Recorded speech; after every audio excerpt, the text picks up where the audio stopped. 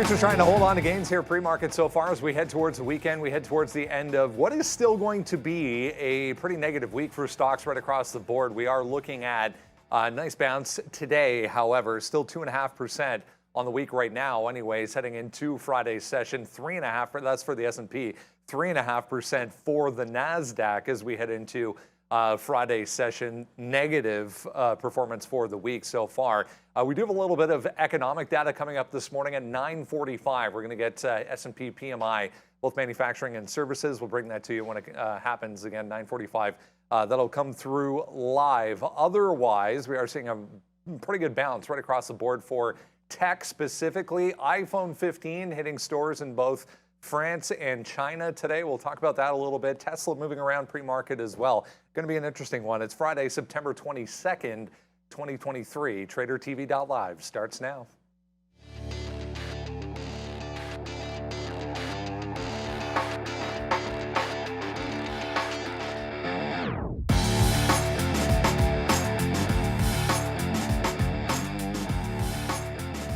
Overall market trying to hold on to day highs, in fact, right now, or pre-market highs here for the Qs. The NASDAQ back to the upside in a pretty big way after an ugly end to the session yesterday. We kind of chopped around after the close as well at the lows, but here we are up nicely back to 364. The Qs right now, some positive talk as well in regards to U.S.-China relations. Apparently the U.S. and China going to start working on groups for economic and financial issues. So getting together a little bit to discuss some of what has been contentious issues, to say the least, over the past few months. Here is what I was mentioning before, 9:45 this morning. We're going to get S&P Global Manufacturing and Services PMI for September. That's going to be the big economic release for this morning. Not typically a market mover, but if it does come out again, one way or the other, worse or higher than expected, then we could see a little bit of movement here. A ton of things to get to this morning. A ton of China strength, more talk from Chinese officials as well, suggesting that they're going to do more to open up investment opportunities for foreign money to come back into that country. So Chinese ADRs across the board to the upside this morning. EV names specifically showing a little bit more strength. There's also individual news for BABA on the possible IPO front as they continue to spin off chunks of that company. It's Friday. Sean's off today. Obi in for Sean. Neil here as well. Good morning, guys. Good morning. Obi Trice in the house. It should be a wild one. We've been talking about the VIX a little bit this morning and how it's creeping up to interesting levels. And obviously this is not, it hasn't been a very good week unless you've been shorting every single day, more or less. But for now, the markets are up 0.7%. You have a lot of key names bouncing off some key levels. It's Friday, so you got some options expiration. It'll be difficult to break through some of these big lows, but you got to be on watch. Like, just don't get too overly biased, because if the floodgates do open up underneath major support, there's a lot that could absolutely flush underneath those gates. I know Obi has a great level he wants to talk about on Amazon and a trend reversal, so I'll leave that to him. But Apple on major support. We saw yesterday, I mean, a bit of a bounce in the Chinese ADRs. I think they're going to stand alone. But we saw yesterday the chips get absolutely hammered. BABA's going to stand out for me up this 5%.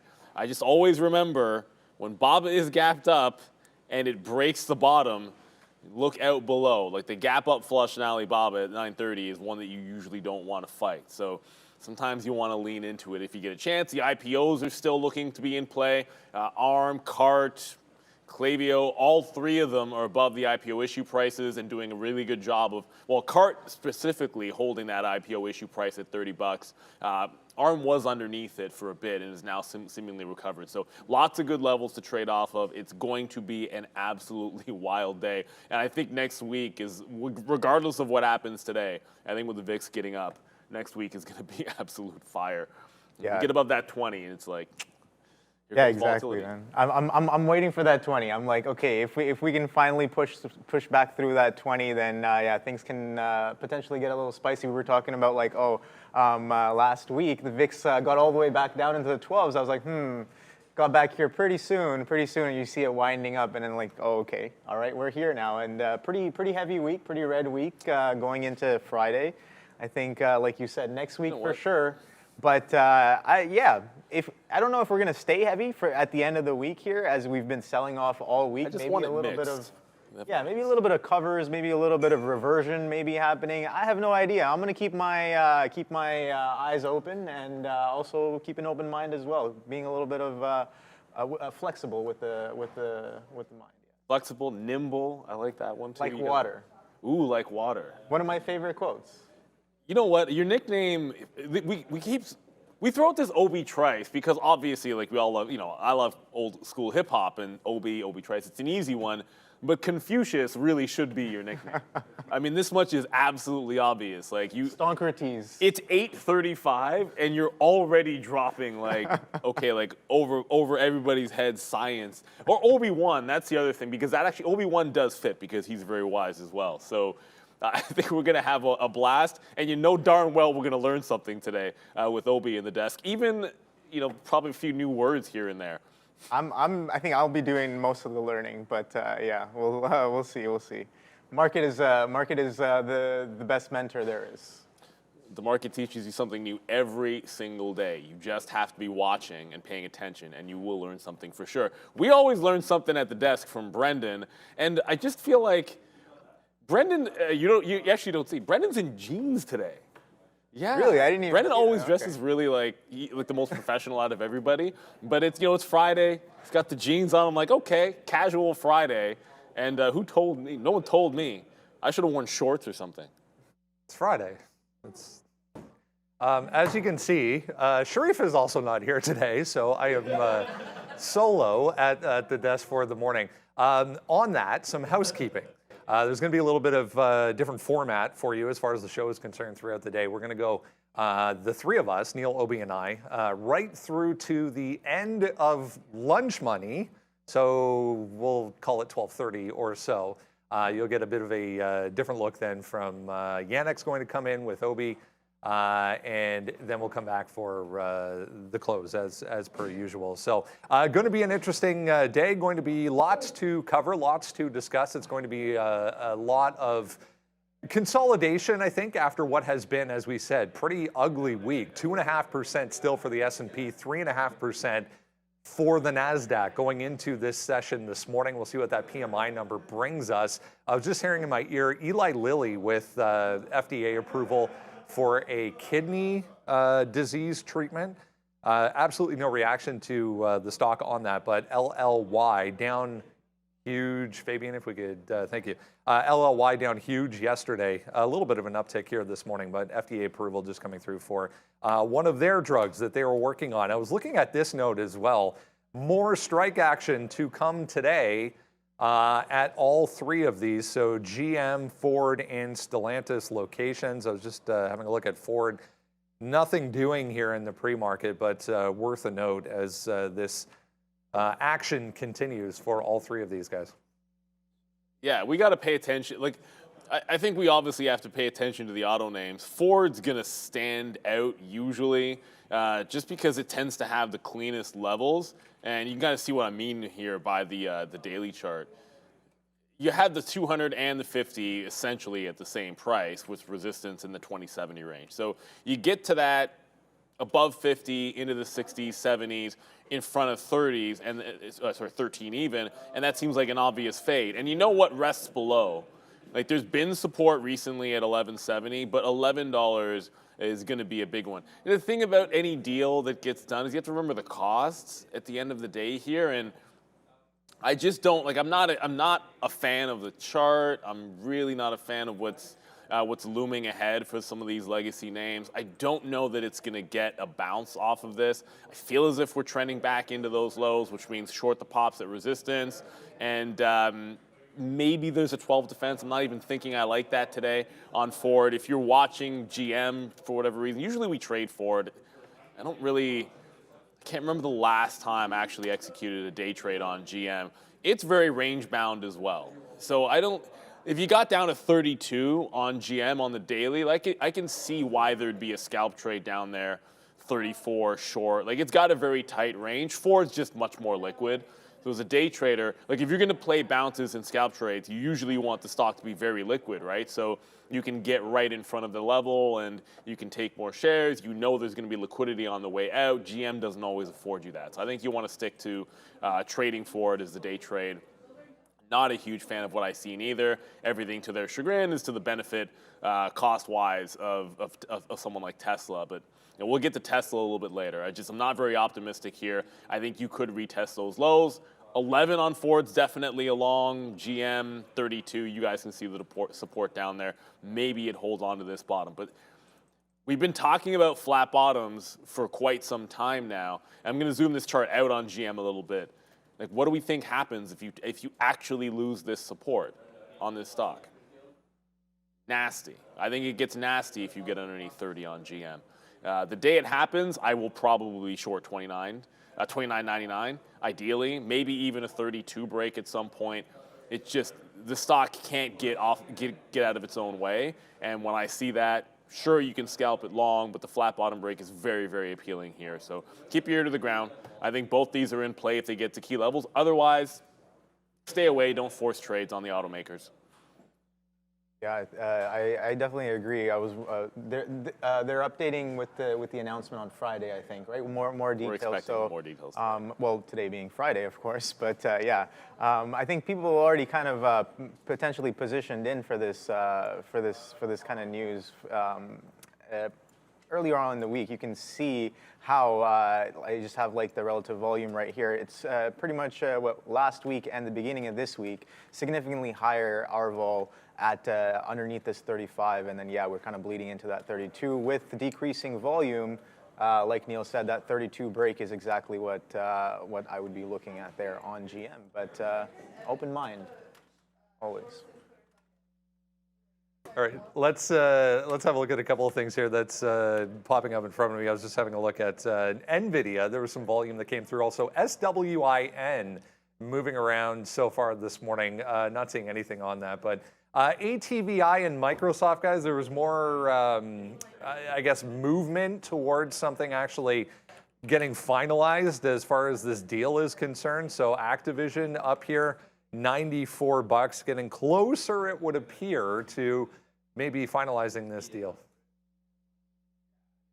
It's like, wow, provisional approval of it, whatever. It looks like the deadline of October 18th for Activision.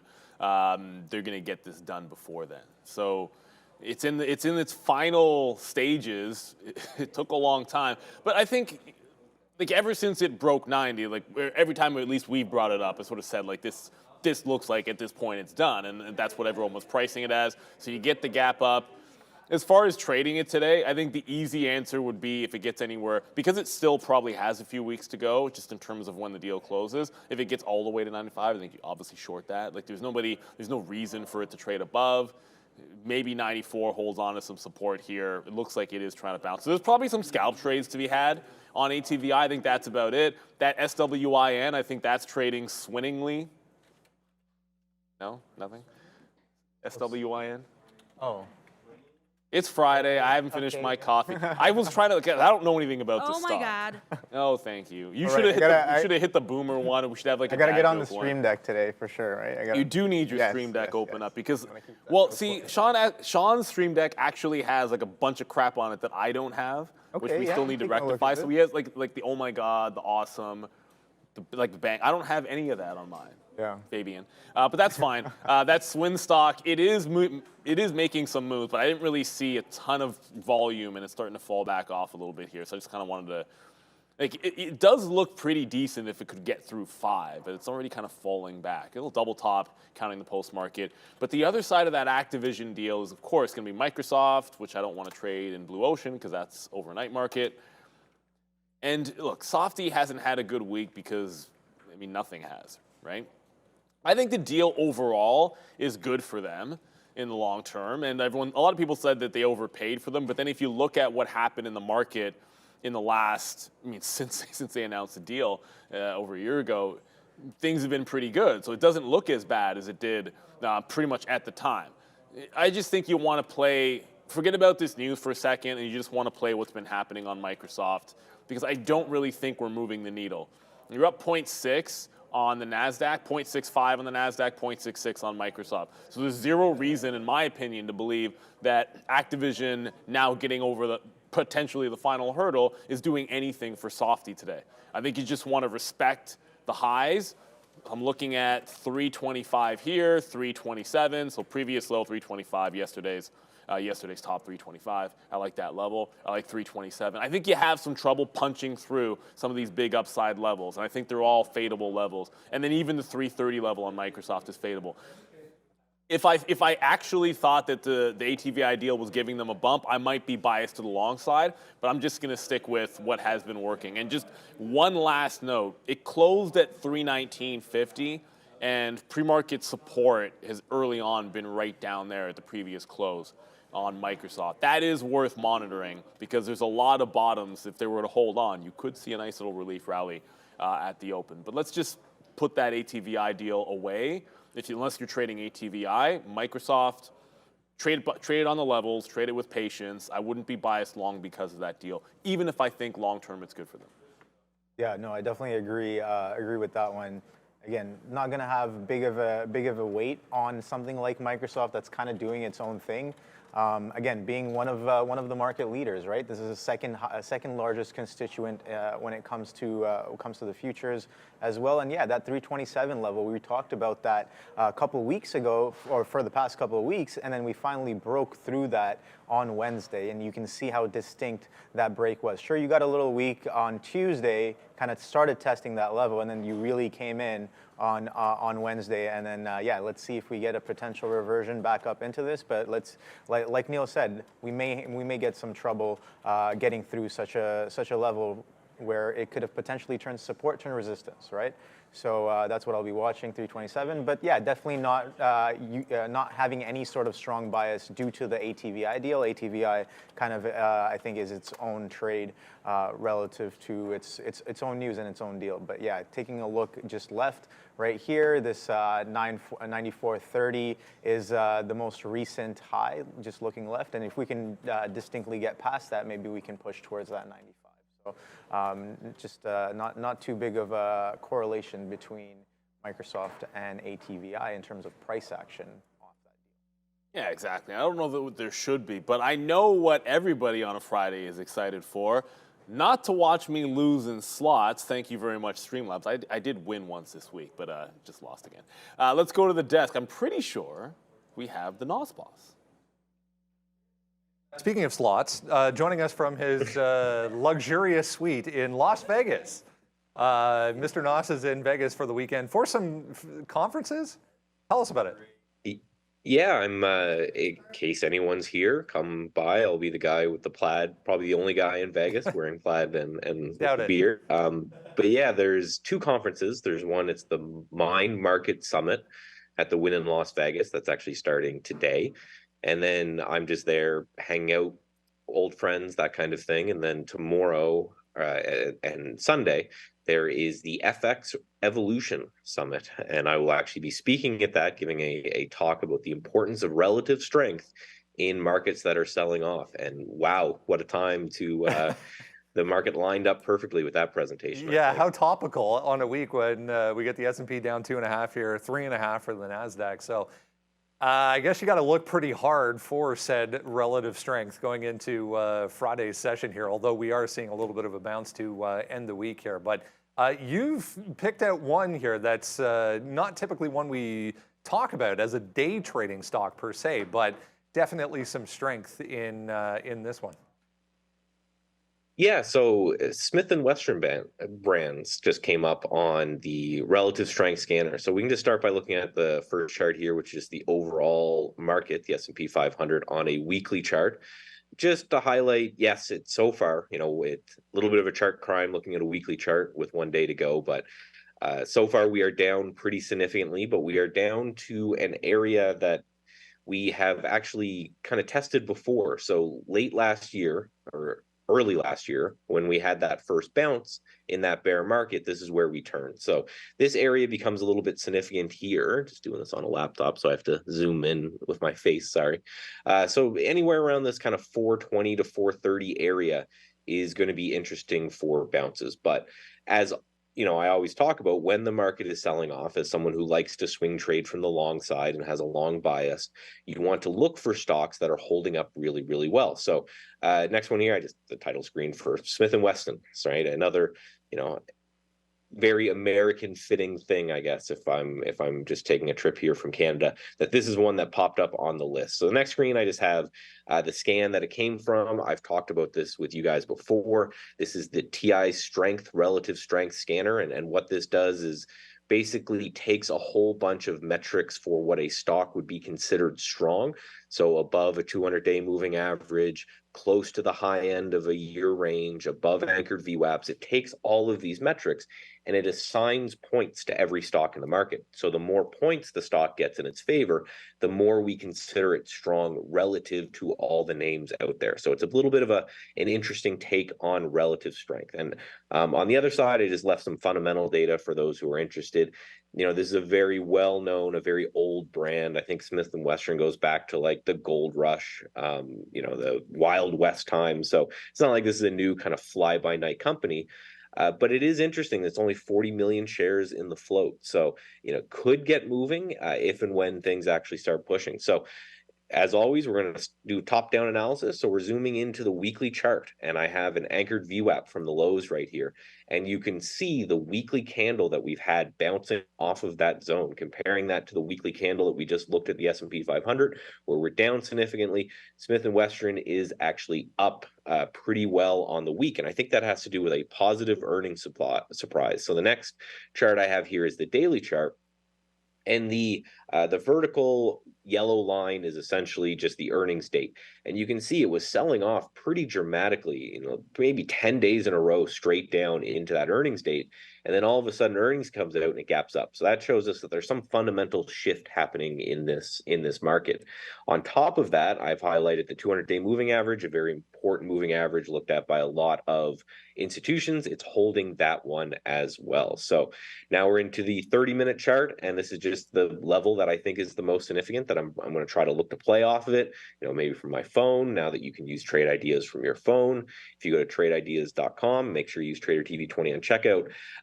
Essentially 1225, I think, is a pretty significant level, because that was the high on Wednesday that we actually pulled back and we held on a breakout yesterday. And again, just notice the last 2 days, which is kind of the right-hand side of the screen there in the 30-minute chart, how strong it was relative to the market. So I'm going to try to see if I can get around 12.25. As long as it holds above $12, I'm interested in the trade.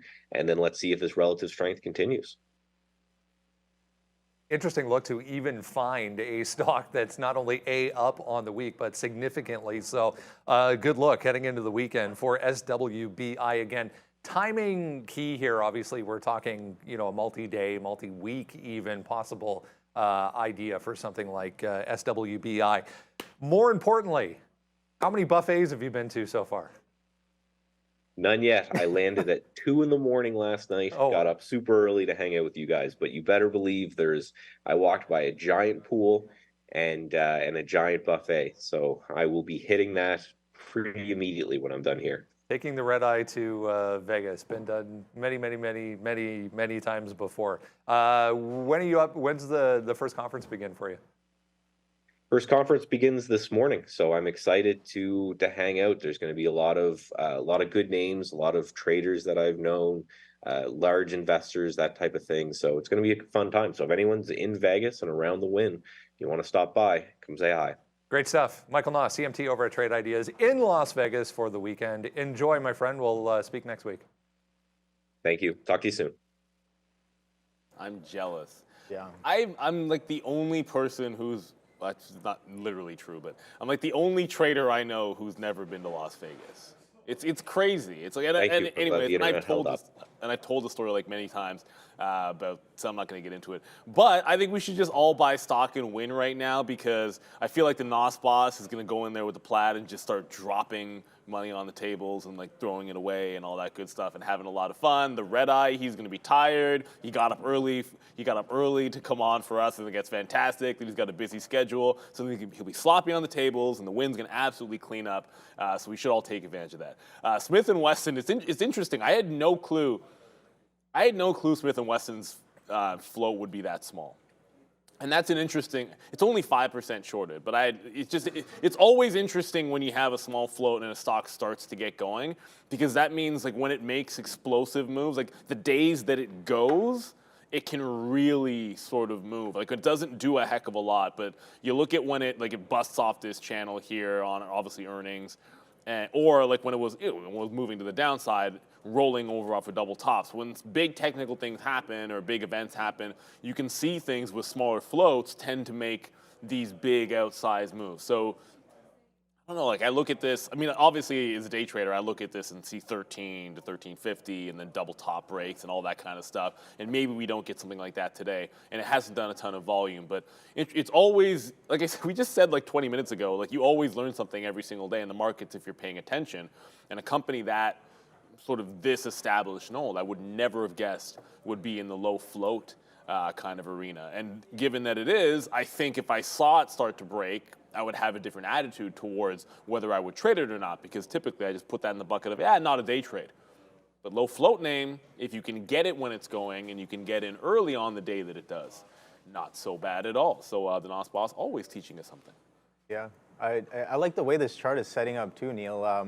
Recent earnings, right? And then off the earnings, you have that initial kind of opening high, this crazy wick that happened into the 13. But take a look at the hourly where we're building up into kind of a support, kind of a resistance in the past and a support in the past as well, right in and around this 1260, 1250 area. And it's kind of creeping up a little bit towards that 13. So for sure, that 13 is definitely worth watching. And that earnings day high for sure, kind of creeping up into it and into the end of the week. So like Neil said, low float, creeping up. There was significant volume on the day of earnings, and now we're kind of violating some of those prices, slowly grinding back up towards those highs.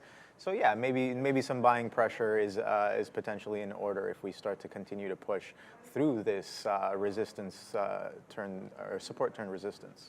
And just in case it wasn't obvious, I was joking about buying Win. I didn't even look at the chart. I was just like, whatever, let's make a fun joke because that's where Michael happens to be, and I hope he has a great time, and maybe he does lose some money on the tables. I hope he does well. I'm not going to wish anyone loses in gambling, but Win doesn't have a very good-looking daily chart, as was pointed out to me in the chat just now when I made that comment.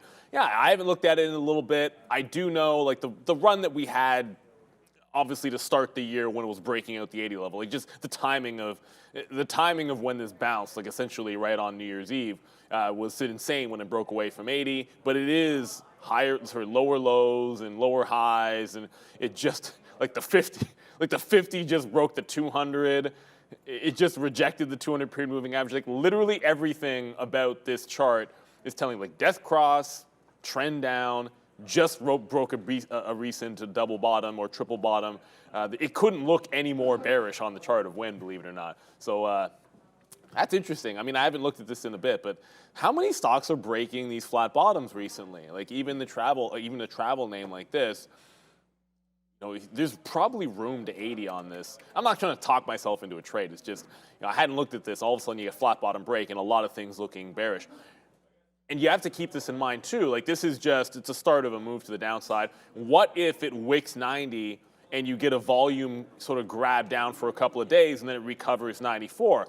As a day trader or a short-term trader, like you've got to look for moves like that tell you could push right back up to 98, 100 and still be in a bit of a downward trend, right? So there's certainly the possibility, like right here, like it wicked this previous bottom, rejects the 200 period moving average, wicks this previous bottom, and was actually along going back into 100 for a couple of days.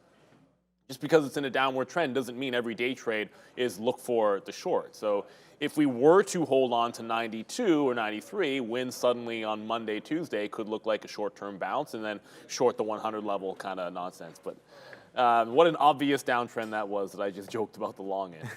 Yeah, it's very almost enticing, like you said, right? It's very convincing. Very there's like pretty much air to the downside. Yeah. The nearest support I see here, kind of look at this kind of gap that we had. Sure, you have some tops up here, right there at the 89, but yeah, the next kind of level of support right there, looking left to 87. So a few points down from that 90 break right there. But yeah, who knows if we'll get it in one day. But it does seem like it's been slowly creeping to the downside. And take a look at where it rejected off of. There's almost a quadruple top that fails to follow through at the 115. So you try to push up through 115. You're accumulating, you're consolidating, whatever. Price is attempting to discover either new highs, new lows, and it picks a direction, and that direction is off of that 115. Can't really get through that 115, and then you break back through the 100 as well. So yeah, definitely very enticing to the short side, but yeah, like Neil said, you don't want to force a trade on this because even within the downtrend, you can see that it's had significant pulls back up into the top of the range there, even though it is fading on the larger picture frame. Oh, MLGO just broke out a little bit here. Shout out to a couple people in the chat. I think it was Renata might have been mentioning this one, or was it D?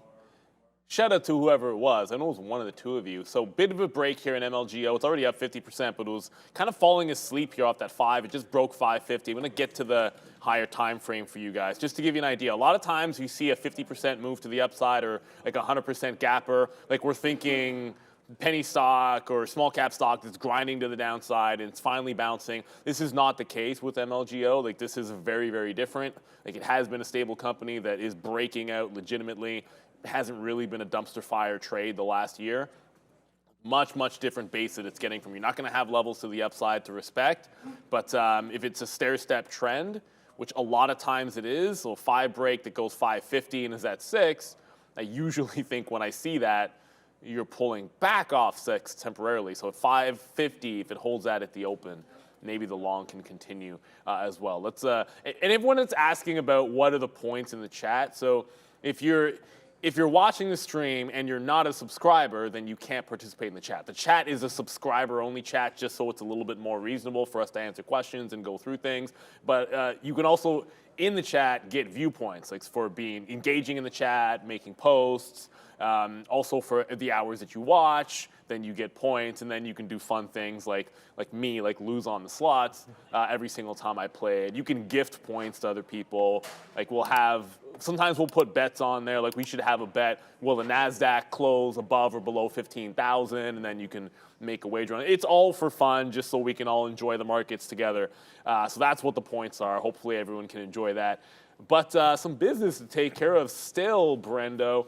I mean, I was just mentioning the futures there. I think we should go over it because the levels are pretty obvious today. I think even I could handle it. You hinting at something, Neil? Maybe we'll come right back to you. I was just going to mention, guys, that Micro Algo is that MLGO, Micro Algo Incorporated. There was a PR or a press release from them this morning on some back testing or backtracking search algorithm. You can tell how my brain works. Backtracking search algorithm was released today for that MLGO. All right, Neil, go for it. Let's get a look at the futures. There we go. Look at me channeling my inner Sharif and Arun. Look, it's pretty obvious what we were doing yesterday. And I think when you look at the NASDAQ here, and maybe we can go over the yes at some point, but I'm going to zoom it in. I like to have a 15 or a 60-minute chart when I'm looking up at it. But you can see what happened at 15,000. It was a clear stair step down. Very, very obvious 15,000 level, and then 15.1. Like those are your two minor levels that we have to chew through today. And if you think that we're having a more inside day, like a relief rally, and it's just not us bouncing 2% at the end of the week, and it won't be that strong, then I think I'm looking at those for first resistance and always looking for turns. Like that's my thought. Like I don't want to be entering long positions on anything tech when you get to 15,000 or when you get to 15.1. And if for some reason, I'll zoom it back out here. If for some reason you do get to 14.8, that is the Alamo today. And we get to 14.8 on the NASDAQ, that's the Alamo. You don't, if you're fighting longs down there, like you've been averaging into longs, it's probably gone really bad for you. it might be the only place where if we're dipping really heavily, that could be a spot to look for a little bit of a bounce. So I like that 14.8. I think it makes it very simple. If we blow it out above 15.1, there is a rather large gap to the upside, as you can see. The only level I have marked off for significance is 15.35. Everything else is like these little scalp levels for equities. And the big one is the double support. And then 500 points higher, you've got this 15.3 area, which has been a bit of it's been a big level for the last little bit here. So I think we're not going to see 15.35. I have it marked off just in case we ever get there again. But yeah, the NASDAQ's relatively simple here, I think, today on the futures.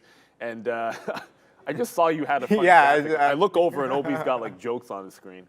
No, it's as soon as you said you might be averaging into the long here, it's been selling off pretty strongly, right? Well, I said you don't want to be averaging into the long. No, of course, right, of course. But the meme goes like this: I don't always buy the dip, but when I do, it keeps dipping. And you know, when you buy the dip, but the dip keeps dipping, you've seen that meme before. I think it's pretty funny. Yeah, that's what that reminded me of. So the market is pretty heavy, and if you've been averaging on the long. Yeah, I hope you have deep pockets because the market is definitely going to stay irrational longer than you can potentially stay solvent. So, yeah, worst weekly performance since March for both the S&P and the NASDAQ. Let's get into everything else you need to know here as we head towards the open this morning. If you haven't done so yet, make sure you grab that. Use a QR code or watchlist.tradertv.live. We'll get you there as well. You enter your email address, and then that appears every single morning in your inbox. Let's start with some of these Chinese ADRs this morning, including Alibaba.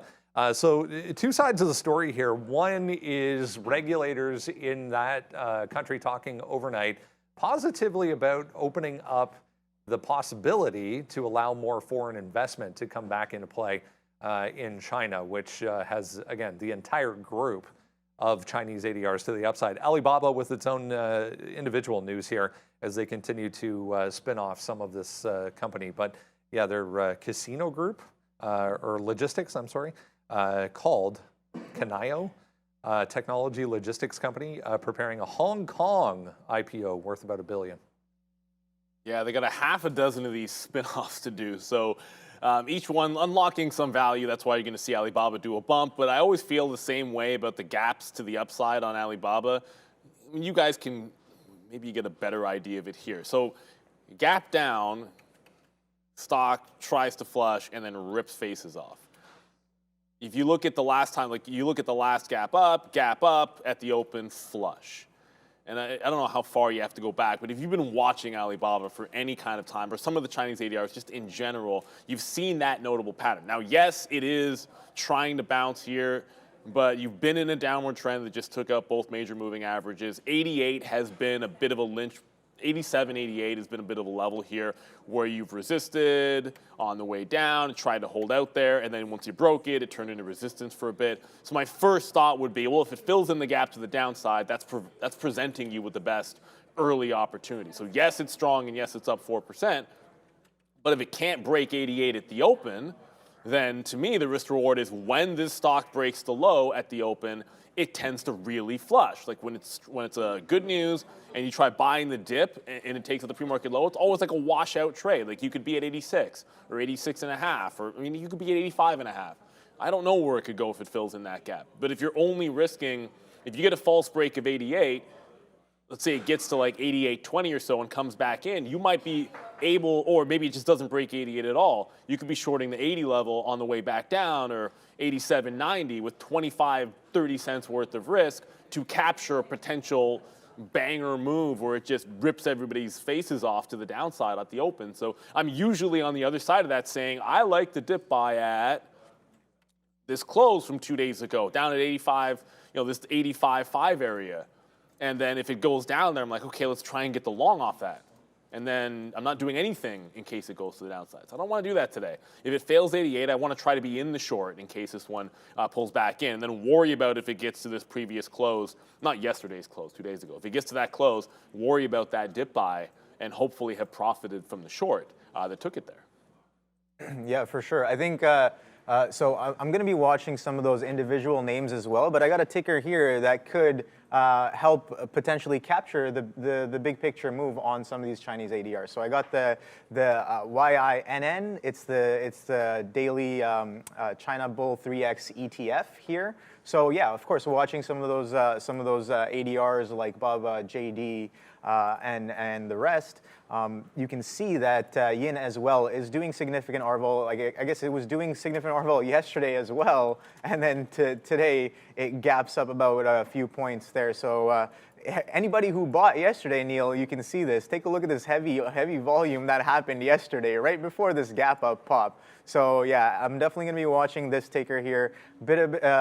I think it can provide some value in terms of like being able to risk a little bit better than some of the more volatile ADRs there, as it is an ETF, and again, it's been pretty liquid, especially since yesterday.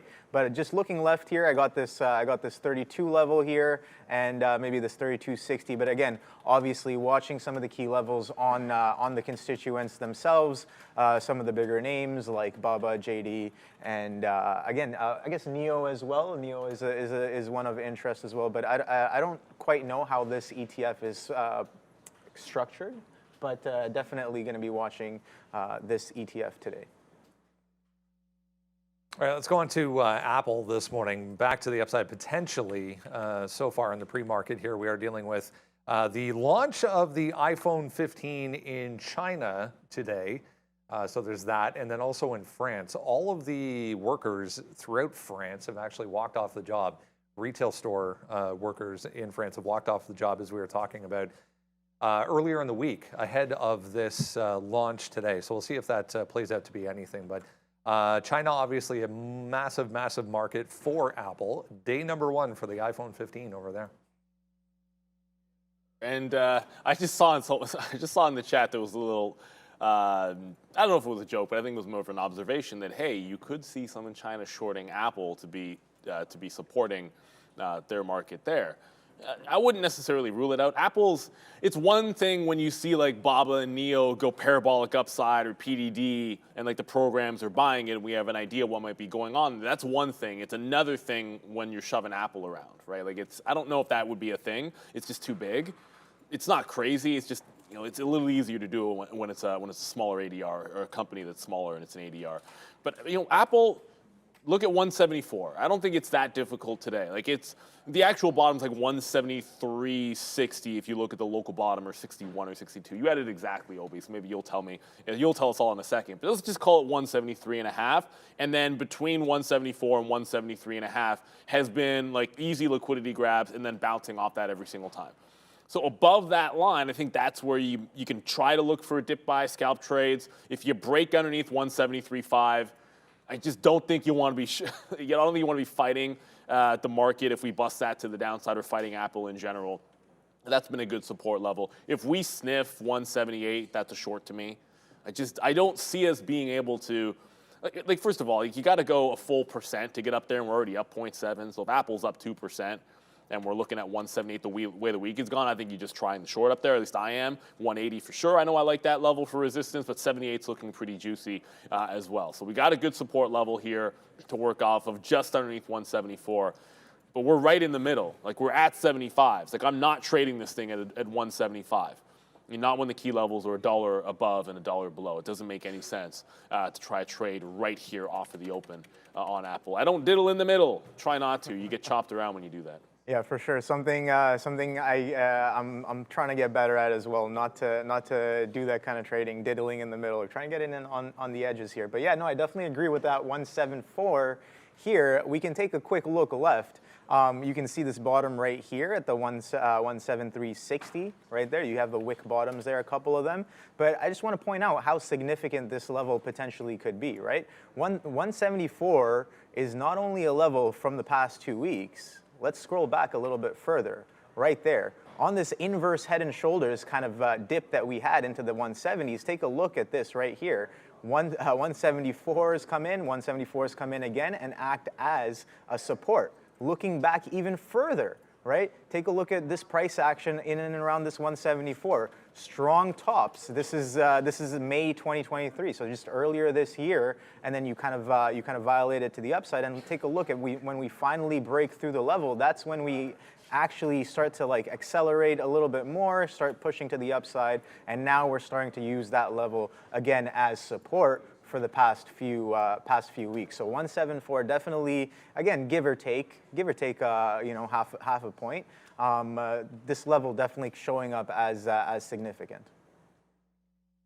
All right, let's go on to Tesla here. Nothing significant as far as the news catalyst today. There's more rumblings about a battery plant, in fact, going into India. We also learned yesterday, late in the day, that Jaguar has become the latest to jump over to Tesla charging stations for their next-gen EV models as they continue to move in that direction as well. Big-time levels, though, coming into play here for Tesla at the end of the day. Yesterday, you got to go all the way back to end August, really, or middle of August, where we actually broke out the last time to the upside. Full percent, though, so far, guys, here for Tesla.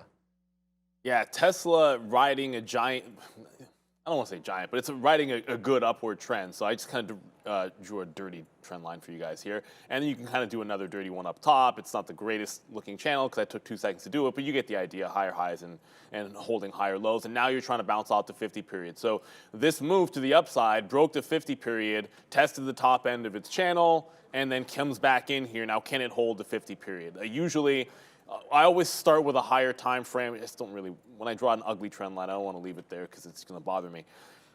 I usually want to start with a higher time frame so I know what the actual trend is. Because when you break a level like the 261 to the downside, it's easy to just say, well, now I want to short underneath that line, right? Like that's where the mind usually goes first. But observing that trend that you're seeing, you want to try to respect that. So the 50 period is sitting, roughly at like 255-ish when I look at my TradTV chart, maybe above 256. So you're right in here bouncing off of a double bottom yesterday. So I want to give it that chance. If we double bottom in the daily here and kind of hold 55, 54, as I'm elbowing this bull and bear, then I want to look for that rebound long as well. And if we do that, and let's say you don't grab the dip buy long at the open, you miss that, there's always the chance to get a breakout through that previous support level, that 260.5, 261. So I do like what Tesla's setting up in. I think if it's underneath 53, you don't want to be stubborn about it. Like if it's getting underneath that too far, like 52, you should not be trying the long. I just want it holding that support level, continuing the trend that I see on the daily and then trying to join that trend here. Because when Tesla goes, if you get a 54, 55 and we actually bounce, and this does turn into like a 1.5% up day, or even just a 1% up day, Tesla's the kind of stock that it could be at 65. And it could go $10 and do 3x what the market does. There's not a heck of a lot in its way if it gets through 61. So Tesla, for me, I am looking for that dip buy long. It doesn't mean I have to trade it, but it does mean if it gets down there and shows support, I should be in it. And if it starts breaking out and I've missed it, I at least want to take a shot at that. If we're trending up and we're above 60, then I should be looking for the trend higher on Tesla. Yeah, definitely a bit of an uptrend here, but on the counter, Neil, there is a even larger trend at play, in my opinion here.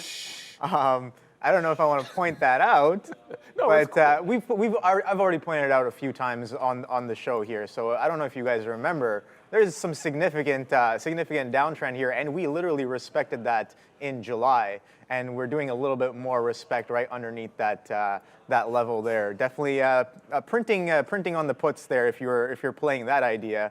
But short term, yes, we are kind of building a little bit of an uptrend on the shorter time frame. But here's the thing: if we can distinctly break this trend here, I think that larger time frame trend may come into fruition as we've been getting some strong sells right underneath the area where you can if you're leaning with that thesis. It makes sense that, okay, we're expecting sellers at the top of this range, and they've been showing up for the past couple of weeks or the past couple of months, and now I guess timing is obviously very very difficult to do, but the bigger picture idea, I'm looking for that to kind of follow through. Who knows if we're going to get that today? But that trend that Neil pointed out that's definitely going to be a little bit over for me. It's one of those like the short-term trend is hitting today, so like there's a trade-off of it. The wider range downward trend, that top of the band. Yeah. I mean, if that hits today, I think there could be a long in Tesla today, but even I would be surprised if you got to the top end of that band, the one on the weekly. Like I can't see any way. Like if I really believe we'd hit the top of that band, I'd already be long Tesla because we're talking about $30, right? So, you know, you try to make this balance. I'm just saying in the chat, like there's this balance between how far do you go back? Yes, if you're looking for a swing trade, or maybe if you're looking for like something you want to do with your long-term account, that's the trend you want to observe. As a day trader, sometimes you have to narrow it a little bit, even though I love the weekly chart. And I agree with you on the weekly chart, what it looks like. But yeah, it's always that battle back and forth. As a day trader, sometimes you got to narrow it down. Brendo, I love the next one there because I feel like everyone's like, what is that? WA trade. WA trade. What? I don't know. It's the symbol. I wanted to mention this real quick, guys, before we get to Wayfair there. CCG, if you remember going back to the end of last week, or was it the beginning of this week? I think it was actually the beginning of this week, when this thing flipped over from its SPAC conversion. This is a Chi-Chi Group, that Chinese name, 25% here, trying to do some things in the pre-market. They're teaming up. We talked about the Chinese ADR, or Chinese ADRs being strong, but Chi-Chi Group, new deal with Li Auto today. So here's Chi-Chi up 25%. But yeah, there was an upgrade on Wayfair today. I think it was Bernstein with an upgrade for W. Obviously, anytime we talk about Wayfair, it's going to be about the short percent on that stock, but not a lot of volume here. But back to 62, trying to fill the gap from 2 days ago on W. His wife. So I don't know if it's Che or Chi-Chi or whatever. I just know that CCG stock is completely absurd. And when it moves 20%, like the bigger picture does need to be put into play. I don't know. If it gets back to like 30s and 40s, it's probably a fade there. Wayfair, do you have just what we need today? This has been a stock. It's been under a lot of pressure. I want to get an updated look on it's 28% short float, at least when I look at trade ideas. So significant short float if it is going to go. And it has just bounced off 60. You look at, obviously, a short-term downtrend right now, and is trying to make a bottom somewhere.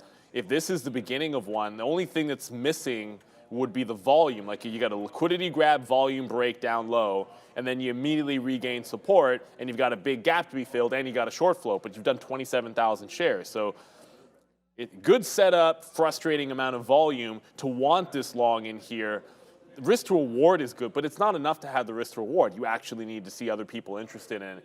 So it's got half of everything that you need. I just don't know that the volume will be there at the open. If it is, then we'll definitely take a look at it. Let's go quickly back to Brendo. Just quickly, guys, Ford, UAW saying they've made meaningful advances in talks with Ford specifically.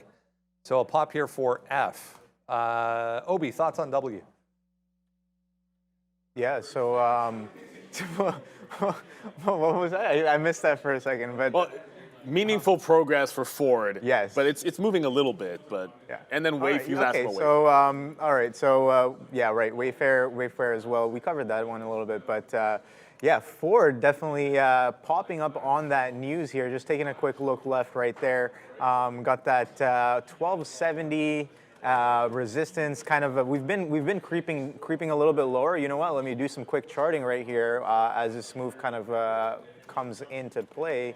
You can just see that kind of a bit of a trend there. So I think just if we can break this rudimentary trend line right here, we can potentially catch a bit of a bid to the upside. But if the selling kind of comes back in and around this level, I think we know what to do, but take a look at that. Straight to the upside, violating some of those levels. So now if we break this, I'm going to just be looking at the horizontal 1270, 1280, and then this 1290 right there. Each of these tops being about 10 pennies apart. So yeah, just quickly, that's going to be a thing. But yeah, breaking news as of right now. Back to I guess Wayfair. We were talking about Wayfair.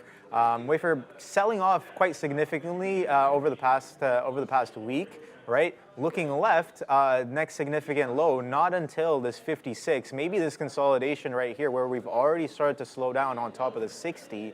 But that if we're going to be continuing to the downside, I'm going to be looking for this 56 to potentially come in. But if we're going to catch a bit of a bid, that 64 may turn, maybe support, turn into resistance today. So we'll see whether that happens. But those are the two levels I'll be watching on Wayfair. Just reading about ARM here. There was a couple of analyst moves on ARM this morning, back to the upside potentially. It's not, I mean, it's not a lot of volume, but we are higher in the pre-market through to 53. I was checking some of the other ones as well. I mean, Maple Bear higher this morning on very, very little volume. This KVYO not really doing anything was that last one, but ARM, guys, seems to get the most attention. A little bit of a positive spin here. It was, I'm going to double check. There was an initiation, though, from one of the analysts today on a positive side for ARM. Yes, sir. I mean, it has not been a lot going well for ARM since the first day. Like, your first day was the best trading day. Obviously, it got to higher levels on the second day, but it was kind of a sell-off at that point. But yeah, it found a bottom at $50 temporarily. It closed at 52, so you're not underwater. You were underwater for a bit if you bought the IPO issue at 51. I think the defense at this one now looks like it's 50. The short the pop that I like. Loose level at 54 here. I think the bigger one would be if it busts 55, you short 56. I still think Instacart might be for the day trade, might be a little bit better. The 30 level was, like, that was kind of free money yesterday. I only did it late in the day, but this was free money. I was short this, candidly, at the open. But if you look at the bounce off 30, IPO issue price getting defended like an absolute charm. Even when it broke, it couldn't get past $29.90. I think the short through the IPO price on this is at $29.90, not 30, and I think 30 is just a long on Instacart because, like, you go to that well, eventually it's going to break, but until it does, you can just be scalping wins to the long side on Instacart. With all three of these, including Clavio there, or Clavio, I think they're short the pop situations. And if that's going to be the case, I always want to have levels that I'm looking at. I'm kind of eyeballing this 33 area. It's looking strong, so 33 looks like one, 35 as well. Yeah, I'm just going to be favoring the short the pops, and if we defend, it's going to be defending the IPO issue price. Just very quickly, because we didn't talk about NVIDIA, and I do not want to be ignoring this big cap tech name. It did hold on to some support. Let's go to the daily chart. It held on to some support. I was just asked about this 405, 406 area going back into August, I believe. If it can hold on to that, there's lots of room to the upside. Do not forget the significance of 420 and what that level was yesterday. You kind of closed, held a bottom in front of that 420 2 days ago, and then couldn't get above it. If NVIDIA clears 420 today, I don't think, you can have the short bias all you want, I just don't think you want to be fighting this stock if we clear out 420. Underneath that, I think, is where you want to be short. Once it's breaking out that level, forget about it. And then the bottom's going to be like 405, 406, I think can be support for that. And in my note this morning, I was like, AMD's obvious. You know, $100 resistance, 98 looks like a good level as well. Wait till it gets to those if you want to be fading the chips. They've got some pretty good levels upside. You might see me in and out of ATVI in front of 94. The deal's $95. I see some value in scalping it in front of 94. So if you see it pop in and out, I'm not long 94 thinking it's going to 95 today. I'm long 94 to just take a couple of cents here and there every single chance I get.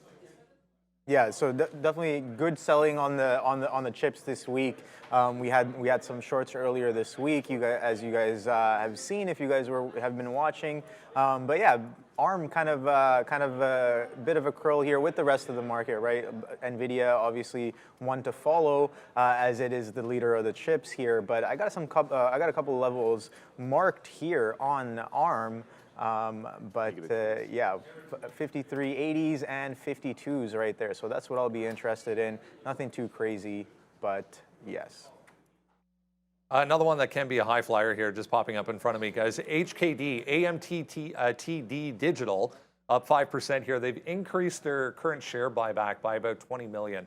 So 50 million total now in a share buyback. So not doing much, but worth a note here for HKD. Yeah, look, that stock, watch out for it when it goes like 20, 30%. I mean, it does have some levels in there, but like the last time Yeah, it's having trouble getting to like $10. I think the real parabolic moves are gone from that one, but we'll see. Like it should always be on the radar because the float's just so darn tiny.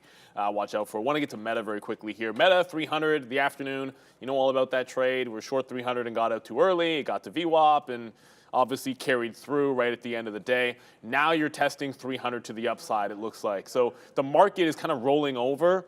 I think if we fail 300 right away, that's an easy, obvious short. If you're trading above 350, 50 cents, I don't think you want to fight that. Mentioned BABA, shout out to Vanish, ignored NEO. I did not mean to do that. Actually, NEO looks very interesting off the offering. What's that wick about? Off the convertible bond offering, you've seen it make a bit of a bottom here at 840. I like the 840 level for support on NEO. Underneath, won't fight it. At 840, I think it can be a dip buy. If it breaks out 9, it's got a lot of room for relief rally to the upside. So NEO is definitely on our radars. With less than 20 seconds to go, it's Friday. It's been a fun week. Adara just ran up to make sure she can ring the bell, but the countdown is on. We've got Obi in the seat. Sean's going to be coaching all week. Wish him some luck. But in 4, 3, 2, and ring it. It was a really cool look that I hope we can debut with that because I think we have some ideas for how we can make the bell even better, but we'll get to that in a bit. Right away, are you kidding me, Alibaba? Oh, Baba. Already starting to press to the downside. I was hoping you'd get a push to the upside on Baba that I could fade off of in front of 88. Okay, maybe it's happening now. So it's get up there. I want this above VWAP. I want it challenging 88. If I'm going to short it, I want it tight to that 88 level. Already a wick up to 300 on Meta, so it looks like it's challenging that 300 level.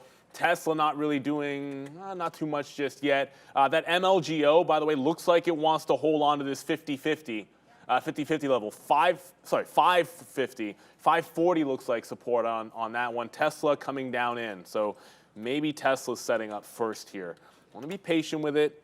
Tesla, we're looking for it to get down into that mid-50s, and then that would be where the dip buy. So it's doing the first part of it, but you don't want to be too early with something like that. Let's allow it to get down there if we like it. And I might just have to wet the old beak on Alibaba because I don't think it gets to 88 at this rate. Yeah, for sure. I think like we said before, last time I was on the main show, I'm going to give it a few minutes just to let it consolidate, just to see where the direction is right away. We're waiting for some of these key levels to potentially come in. I got a few levels marked out. We've mentioned we talked about that Apple level as well. I got Apple on my main screen, watching that 174 area just underneath it, that 173.60 being that weekly support area. If we can crack through that, I want to kind of use that as a potential under over. It's definitely going to be an interesting area to watch the tape here. I'm also watching a little bit of Amazon, of course, and AMD here, a bit of a check on whether we're going to continue selling off on some of these chips here or whether we're going to catch a bid. So that 174 potentially coming in. We caught a bit of a bid there, bidding back up. But again, I'm going to let it consolidate. I want to see what the first 15-minute candle kind of prints like. Yeah, I don't really see necessarily any reason to get involved right away. But what I'm seeing here out of the corner of my eye is Softy right there, rejecting off of a bit of a resistance right there, that 320, that 321 right there, selling off. So let's see if we can break yesterday's low, which is also coincides with this week's low. And as you guys know, we've had a pretty red week, especially on Microsoft, Google, and Amazon as well. I'm curious to know whether we're going to continue breaking through these weak lows or catch them as a support and maybe continue back into the upside. Microsoft potentially testing that 327 there goes Meta. Coming in today. There goes Meta, says Neil. So I'm in Alibaba.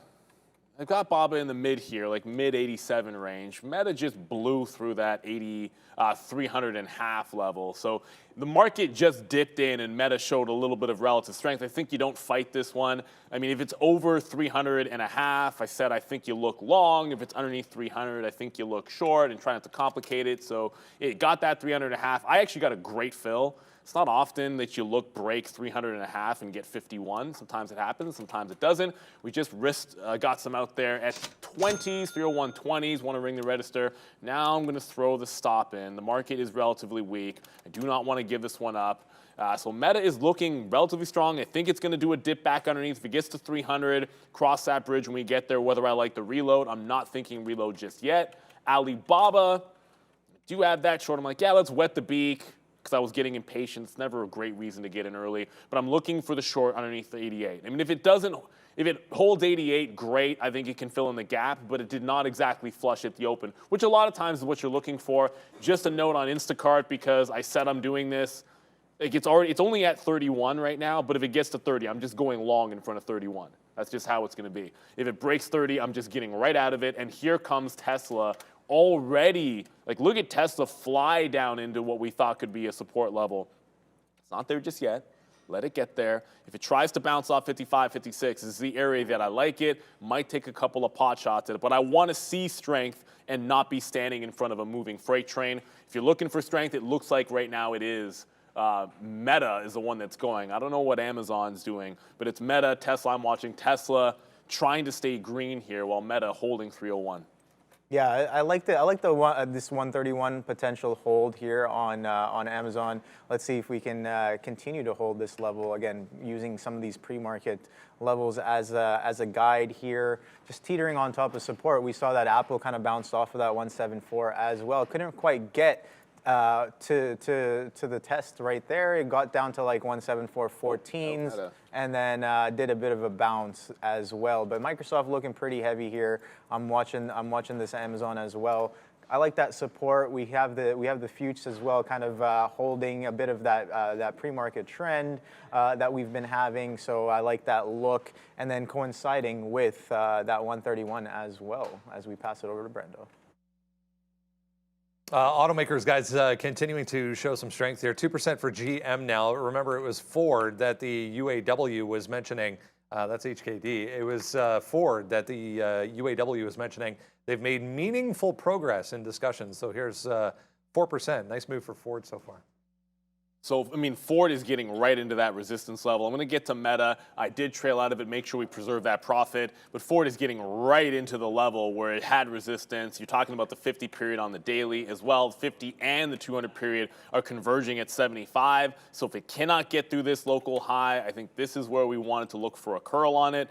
Again, as a day trader, you're looking for short-term trades and short-term levels. This definitely looks like one to me. Obviously, on positive news, you are going against the grain on something like this. Oh, there's a curl at 75. I would ideally like to give it to 80s.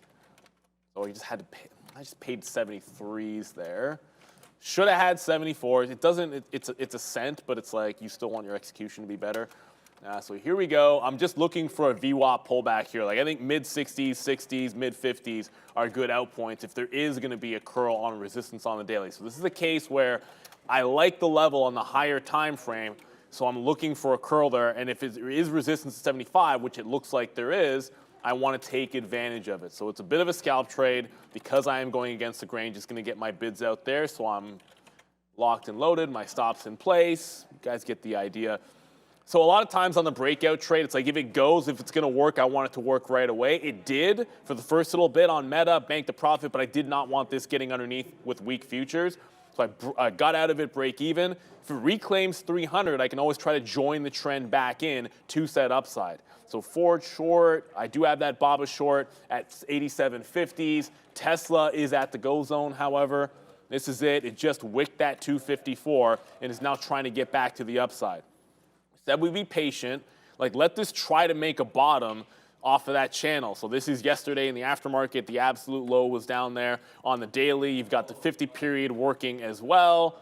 And look, if we can hold on to this, great. I think that was the only zone I wanted to test to the long side and not be fighting too much underneath it. If we're underneath 253, I think it's an obvious just give it up, man. The 50 period's not going to hold on the daily for Tesla. So I waited for that the selling or crazy selling to end at the open and then jam into the long here. I'm going to give it to the local bottom, see if we can't get at least back into VWAP here.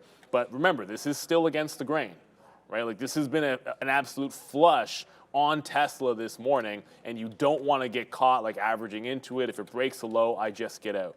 You guys know the drill for me. Yeah, so we dipped down into the 70s and we rebid back up. I like that 70s hold. We were talking about giving it a few pieces there. We might have gotten a little bit too early on that initial chase, but let's see where this goes off this 131. I think we have a decent chance of potentially consolidating. But as I look, the NQs quadunking to the downside there. That 14.9 coming back in right away. So I might want to be a little wary of that. As if we break through that level once again, then I will definitely get out of this one. I don't want to fight it too much, Neil, there. Yeah, so let me just let me get out of that one. That 14.9 coming in, we can reassess this potential trade here. Microsoft, really heavy, man. Like we were talking about Microsoft earlier. Take a look at that, straight to the downside here. So maybe potentially that week low is coming in. So I definitely don't want to be too strongly biased on the long. I will piece that out, and next trade, that's fine. Let's see if this 130.70s kind of holds. I did take that second entry right there, and it seems like we're consolidating right here on the 80s and the 70s underneath that 131 on Amazon. But you know what? Let's let it consolidate. We'll let it do its thing here. Let's take a look at how that ETF is doing. We were talking about trading that yin, the Chinese 3X bull ETF. Oh, just kidding.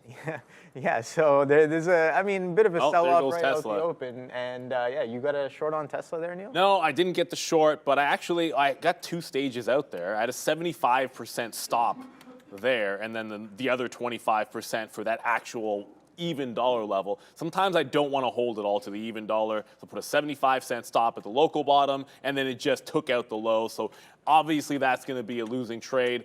Alibaba, I could have scalped this one out for a little bit. It's just generally not my style. That's not the way I look for those bounce plays. I'm looking for it to really get into VWAP there if I'm going to be risking that. But BABA took out the highs just now, so I got out, but it's still a wick high. So it's still underneath that 88, still showing some weakness. I might jump back into it. We're going to go to Brennan in a quick second. Ford is trying to bounce on me. So I got the fills in the 60s, still holding on to just over half of it here. Risk reward working, but you are still trend up in this name, even though it's at the resistance I like and it's starting to work. Let's go to Berendo at the desk. There was a note from Citigroup this morning, guys, on Meta ahead of their Meta Connect, which is coming up.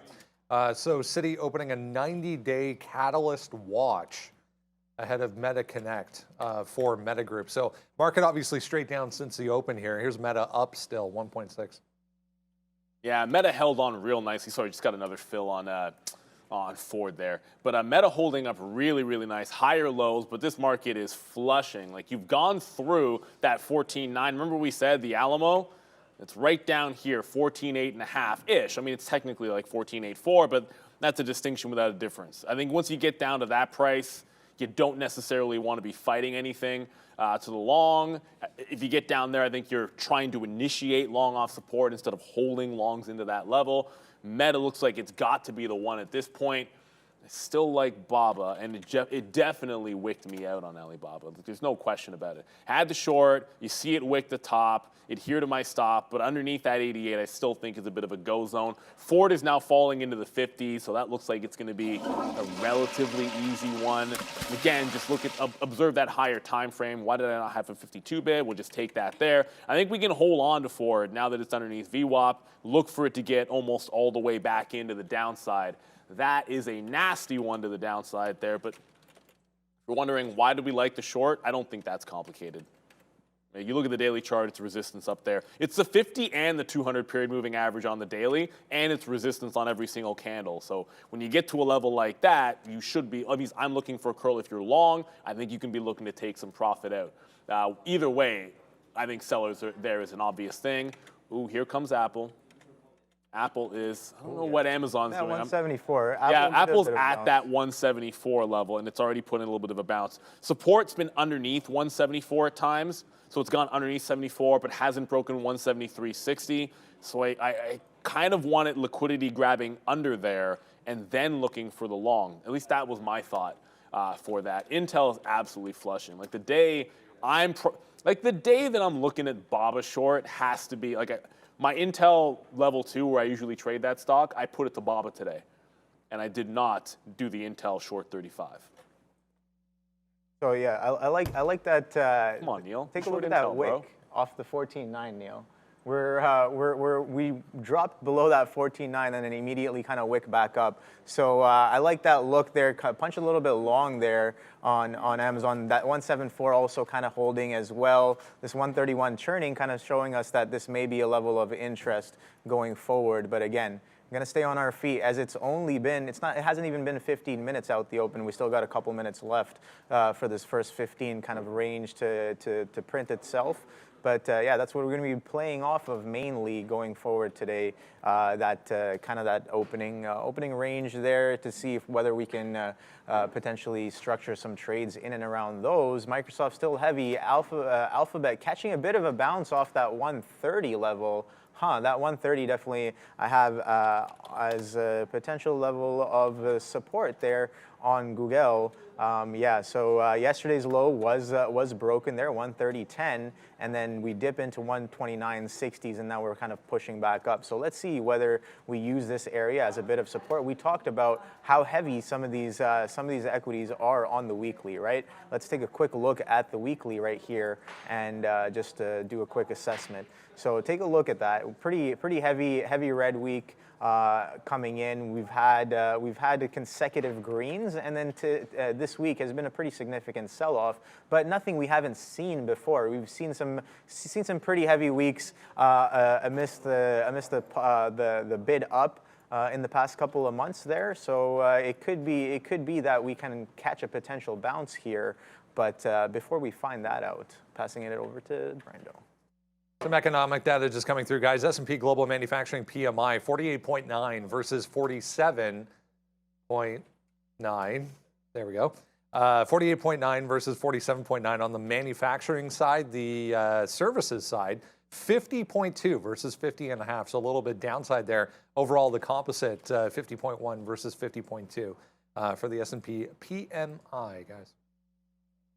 Oh, the market's trying to catch a bit of it. But remember, like, that's right as the number comes out. I'm always wary of jumping into a trade off of that number. What I will do, however, is take some shares off. Like, I'm not looking to give horse the mouth. If the market starts bouncing and I have a short that's working, I'm going to look for that exit point there. So we took another leg out. I'm still holding on to 20% of forward. I've gotten out of 80% of it off of that high. It is working to set downside. I'm watching you, Apple, but look at, like, Tesla's trying to bounce here, and I'm just remembering what I told myself.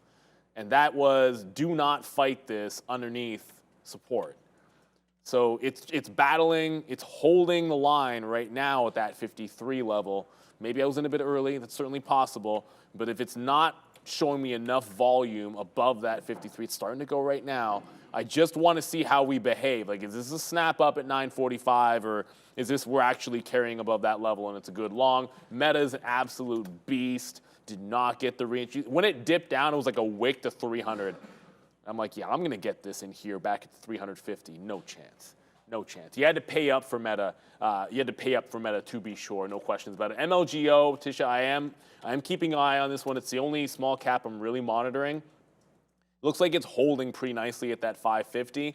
I think now it's obvious you can sort of throw a stop in there at that 530 level. So the volume tried to sell off at the open. It rejected a push through the bottom. Just remember, at any moment, a stock like this can just flush on you. So it looks pretty decent off the 550, but I wouldn't want to be holding this past a quarter. For a stock like that, 25 to 30 cents worth of risk is really not that bad. So that's what I'd be looking to do here. But I use hard stops. I don't mind getting wicked out on one of these. I'd rather get wicked out and miss a trade than get caught like in a halt to the downside or something.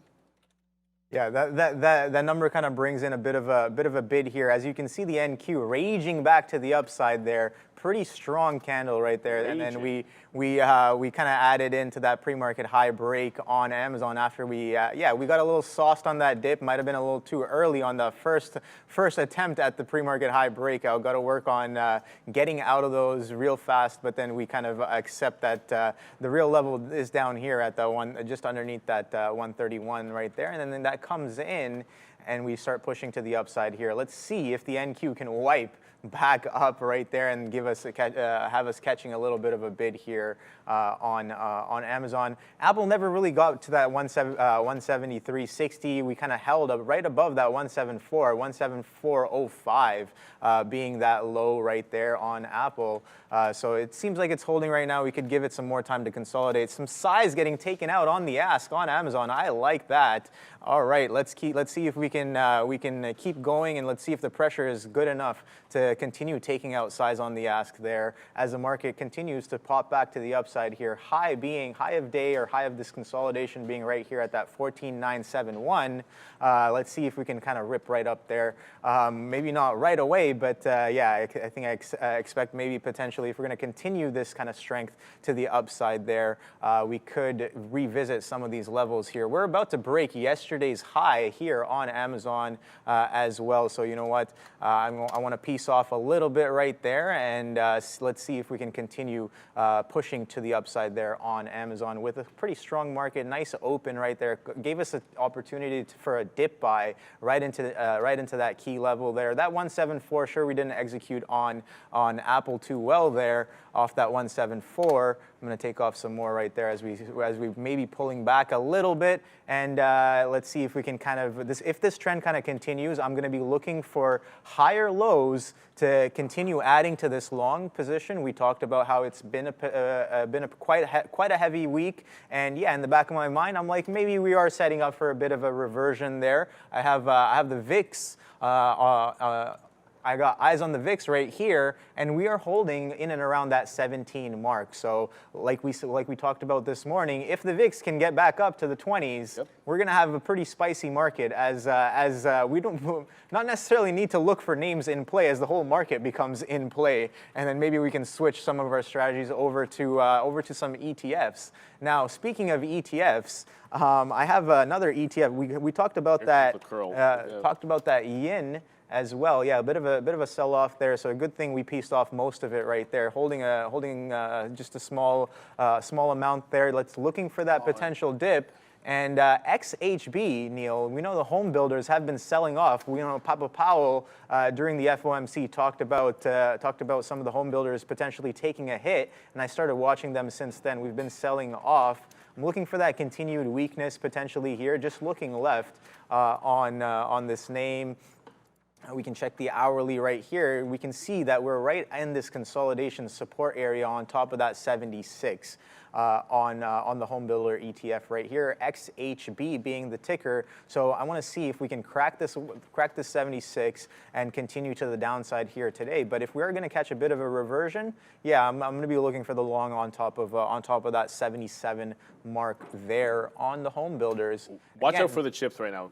Yes, what's going on with the chips, Neil? Let's interrupt, but you had a big bounce back on both NVIDIA and AMD. Now, here's the difference. So AMD, lower high, underneath 97. I think 98 is the resistance level. You'll see I am in Intel, and I will get to that. I'm sure most people are concerned about what's going on in the big two, but NVIDIA breaking out the top. Now, it didn't get to 420, but a strong move. I think relative strength NVIDIA over AMD is obvious at this point. But if you don't get through that 420 level, if the chips and the market doesn't actually break out and get to that 15,000, I'm feeling like if it's not 420, AMD and Intel are the ones to short. You have still a lower high being put in here. Now, the reason I liked Intel's for its original weakness, obviously it flushed. You guys can see what happened at the open. I really should have been in Intel this morning. You know, kind of went to Alibaba, like I said, slapped to fail, but you move on to the next. If we get to the lows, every 50 cents is significant on Intel. So if I'm short around the quarters, I want to be making sure that I am covering down into the even on Intel. So if we get to the downside, I'm looking to cover into that 34. If you look at the higher time frame here, you're underneath the 50 period. That's why I'm favoring the shorts on that. Ford's still doing its thing, so that looks okay. Meta, by the way. Meta. Got away from that one too early, but struggling up here. It's not 305, but 305 was resistance. Let me just go back on my 3-minute chart to make it more simple. 305 was pretty big resistance on Wednesday. It was over 305 like multiple times, but each time it was liquidity trap. Like if you went long over 305, it's been burning you on Meta. So I think the move has now happened, and you're at that resistance level where I think you should be fading. So I don't want to be irrationally exuberant. If you got the long, I think you want to make sure you're taking some profits down there. Steve G, I've seen that question. It's a lot of trading, a lot to look at this morning. If a stock breaks support in the aftermarket but recovers in pre-market, is it still significant? I tend to think if you rinse a level both ways and it's only pre and post-market action, I actually almost don't care. I want to see what happens at a key price level in the open market. Sometimes there's enough volume, like maybe you've got an economic number that comes out, like CPI or something, and maybe the level will matter. But if it's all pre and post-market action, I'm not really caring as much about those levels. Maybe that's not the answer you're looking for, but at least for me, I just want to see key levels when the market opens up. That's my preference. So into the short on Intel. Sean's saying check out Affirm. I will have a look at Affirm, but I also wanted to get back over to AMD. Like I said, I picked Intel because it was weaker, but if you look at AMD, this is now starting to come back in as well. So the SPY is a bit of a divergence here because I see everyone talking about the SPY. This is the SPY. You're at lows on the SPY with no green candles. And when you look at the NASDAQ, you're actually still trying to maintain that bounce. So I'm not giving up on the notion of these shorts. Like yesterday, I think you got to stick with it on the shorts. One more thing to get to. I promise I'll throw it back to you, Obi. I'm still on the bid of Instacart. The IPOs have been flushing all morning, but 30 is the issue price. That's the support level I'm looking for. ARM is tanking and almost at 50. 50 is not the issue price. 50 is where it bottomed out yesterday. So both of these are on some support levels. ATVI is on news that the deal is potentially, looking like the UK regulators want to give it the approval. It's not 100% official yet. The deal price is 95. I don't think it gets to 95. I just want to try the long off the 94 area until I give it up. And Apple, kind of boring today. Yeah, not really doing too much in and around that 74. So like I guess if you had the 74 bounce, it went down to 74.05 like we said. Yeah, if you had the long off of that level, that seems like that was the place to be. But like we said, I'm looking for that 174 just underneath that level to see if that comes in. Got a little short there on AMD, kind of get stopped out right away as we bid right back up. Again, trying to see how the pressure in and around that VWAP really feels like right now, and we know that chips have been selling off. So if bigger players are going to be transacting, we talked about this yesterday, they may or may not be involved around VWAP, and yeah, that's the whole point of the probing there, probing the market there for data. So if it seems like the selling is definitely there, a bit of a churn, kind of a chop there in and around that VWAP on AMD. Watching Nvidia as well. Nvidia, that 420 is acting as a little bit of a resistance as we speak. So yeah, let's see if we can kind of get a better price for this AMD short if we do believe in the idea here. But if it's going to be strong on the day and hold above, I don't want to get anywhere near that 97 mark, or I don't want to be short anywhere near that 97 necessarily as of right now or above that. If you got it on the flush there and then on the pop, I think that's a good price. But if we can distinctly get above that 97, then yeah, I'll definitely be rethinking the short on AMD there for sure. So it seems like this Amazon still kind of teetering on top of this 131. We still have a little bit at the 131.30s. Let's see if we can kind of hold above this low. We were talking about making a higher low on the day on Amazon there. So that's what I'll be looking for. I like that. I like the look that we're holding that 131 as well. But yeah, let's AMD kind of bidding back up. I want to see. I'm gonna give it a few more minutes here and see whether it can distinctly get back above this high that we just made on top of that 97. And sure, we might crash right away, or we might push into it. But that's what I'll be looking for: the pressure in and around that VWAP, Neil. Yeah, I mean, patience is a virtue, I think, for some of those plays. Like I got back into BABA, let it get a little tighter to the 88 level, maybe give it a few cents above that as well. A little more patient when it gets later on in the session. Meta is looking like it's just super, super strong. Sometimes that'll happen. Like I actually, when you like the shorts that were so good yesterday, you're looking for the reversal sometimes where there isn't. So I got out of Meta way too early. It's getting into, you always look on to the next, right? Like I'm not going to sit here chasing the stock to the long because I should have held it earlier. You got to think about that 305, which I think can be a liquidity grab above. Like I'm thinking here, it can break 305 and it's still resistance. The market is underneath resistance right now, with the NASDAQ looking relatively weak.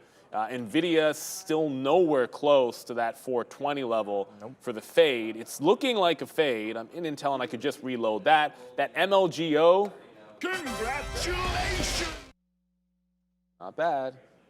Wasn't bad at all. Yeah. So bad at all. It's at 6. What's going? Oh, okay. It's almost at $7 here. I mean, I missed my chance to probably get into it, but you know, if you're trading big cap tech, like sometimes you're just not going to get these at the open. But let's be honest, this was the best trading opportunity. Was a long off 550 in this. Like I'm not going to sit here and pretend that this wasn't the best trade, because percentage-wise, you made 20% in like 20 minutes. So it is what it is. I'm not in it. There's no big levels in the dailies. You can see where it's breaking from. But I like to go with the symmetry here, like $2, $4. If it got to $8, I think I pay for locates. That's the way I look at these things sometimes. Like if you look at where it's breaking from, it's a really easy sort of thing. Like just do the math. Apple still, now it's bouncing. Okay, you're above VWAP. You held support at 174. You're climbing above VWAP. Apple's looking a little bit better for the stair step up trade. I do think BABA wants to break out. Yeah, BABA's getting back into the high. I was a little more patient, wait for it to get to the top. Shorted too early last time, but now BABA looking like it wants to take out the top. If it does, then we'll just accept that you're not going to get that big gap fill flush, which I wanted to see happen. Oh, and NEO, we're just going to go to Brennan in a second. NEO, hold on to 840, but it is looking relatively weak. This is a BABA story to the upside. Some of the other Chinese ADRs are still looking weak. I'm going to go back over to Ford after we get back from the desk just to update you there, but that one still looks okay. Just be aware, guys, we are expecting some comments from Feds Collins here at 10 a.m. Feds Collins not a voting member, but just hearing that in my ear right now, so heads up for that. This segment of the show, guys, brought to you by Surge Trader, where traders can get a funded trading account up to $1 million, keep up to 90% of the profits. The program has simple rules, no time limits. SurgeTrader.com/TTV. Use promo code TTV, get 10% off. They also have a second anniversary sale on right now.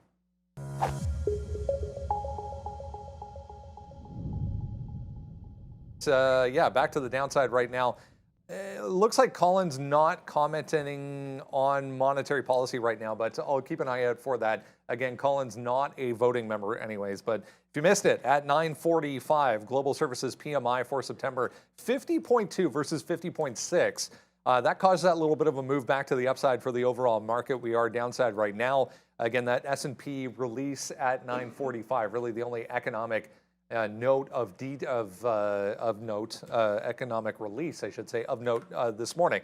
Overall, the market, though, chopping around a little bit. Here is a few things we were discussing if you were with us pre-market this morning. Yeah, Alibaba continuing to spin off chunks of itself. Logistics side of things, going to make a $1 billion Hong Kong IPO debut. The iPhone 15 making its debut in both France and China today for Apple.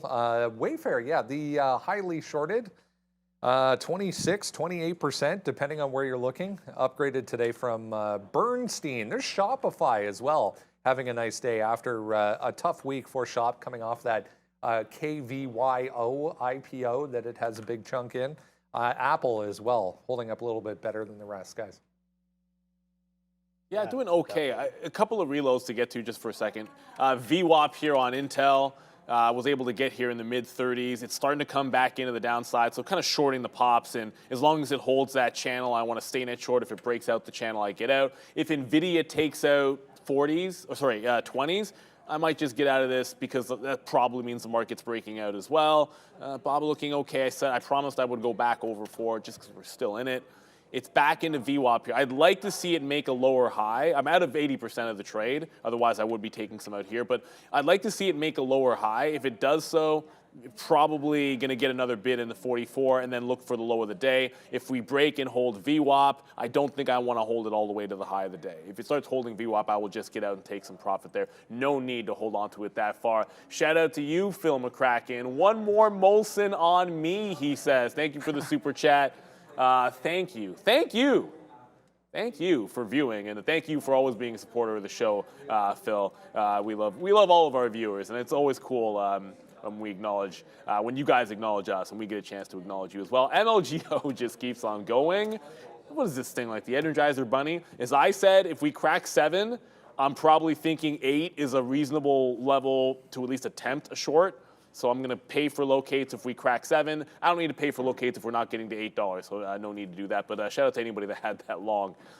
You know, it is what it is. Like, we go over ideas, and sometimes you lay a few ideas out on the line, and you take like 6 ideas out, and you take 3 or 4 of them, and it's like the 2 that you don't take.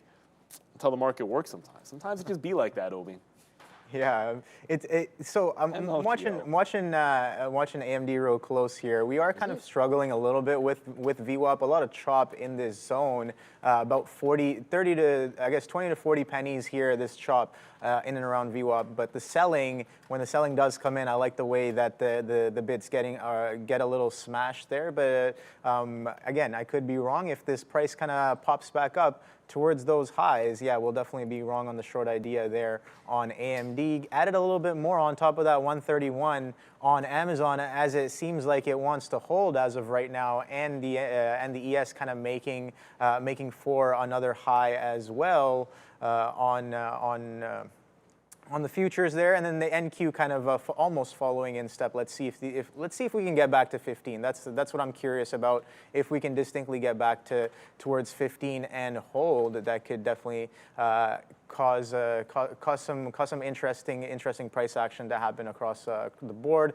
That 174 definitely held there on Apple, so I'm watching that as well. So if the market does kind of use that as a reason to kind of get long, we know we held that 14.9 pretty well as well. A lot of buying that came right back up. So you have a heavy quadunk into the open, into that price, and then you kind of come right back up into that 14.950, about 50 points away from that 15 thou mark. Again, heavily anticipated over the past couple of years, and then when it finally came in, we blasted to the upside, and now we're kind of churning in and around that level. I told myself, I was like, okay, some key levels coming in, expect volatility for the next few months to potentially a couple of years, or like volatility to change, right? I don't necessarily mean volatility to spike, but like changes in volatility is what we want to be watching out for there. But yeah, this AMD looks starting to look a little bit strong here. Let's see how far it can get to that level there. I see the super chat there, El Maestro. I'll go long any day. I don't care. I just like to have setups, and I'm going to follow my rules on the setup. So I had, actually, I'm going to get to Tesla in a quick second here. I like Tesla to the long side, but it wiped out what the level I was looking for some strength above, and I want to see, again, now I'm seeing strength above that level. So you've got the wipeout bottom, see how it behaves into that 53. Now you're making the higher low. So now I believe Tesla's along above 254 with a massive gap to be filled in.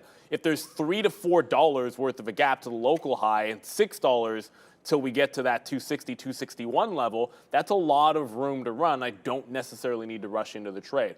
I always try to prefer a set of strategies that's going to eliminate like one trade destroying your entire day, and then try to make sure you pick your spots. So I'm always going to adhere to my stops, be patient, let things set up there, and Tesla is now looking like it's a little bit stronger off that 54. Just as an update, the NASDAQ is at 14,957, so we're getting pretty darn close to that local high. The ES trying to break out 43.9 as well. So I do like Tesla still. It is putting now higher lows in to set up that long trade. So the next available dip, to me, is a potential rip. BABA, took our shots on it. Now it looks like he just wants to break through. A better short, I think, the second time through.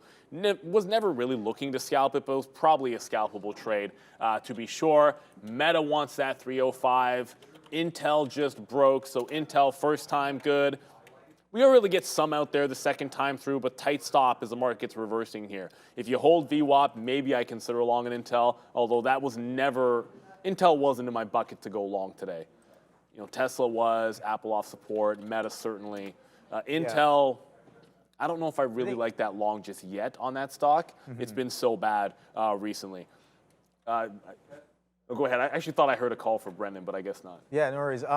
We know the chips have been kind of selling off very distinctly in the past week, right? And then I'm watching Nvidia as well. It attempts to break through that 420, and then now we're pushing back towards its lows here. Let me just bring in this chart for you guys right here. So let's take out NVDA right there, make this a little bit bigger, and yeah, take a look at that. We attempt to push towards that 420, can't really make it. Now testing some of these lows, sure, we made a bit of a higher low here, but this consolidation and this action is starting to look a little bit weak. As the market pushes to the upside, NVIDIA kind of drops back into its lows here. Got a little bit more short there on AMD as well. Still long on the Amazon as it holds above that 131, kind of a key area as well. So let's see how that kind of goes. If the market kind of continues back, take a look at that selling on AMD, Neil. That VWAP, like we said, staying heavy. So I think that's a good look there. I definitely got it. We were talking, I guess we were talking to Arun yesterday about knowing when to get aggressive. And it does seem like some of these sellers in and around VWAP are a little aggressive, so maybe I should be joining in with them until I get, I guess, proven wrong. But it does seem like we're getting a bit of a pullback here. That rip, the rip on the NQ was a little bit strong. You come into this this morning consolidation right underneath this. What is this? 1470-ish area, and then you catch a bit of a sell. Maybe we're going to consolidate. So what I'm seeing here is between this high and this pre-market kind of sesh consolidation high as well that we creeped up into the open. So we're kind of teetering in and around that area, keeping that on watch. I'm looking for chips to stay heavy if they are going to continue selling off into the end of the week here. We will be definitely realizing that on the sells. You can see that AMD, this is VWAP right here. AMD churning in and around that VWAP. That's what we want to see. Let's see if we can continue to the downside, kind of breaking through some of these lows. We know that the yesterday's consolidation low is kind of where we bounced off of. If we can get back in there and kind of test this 95.80 and then potentially crack through, I think that'll be a good look and send us in the right direction for the position that we are in. I see that Amazon just got clocked out of that one, stopped out of that one, just had to stop underneath that consolidation zone. But here's the thing, the low of day is down here at 130.60s. We can still technically make a higher low there, and yeah. So, but we'll get to that trade if and when it shows up. There might have been a little too hopeful for the long there, as I am going a little opposite on these charts here. Short on AMD, was long on Amazon, get clocked out, but the shorts seem like they are working here. Let's see how far back these markets can pull into, Neil. I'm looking at the 15-minute chart. I gotta give Nimit what he wants here. What's going on with Nimit? I got it somewhere. There we go. That's for MLGO. You see the 550. It got to 650 a while ago. I could have hit it then for everybody that had that trade. It is what it is, right? Like I didn't prioritize this one to the long side. Sometimes these small caps are the best trade out there. There's no question about it, as I said before. But it didn't get to $8. It rejected 7 here, 7.5. I paid for locates. I saw some people in the chat saying this was it was easy to borrow, like free for locates for them. It's not for us. I think we had to pay 1 cent per share for locates. That's still pretty cheap. That's close enough to free. But I was a little bit away from where I would have taken the short. Obviously a great move to the downside there. I'm back into Intel, man. We wicked the top on the NASDAQ and wicked me out as well, which I don't mind. Like we wicked the top here. You have one strong move up on the 15-minute at the open off that bounce, and then you're putting in a potential lower high nowhere near 15,000. So I'm not giving up the notion of shorting resistance or shorting weakness. So again, got wicked out, jumped right back into the trade. I tried to grab ARM on that curl. Problem with ARM sometimes is can be the spread when it breaks down. This got underneath VWAP, and I tried to grab the short on this little curl down and just couldn't even get the fill. So I still like the short, the pop scenario on these IPOs, just kind of missing that opportunity. Easy enough to get into Intel, not always that easy to get back into ARM. There's a lot that's, I don't want to say setting up for some traps. It's a trap. It's a trap. But look at the little slow grind here on NVIDIA. Let me zoom in for you guys. That crazy wick there is annoying me. But NVIDIA does not get to 420. If that same wick is 420, I'm short that all day. But you're making a bit of a range bottom into, I don't know, whatever you want to call it, like a wedge into a support level at 414. NVIDIA looks like it takes out that bottom and things get really nasty at the downside. I want to be positioned short chips if we can. Bassnet in the chat, news on BABA. So they're doing a spin-off. There's 6 things they're spinning off in the business. The latest one, Kane.io, I think is what it's called, is possibly debuting soon. So they just announced that new spinoff. They'll make some money off of it. And there was positive news out of China in general. So I think that's dragging the entire group to the upside. So that's what's moving those names. So for now, the shorts are looking like they're in control, at least off resistance. That CCG stock is back in play, by the way. So that made a bit of a double top. You can see, I mean, in the grand scheme of things, obviously, it's not going to 200 again. If you think this stock is going to 200 again, I've got some magic beans that I would like to sell you. Oh, I'm just saying. What? No, we had rice and peas for, well, I mean, it's rice and peas for West Indians, rice and beans. We just call it rice and peas, but it's like actually like red beans. But yeah, we have some extra ones at home, and if you want them, like at least you could eat magic beans. But if you think that this is going to $200, well, then all you're going to do is lose money. So I actually didn't think that was that crazy. I can sell you some magic beans if you want. If we get to like 25, no, 25, that's 28 up here. Like 28 looks like the key level. This chart's going to be skewed because of this nonsense. But if you look at this low here, and then this local high, high, that's $28. If it goes $10 higher, I think it's a fade. All day, every day, and twice on Sundays. How much for the beans, S&M? I don't know. Just make me an offer. I'm open to anything. They're literally worthless, so you make me an offer, and I'll probably just say yes. I don't know how you're getting them because I live in the GTA, so unless you're swinging by the pad, you can't have them. Meta is looking a little bit top heavy here. I thought maybe 305 and over was going to be the short zone. Just might be curling. It gets rejecting 304.50. It's always frustrating when it doesn't. Sometimes it's like the good price is the one it doesn't get to. So resistance up here on a strong stock I thought would be a little bit higher. Kushan saying look at Enphase and CCL. CCL was a good short yesterday in the afternoon. Enphase I have not looked at, so let me just give a quick come on chart. There we come on Enphase. You can do it. Back to your home, Enphase getting flushed. It really, this is not a good look for Enphase. Every time it looks like this stock is popping, it just gets slammed again. Like every single day, it's like, okay, it goes up a couple of days in a row, look for it to get to a resistance point and just assume it's going to turn, and you've been winning if you've done that. So today it was like this 125, 126 area. Stocks like this are a short till they're not. What you want to see happen is you go higher, break higher, take out the next level. Like if it gets above 130, maybe it's signaling a trend reversal. CCL was a flat bottom break.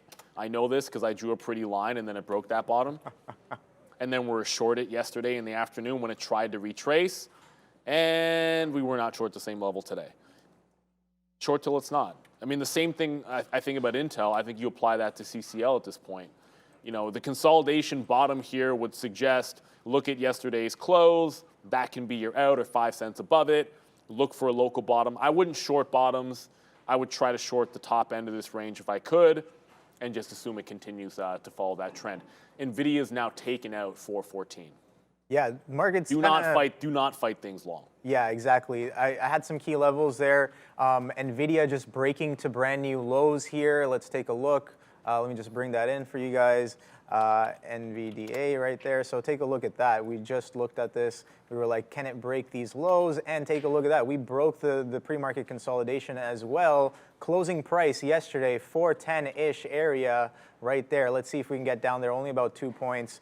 This AMD short should be coming in soon enough if there's going to be a little bit of sympathy on the chips with NVIDIA right there. The ES and the NQ kind of looking weak as well. Got stopped out of Amazon on top of that level. We talked about this level kind of being a key. I had the long bias holding above of it when the price was holding above it. And when it breaks below, yeah, definitely don't want to fight that trade. Don't want to fight that thesis of the long, because I just want to be disciplined for that over/under. So let's see what we do in and around these levels. AMD still kind of holding this VWAP, interesting, but Nvidia kind of coming crashing down to the downside. Same thing with Softy here. Softy kind of rejecting pretty hard off of its opening prices here, and then take a look at this pre-market consolidation at 320. You get up there from this 317 dip, and then that acts as resistance, and now we're playing with yesterday's closing price here on Softy. So let's see where we go going forward from here. A bit of a bid catching here on AMD, so that's interesting. Let's see. Yeah, like there could have been a little trap that just got sprung there, because I kind of look at where we were at the open. Here's what I mean. At the open, we're breaking off 14.92 on the NASDAQ. We get that rejection candle. So I think at 14.92, like you're just making a bit of a checkup. So this is that decision point. Like I made a decision, I like Apple where it sits. And I think you want to hold off on NVIDIA as we're kind of figuring ourselves out here in the market. Maybe the best way to play that would be if we pop back up, instead of looking for the complete breakdown here, maybe look at the 415 or something up here. If we pop back up, I want to join trend to the downside. Why I liked Apple was just a pure R&R play. Like you have an obvious double top there, which is also pre-market resistance, and you're consolidating. If the market rolls over from here, Apple looks obviously juicy. So, you're only risking at this point about 30 cents on that trade. Say that, it's like, you can always add to that. Meta, I also agree. I agree with you, P. Meta is looking like it's when are we going to join? As I said, it might be a bit of a trap here with 14.92 holding, and then you don't want to be entering Meta at this price. You want to be trying to grab it up at those tops. So I think patience is a virtue. I'm not giving up the notion of the shorts just yet. NVIDIA falling over is definitely a little something that gets me more short biased here. But I still have my outs. If we crack VWAP on Intel again, I'm out. If we crack quarters on Apple, I can get out pretty easily. Let's go to the desk for the small cap recap. It's a busy morning. Number of these moving around so far this morning. MLGO, impressive to say the least, right across the board. Got above $7 there before it failed. We are holding back below $7, but still holding on to $6.50 as support. So they had a new product launch or new algo launch today for micro algo, having pretty impressive Friday so far. One that we were talking about yesterday, Neptune Wellness, with an offering after the close yesterday. So down huge here, about to take out the lows, in fact. Not a lot of volume behind this, but this is a Canadian wellness company, $4.5 million coming through on an offering at $2.50. So heavily discounted offering. Che Group, CCG, back to the downside, just held on to $18 there, teaming up with Li Auto, if you missed it this morning. So we were saying this was the one that went crazy going back to the beginning of the week. Got up to $22, very thinly traded. We're back to $17.50, guys. Che. So it finally happened. Well, I guess it could have been short into this, I suppose. It just never really got to the price I like, but that's Instacart, got to $30. Now, the only reason I like this long is because that's the IPO issue price, and it's been holding it the last couple of days. I mean, it hasn't been trading very long, but this is what it's been doing at 30. Somebody likes to defend this price. You can see it gets down there. It's been bouncing off of that price. We did have it in the afternoon show for this little bounce in that, by the way, it stalled initially at 30.30, and then eventually, right at the end of the day, got to 30.60. So if you're looking for levels to the upside, I don't think I need to tell you that I like the quarters in front of 30, and I'm going to like the 50s in front of 60. This is a scalp play all the way. Essentially, like what you're doing is you're saying, if there's buyers that want this to continuously close above 30 and don't want to be embarrassed if it gets beneath it, then I just want to be right in front of them.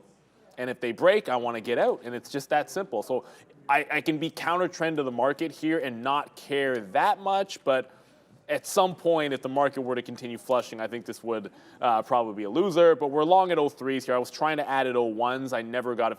02 was the low, so I would never have gotten filled at 01s. So 3 is the best I could have got. I'll take something out in the teens and then see if it can get into those 20s. Apple, which we just turned into the short, I'll get some out in front of VWAP. I like to respect VWAP on these little curls.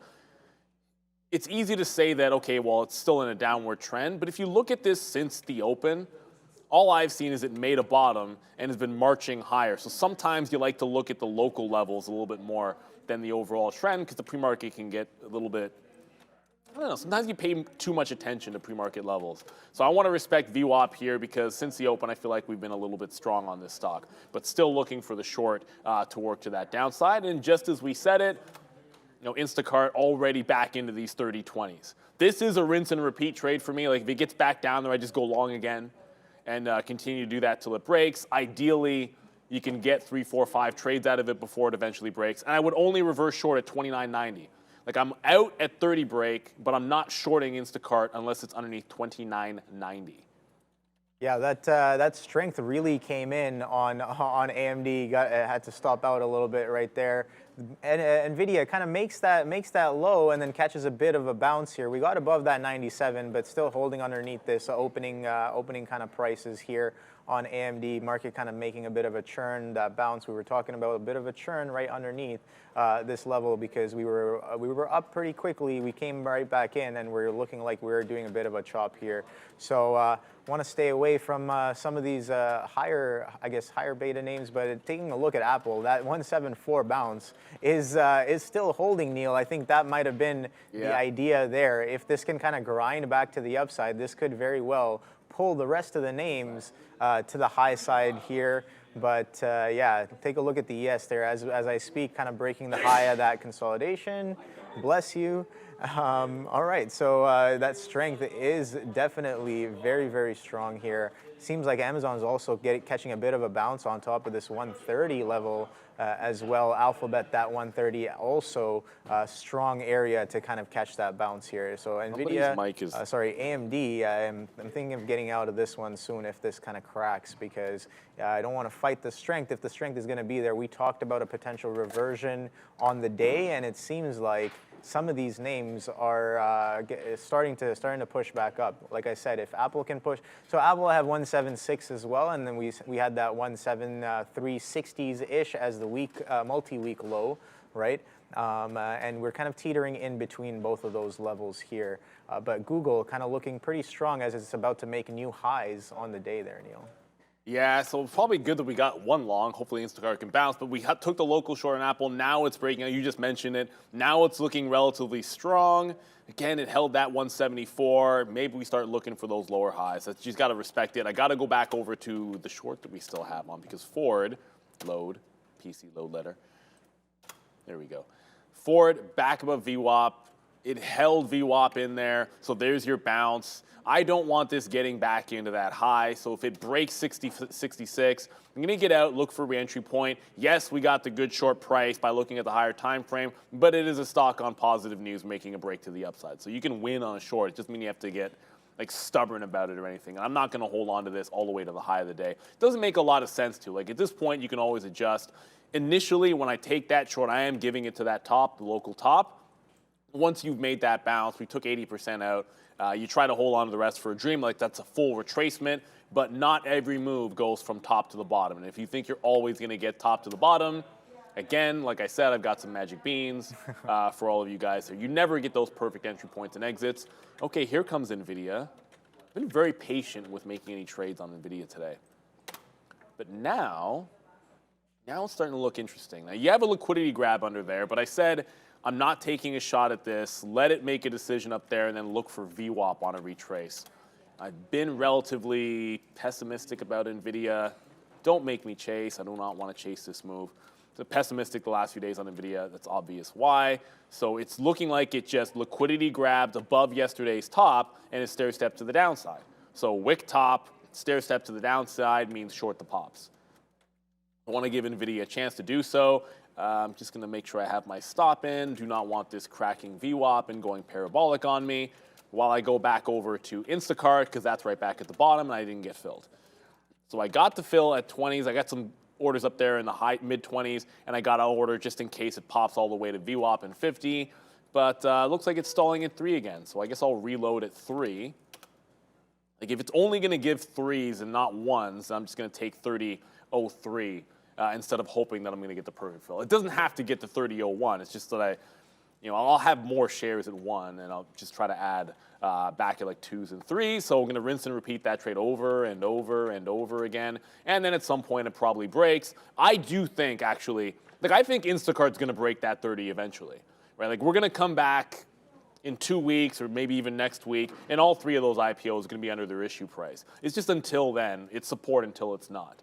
Like I firmly believe at the end of the year, all 3 of those are underwater. That's just my 2 cents. Like I wouldn't be, maybe not the end of the year. It probably happens sooner than that, actually.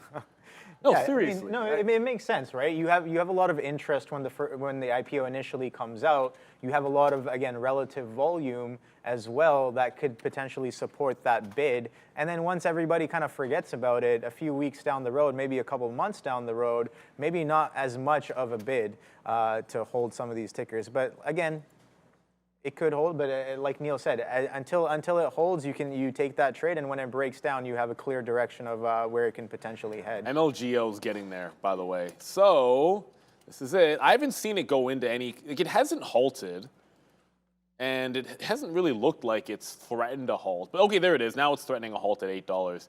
I never like entries off of. So when I say it's threatening a halt, it hits the halt band. When it hits a halt band, which is now at 8:02, it can either go down.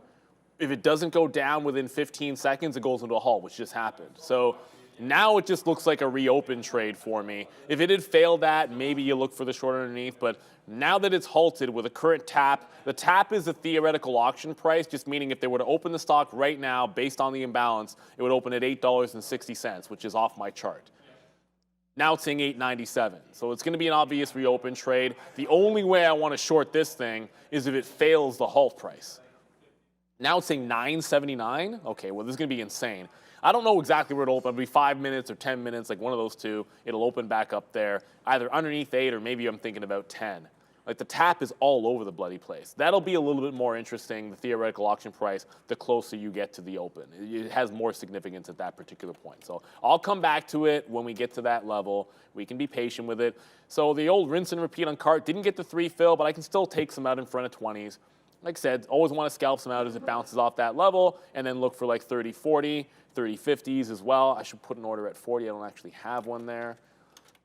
Just get one in front of 30-40. In case it goes crazy to the upside while I'm not watching it, I got my bid, I got my stop, I have my take profits. The other IPO, this doesn't seem to want to get to the 50 bottom, but you're still you're underwater under 51 on ARM. So this is not bad for a stair step down. I think 51.5 could be the short zone. Like wait for it to get above here and then short around 51.5. Give it to the top and work the trend to the downside. Nimit, this is a joke. Tap is now 10 on MLGO. Yeah, it's not very liquid. So like I said, like maybe don't pay too much attention to what it's telling you the auction will be until you get within 1 minute of it opening back up. So a 5-minute halt. Let's see what happens in a couple of minutes there. I don't want to read too much into that. I'm not sure it's going to open at 10. Sometimes it's an outlandish price, and then when you get closer, it's a little more reasonable. So here comes Meta. Watch out. We're getting to these highs. 15,000 could get taken out, so I got to watch out for NVIDIA. Have my stop at just above VWAP. Meta 305, I think, is a bit of a trap. But NVIDIA, I only wanted to give it to VWAP in there. Was looking for the 414 break. That would have given me to here for over $1, and then I work it to the low of the day. Not really going to take 70 cents there. If I'm taking 70 cents when I'm risking 70 cents, not really my cup of tea. Like I know some traders, that's what you want to do. That's up to you. Like I'm looking for the stair step down. Like I'd rather take a bunch of paper cuts to hit the bigger trade with the trend into the downside. You're now breaking trend up. That's obviously going to mean if that's not going to work, then obviously this is working. Cart's going to get to VWAP, it does look like. MLGO, we'll get to that in a quick little second. NVIDIA now pumping, but Meta, I think, is the next one for me because that 305 level can come into play. Ford's holding out nicely, so I think that short's going to be safe almost all day. You're right, Tisha. MLGO is hype. It is what it is. Sometimes you can call something out, but you don't actually take it yourself. I do that all the time. Like if win ends up being like a gangster swing short, then I'm going to hate myself even more because that looked so good this morning. I think we have crypto update, and then we'll come back and see what's going on with Amazon and AMD. Just a heads up, we're getting some comments here from Fed's Bowman right now. saying more hikes needed to get inflation back to that 2% target. We're also going to get comments from Kashkari and Daly later on this afternoon, so 1 p.m. We're expecting comments as well from Kashkari and Daly, but Bowman saying more hikes needed to get inflation under control. Yeah, there's SBF still in jail. His latest appeal was denied, so still in jail, having, as this says, kind of a bad week for SBF. I was reading the FTX itself. He obviously has nothing to do with it anymore, but FTX itself going after former employees now to claw back up to $157 million in payouts to former employees, as well as they continue to look for any and every penny they can scrape together to pay off debtors. There's Bitcoin. Green on the day, but only just. We're trying to get back above and hold above that 26,500 after that last move back downside. Still holding on to support, though, for BTC. Green right now, but only just. As I mentioned, 1,600 coming into play. Meanwhile, for ETH, 1% to the upside. Bit of a mixed end to the week here. Ripple with a nice day, 1.6 there, but everything else there or thereabouts, guys, for crypto. That picture we had of SBF up there, like that's the perfect example of what happens when your parents allow you to be at their Hamptons home for your house arrest or whatever it is, or on bail, but they don't actually teach you how to tie a tie, because that was actually, like, it's weird. Like I looked at it, it's like, how can anybody worth $1 billion not know how to tie a tie? Or at least 1 point, I don't know what he's worth now, but I mean, like, I guess even I can, like, I don't wear ties, I can tie a tie. I learned that in Cub Scouts. You should, Sam Bankman-Fried, the little things in life, my friend. The little things. No, I would say that, like, if you had the billions, then yeah, it's like, do you really care anymore? That's the question, right? Do you really, if you got, maybe that's the case of, like, you know, you make so much money that you just stop caring about everything. You know? I'm joking, because, like, I mean, obviously, if you saw him when he was in front of, you know, when he was in front of Congress, or whenever you'd see do a conference, when he was on our show, right? And when he did his call, you could tell he's chilled out and he was very much casual. Also, I'm half joking about it. It's just the first thing I noticed when I saw that. A couple of updates here. Meta is at 305, so it is at that point where I think he could do that liquidity grab. MLGO's tap is now 945. It's going to be a 10-minute halt here because it's already 6 minutes in. So obviously, if it's not 5 minutes, it's usually 10. Right, so we're going to get a 10-minute halt. I was mentioning to Reliable Rudy in the chat, with that cart long, you can really afford to hold out for, like, the best price. I think when you're going long off a 30 level like that, like, you really do just want to get 1, 2, and 3, like underneath 30.05. Like, you can still win if you go long at 10 and 11, but for that trade, like, you want that penny. Like, you just want every extra cent out of it, every chance that you can get. So Meta, 35.05. Let me just go to the 15-minute.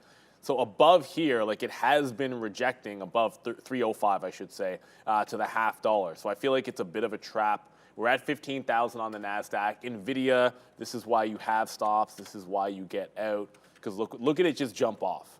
Look at the jump off here. Now you're going to test that 420. Okay, 420 NVIDIA, 305 Meta, all at the same time. Giddy up. It's about to be a wild one. I don't know what Amazon is doing, but my guess is there was some missed opportunities on that one. Oh, yeah, for sure, for sure. Yeah, the long kind of came in real hot off of that 130 area we talked about, pushing back up into these highs that we were making earlier here. So got a little bit short on a bit of a teeter there, just where sellers kind of showed up earlier today. As we pushed into that 15 thou mark on the NQ, that was pretty crazy move there. That rip right up to the upside, got out of that AMD. Definitely wrong on that. We talked about not being too aggressive against the market if the market is going to show us that it has strength in one direction or the other. But yeah, taking a little bit of a short here. Might be a little cheeky as the market pushes right into that 15. We're getting there right now, about 2 points away from that. Again, we talked about not anticipating and participating, Neil. And I think I'm doing a lot more anticipating than participating today. So I gotta tone that down a little bit and cool off a bit. Well, you know, sometimes it happens. Like, I'll be Here's the thing, like I'll tell you right now, like if I make on buyouts, like I don't sit there like praising it or anything, because it's not a trade that usually you guys will do. So I'm not going to sit there like when I win or lose, like I'll show it to you usually when I lose. When I win, I'm not going to celebrate it because it's not something for you guys. But I anticipated on these instead of participating myself. Well, not on these, on ATVI. Like I was looking for a bounce off 94, and I didn't wait for the bounce off 94. Now, it won't show my execution, so I'm not going to bother to show you guys the buyout yesterday. But I waited for it to make bottoms and then started going long off those bottoms. I had a couple of good scalp trades off VWAP, but I got in early on ATVI and was long into it, and then it stopped out, and then now it's making that bounce. If I wait for it to make a bottom, what is with this wick? I'll zoom it in there. That's better. Now, if I wait for that bottom, instead of me being the bottom, then I can get the long in there into that relief level. So it is what it is. Like, it happens so much. Like, the thing about it, like, I'll say this like 10 times out of 10. Like, I like to think that when it comes to like momentum trading, I'm usually on the discipline side. I'd rather take that quick little stop out and a paper cut to try to get the better entry, to try to preserve capital. But I can say it all I want sometimes, and it happens on buyouts because I'm usually really good at them, where I'll just make the mistake of being in too early because I get overconfident with an idea. And that happened to me, and I got out and was a loser. But I had the right area of support. I was just way too deep into it, so that when it got there, I was doing all the wrong things. I just want to go back over to, I got to pick and choose here. You're getting 420 on NVIDIA at exactly the same time as you're at this 305 up on Meta. So it's not to say that one is going to be better than the other. I can't know that. I just know that you're both at pretty key levels. I just want to show you. This is 420 yesterday. We wicked through and got to 421.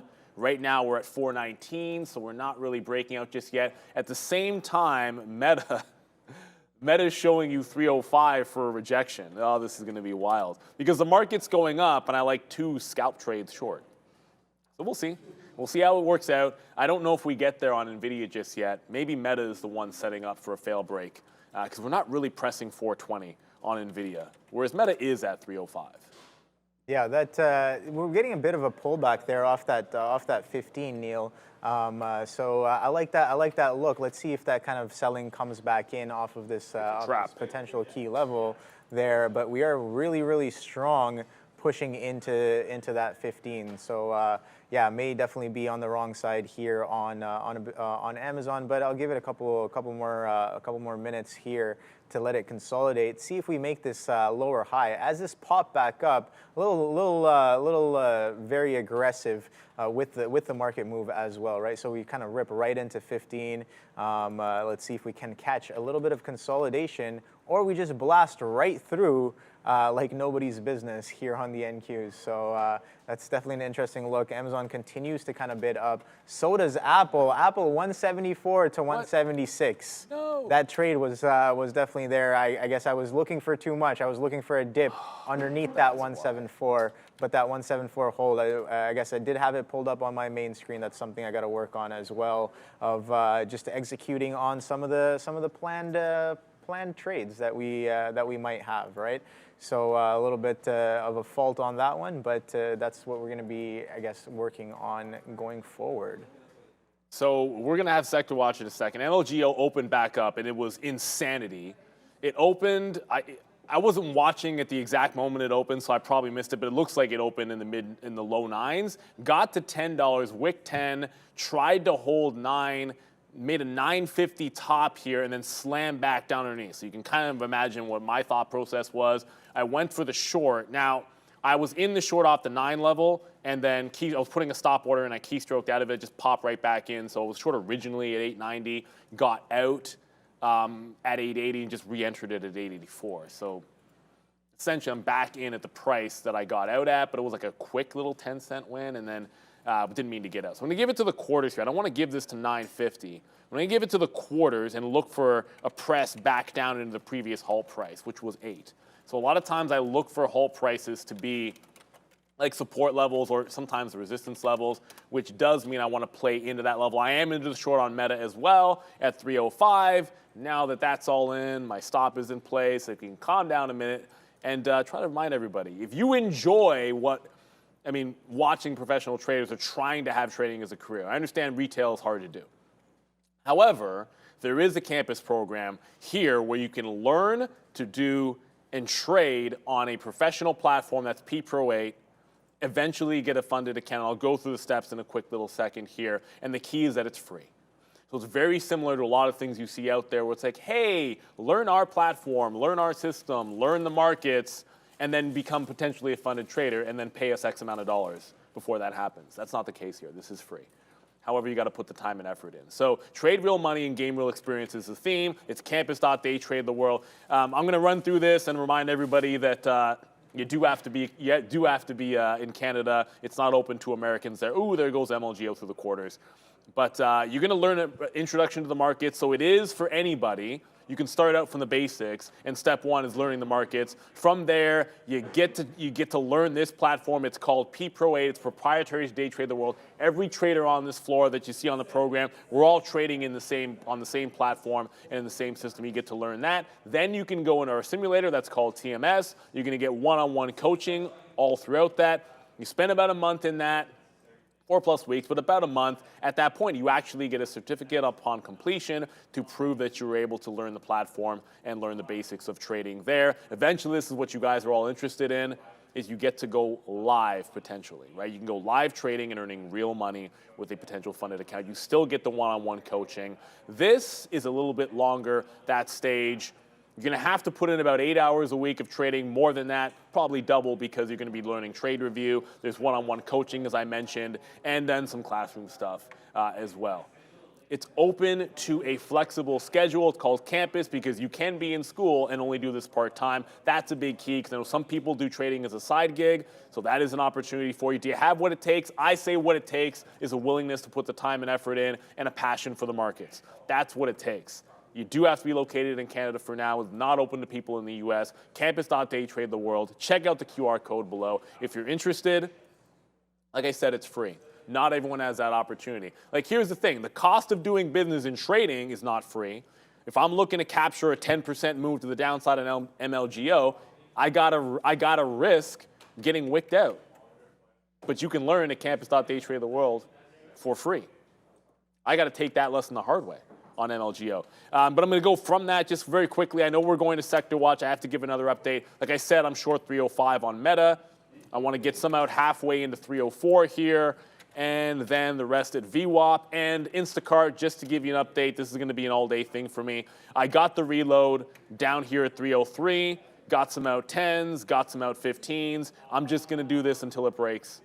Right? Like, it's giving you the range, and somebody decides we're not going to that price yet. Eventually, it breaks this price. Eventually. But until it does, I'm just going to keep buying in front of it. When it breaks, I probably lose 5 cents. But if you've made 10, 15, multiple times, then it doesn't really matter. Let's go to the desk for Sector Watch. Hey guys, yeah, mostly green board to show you here for the S&P as we head towards the 11 o'clock hour on a Friday. Nice day for Meta, as we said. 2.6% right out of the gate this morning. All kinds of relative strength for Meta to end off the week. You can see the rest of big tech here. I mean, yeah, mostly positive. Microsoft standing out there just dipping into negative territory, mostly positive, but nowhere near 2.6%. Citigroup with that positive note on Meta today. Oracle, Adobe, Cisco, meanwhile, CRM as well, all slightly downside. There's Broadcom, 1% after that move that we saw yesterday on the Google note. Remember, Google comes out late in the day and says they have no indication or no intention of changing their relationship with Broadcom. So, as you were. Back to the upside. Eli Lilly with FDA approval down here this morning for one of their new treatments. It was for a kidney disease treatment. So back to flat. It did pop higher initially in the pre-market on that, but back to basically flat there for LLY. Banks not doing much. Some of the retailers higher today. Strength and Energy, worth noting that UNH has had a pretty good week. It's been green, at least, for the most part, right across the entire week in a down market. Tesla here, speaking of, downside 0.6%, guys. Yeah. So sometimes, sorry, just a couple of things here because MLGO just halted to the downside. As I said, sometimes it'd be like that. I showed you live. There's my short. I'm like, this is where I want to short it. This is where I want to give it to. This is what I would want to capture. Stop the old fail on that. And then I said I got to pick and choose between Meta and Nvidia, short Nvidia on the 420 wick. Okay, there's your wick to 420. It's already pulled back $1.50. I picked Meta in that moment. I said I was going to have to pick and choose. Meta set up first. I took the short on Meta, got the $0.50 in there. I don't even know if we get VWAP. So again, you can have a million ideas out there in the world. It doesn't necessarily mean that you're going to get the right one in that moment, or that you're going to be able to see it through, because you do want to make sure that you're following your rules there. So MLGO halted to the downside. It was a short. I think it was an obvious area to take a short or take profit off, but I had it and I let it go. Yeah, definitely. Neil, I just want to point out in the chat, like we're giving out a lot of like a educational content, right? What to do, what not to do. More on my part. If you see some of my trading, you'll figure out what not to do very quickly today. But yeah, no. Why don't you guys give us some love there? Throw like and subscribe. And something else. Not a lot of people know that we kind of doing this show. So I would like to ask you guys. Everybody has group chats, right? We're trying to make the community a little bit bigger here, right? So if you guys can send the link to the stream to your friends, to your family, and let them know, hey, these guys are the only ones kind of giving you that live outlook. Everybody's curious about the markets, right? Not everybody has the right resources or the education or sources for the education, right? And I think that I was talking about before I came onto the floor. We had a channel called Trader TV. Was it Wisdom? Market Wisdom. Market Wisdom, right? So in that, there's a whole playlist of just basic basic concepts that are potentially needed that you'd want to arm yourself with before actually even trying to take a trade or trying to get involved with the market. So why don't you guys send the link to the stream to your friends and family today and let them know that we are the only cats who are doing this. Thank you. For free. For free, baby. Free. Free 99. Good trading, bad trading, like you can see it all, right? You can see what to do, what not to do. There's a lot of education there and a lot of value if you're willing to extract it. So like and subscribe. Dinkelberg, Obi has the hairstyle of a Jedi. That's why he's Obi-Wan Kenobi. Well, his name is Obi. He drops science. He's got the hair. Obi-Wan Kenobi. I think it's the easiest nickname out there. You have unlimited options for Halloween that I hope you take advantage of. I'm looking for I guess what's the word I'm looking for? I told you. Okay. I don't want. I'm not going to say it out loud, but I suggested something which I think is obvious. And if you need help on that particular costume, trust me, I will help you out. I've seen that movie like two times. All right. I absolutely love it. I wanted to. You know what? I guess that's going to be on my watch list for the weekend. How about that? Okay. Good. I haven't seen it yet. You have to watch the movie. Yeah. And anybody that doesn't know, the only hint I will drop is Sarate. That's all I will say. And if you know it, you know it. And if you don't, then I haven't spoiled a thing. Gonna get to some other names out there. Target, yuckity yuck yuck. Target. Yeah, Target. I don't know, man. Like, whatever. Just stay on target, stay off target. It's nasty. Flat bottom breaks, trend down, all that good stuff, down 10%. The market's at the high of the day. If you're at the low of the day when the market's at the high of the day, you suck, or you're not having a good time. Flat bottom break. It's not a flat bottom break. It's just breaking yesterday's low. I don't know where the bottom is for this stock, but I definitely believe that you got to wait for it to show that it's making one. Because it tried here at 125, 130. It really did, and then it just continues to break down lower. I'm trying to pull my daily chart back far enough so that it'll even show you some levels, and even that's not going to, forget it. There's no point. I was going to try and show you old support, but who the hell cares? You have to go that far back, you're screwed. So I think this is just like, it's a short till it's not. Maybe there's support at $100. I really just don't know at this point. It's so nasty, had to acknowledge it. Meta, which we are in, now it's still looking strong, but the good thing here, if there is a good, we just broke 15,000 on the NASDAQ, so we're trend up, breaking tops, and this hasn't really taken out the local high yet. So it's still holding on, which can be a good sign. But wow, this market, you're up 3% now on Meta. 420 just went on NVIDIA. So maybe Meta was the right one after all. 420 just went. And NLGO opened back up. It's still beneath $8. That was obviously a short, Neil. I get a chance to reload cart here as the market's breaking out. Remember, 15,000 is a fail break. That is a bit of a trap. Like, I'm not looking to get in. I said this morning. I'm not looking to get into longs, and I wouldn't be at 15,000. If you carry through 15,000, you can join after the fact. But to go long here at this time of the day, if they wick that top, we're going to go quadunk. And as a matter of fact, NVIDIA is already at 419. Yeah, that pop and drop was kind of crazy there, right through the 15. Looks like we're gonna break through. Dump it. And I'm like, okay, well, get out of the short because we're gonna be blasting to the upside. And nope, we come right back in through that 15. So I guess I kind of re-entered the short here.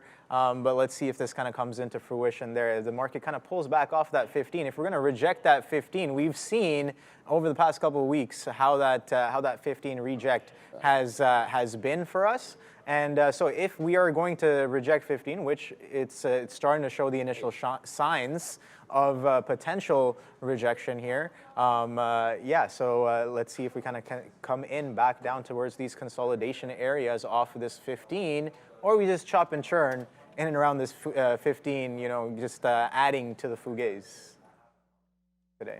Adding to the fugays. I like that. What's crazy is, that's like an Italian word, but that's fine. You're sitting in Sean's seat. You can drop the Italian all you want.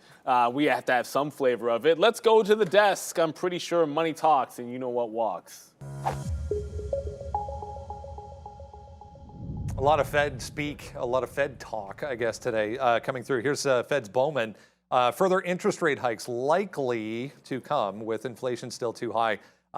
Talking a little bit hawkish, we had a few others on tap as well, Kashkari, and also Fed's Daily, Mary Daily, going to come through later this afternoon about 1 o'clock. So we'll see what that has to do as far as the market is concerned. Overall, we're wrapping up. I went out to this happened overnight as well. I wanted to mention Bank of Japan. They're going to end negative interest rates in 2024. Overall, some very, very cautious comments coming from the Bank of Japan in that meeting that happened again overnight last night. No change, obviously. They pin their interest rates, so plus 0.1 or negative 0.1 is how they do things until 2024. I went out to a weekly chart here for the DXY, specifically to show you 1, 2, 3, 4, 5, 6, 7, 8, 9. This is number 10 in a row, 10 weeks in a row of positive movement for the dollar. Looking to wrap things up with a green week again, guys. U.S. dollar a little bit strong there. That's usually bad for the market. Now, if you want to know, the market is up right now. If you're wondering why it's add to short, it's simply just, like I said, it's the 15,000 level. It's a wick above resistance. So as a day trader, I'm looking short. If you pull back off a fail break at 15, you can still have a trend to the upside that dips back into support here. So fails 15,000, could dip back in there, take advantage of that move, find something that's at a resistance that's also rejecting. NVIDIA kind of did that here. I'm looking for it to break 418, get down closer to VWAP in 17. That's kind of already happened. Not a huge move, but you've already had a bit of rejection at 305 in Meta, and it's a little slower to stair step into the downside. You could if you longed up here and we're giving it to 04, that doesn't look terrible. It's just I'm going to stay away from that. CART, if you're wondering what's still going on, if you're tuning in for the first time, then Instacart has been bouncing off the IPO issue price. At some point, it probably breaks. I'm stopping out underneath. I'm not shorting it till 29.90, but as long as it holds this level, this is the third time I'm in the long here off of that level. Want to make sure we kind of hold on to that and give it every single chance to even get to VWAP. If it gets to VWAP one time, great, but we're scalping it 10, 20 cents every single time and trying to risk less than 5. Back to VWAP on Ford and another bounce. So the short, we got almost the high of the day on Ford, but it just doesn't want to go any further. The market's a little too strong for that, unfortunately. So it did work. We got the right level, but it doesn't always have to fall through as far as you want to. Still a winner. And I'm holding on to 20%, looking for that breakdown. Now I'm going to give that up if it gets to VWAP again. Ford was kind of a one-and-done trade for me. One and done. Yeah, Neil, I feel like I'm fighting for the shorts too much. I probably have too strong of a bias here on the shorts. So going forward, maybe not going to be looking at the shorts here. If the market wants to be this strong, look at that. We're back through that 15 right away, and then AMD and Amazon also kind of pushing back to the upside. Now Apple very, very directional. Maybe I should have never taken it off my chart to begin with there. So let's go back to Apple and just take a look at what it has done today. And we talked about that 174 earlier as well, kind of being that level of interest. And let's see how that kind of comes in here on Apple. Oh wow, MLGO. All right, so take a look at that. Right, Neil, right off the. I remember I put this line in the pre-market just to show that level off, and yeah, that right prints about a penny away from that. That's pretty crazy. Like to the penny, 74.05 being the low of day here on Apple. Kind of using that as a base, kind of pushes back up through pre-market highs. 175.40s and then now pushing 176s. So definitely catching a bit of a bounce there off of that level. I didn't take it, but that's something I guess I got to work on. We were talking about this, I guess, Sean and I earlier, where we were talking about making a more meticulous plan and actually having the confidence to actually follow through on that plan, or not getting distracted with 10 different things or a totally different name and getting lost in the sauce. When some of the literally the top or the second top name here on Apple here, I have it as levels to look at 176 and 174. I'll give you. And we've ticked both of those. We have a lot of tools out there. We have alerts. You can have multiple charts up there. And I'm not going to say this guy's name, but there's a few traders on the floor I've talked about in the past, and maybe one of the most successful. And this is a trader that was originally on the campus floor with Sean and myself. We owned our own floor, and he was the first of two traders that really made it. Right, so they were in our second group. It was like maybe 15 people in that group. Both these guys are still in the industry and doing very, very well. Now, this trader, if you looked at what he was trading at the end of the day, there wasn't a single trader on the floor that would have more symbols traded than him. Probably 25 to 30, and he was the most consistently profitable momentum trader that this floor has seen in the last 20 years. But the key was he knew exactly what he was looking for in each particular setup. So it's like you get to 15,000, he knows the stocks that he's looking at the levels he's looking at. He's not distracted. So if he's going from symbol to symbol to something very, very specific that he knows is in and he knows is out, and it was always that simple for him. And I'd see sometimes like he'd have a basket. It's like the market gets to this key level, and he'd fire a basket off of like 4 or 5 stocks. Wow. And it was just how he rolled. And I think it's to each their own. Like maybe you want to only stare at one stock. I had a plan for Apple, and it ended up being almost dead on, but not the way I wanted it. I said that you rewind the tape. I was looking for it to break 174, look for 173.5 to hold because I thought that was the key area, and then look for the long. It never broke it. I was like, yeah, right there. Never broke it. I never got into that long trade because it didn't set up perfectly for me. And then the other part of it is it's the upside. I wanted to be looking at that lip grab on NVIDIA. It got to the 420. I waited for it to get to 420. Failed 420 here, so I'm into the 19. So I waited for that move.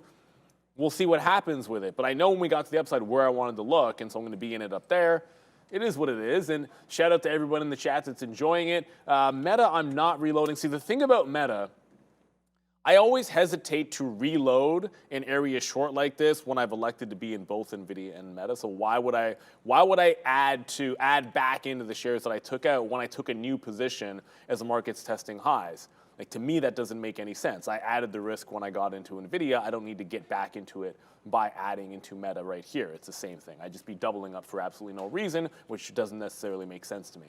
So NVIDIA takes out the top, and I can hang on to Meta, but NVIDIA is now gonzo. I said I'm not fighting this if it's breaking above that level, but that is the level that I did want to short. 15,000 is a long ways away from done. Like, this is the thing about the futures, actually. Let's go back over here. You can break 15,000, get like 5-10 handles away, but you haven't really blown out the level yet. Like if we're past quarters and halves, then you know you're pretty much gone. But we're not necessarily at that point yet. Oh, Instacart just filled at 99s. So cart's broken. I really just punched 99s and 30s right back on the bid. So I'm long 30.03 every single time, just scalping it out. It just broke, and I punched out 99, and that's as far as it went. I'm not still in that long. It'll come out in a second. It's a little bit delayed. But you can see I just got out there. And it went 1 cent. And it's right back on the bid. Like, they're defending the living crap out of this level. Maybe I ought to give it to like 98 next time. But there's obvious support here. Like I said, I'm not short this thing under 30 till it's like 29.90 because somebody wants this to hold badly, at least for this week. At least this week. I'm sure it gives it up next week or at some point. But not yet. Just not yet. Yeah, I think who's this in the chat saying why short Nvidia at that 418, 419?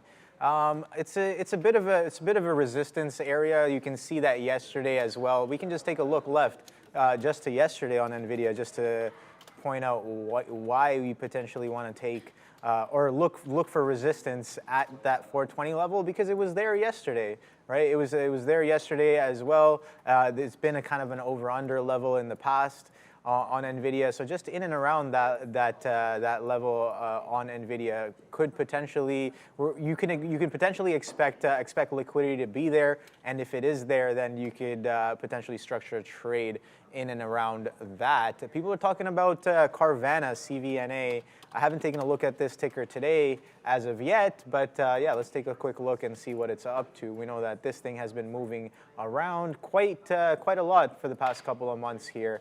Now, I don't necessarily trade this very often. I know this is one of Max's bread and butter. Hey, he's gonna be back next week for sure, and yeah, we'll definitely see some trades on Carvana then. I have no doubts. But Carvana, a bit of a chop here. Yesterday, consolidation goes sideways, doesn't really get anywhere after kind of selling off in the first half of the week. And today, it seems like we're doing more of the same as some of these levels coming in as well. So maybe a bit of a churn in and around this 44, 44.50, 45. I guess if we can get back above 45, we tried that on that open, pushing back past that 45. Couldn't necessarily get there and kind of slaps back down in and holds yesterday's kind of consolidation range low as a bit of support there. Obviously not counting that initial piece there, but end of day VWAP hold, and then after hours as well, kind of on top of that 43 area on Carvana there. So yeah, CART. I know Neil is trading CART. I had that 30 level marked as well, and it can't seem to really break below that level. So and same thing yesterday, Neil. Well, are you trading it off of what happened yesterday? Because like yesterday, the hold was very, very distinct as well. Well, I felt like an idiot yesterday in that, like I did trade it, but like at the end of the day. That's the only reason I'm mad about it, because I was on it in the morning for the short. Like, I like the short on CART, obvious. I mean, I don't know, is it obvious? But we've liked it, obviously, since the first day. Like, you can see what happened on the IPO day. Trend down. It rinsed the shorts here, and I think it was the learning experience of, like, being short at the open a couple of times on Instacart on the second day and then getting stopped out only for it to give you everything that you wanted by the end of the day kind of informed me on the trade. That I said if it popped off 30 yesterday, I was going to make sure that I gave it every chance, and I had to get stopped out. You know, I got stopped out on the way up before getting it back on the way down. Like, I'm going to take my out, and if I miss it on the way back, it's just a part of life. I did get to 30, and I didn't start longing it there. I should have been long all throughout lunchtime off that level, and I was looking for it to break. I took it once at the end of the day. Today I'm like, okay, let's just keep working it.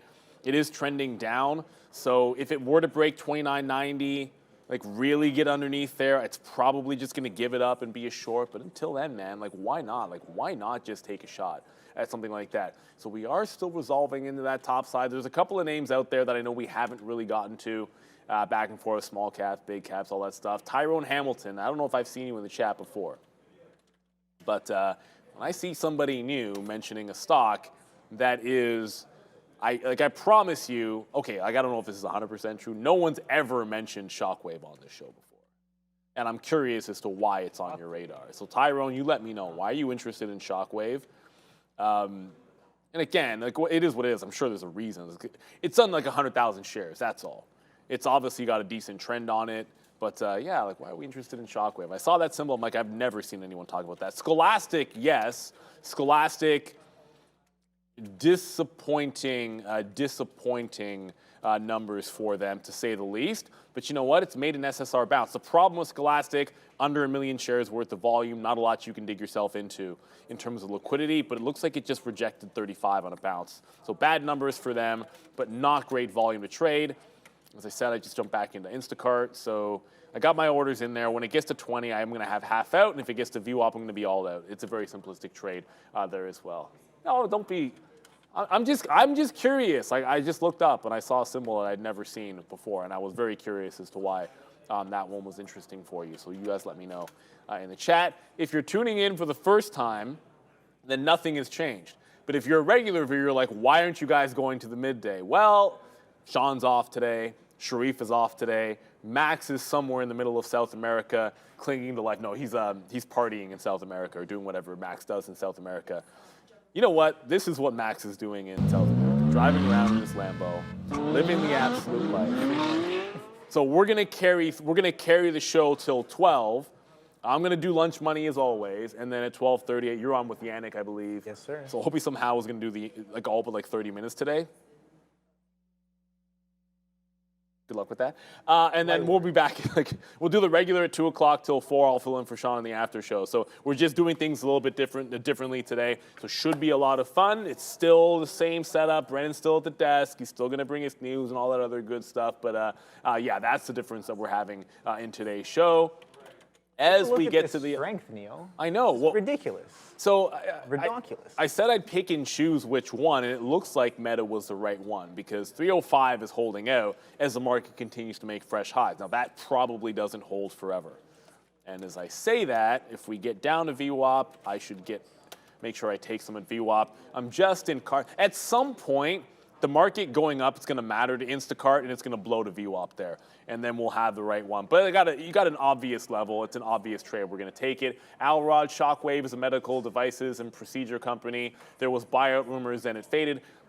Actually, what's weird about it is I actually do know, I'm not an expert in the company. I do know them. It's just I'm interested as why anyone was interested in it today. That's all. I wondered if there was something about it that I was missing today, because I didn't read anything on the way in. I wasn't aware of a volume spike or anything that was happening today. So that's the only reason I asked. It's morbid curiosity for myself, and nothing else there. Oh, now NVIDIA's, really, now this is the wick? I didn't add to Meta, and now you want to wick this level? You want to do that to me, and then now you want to fail it here.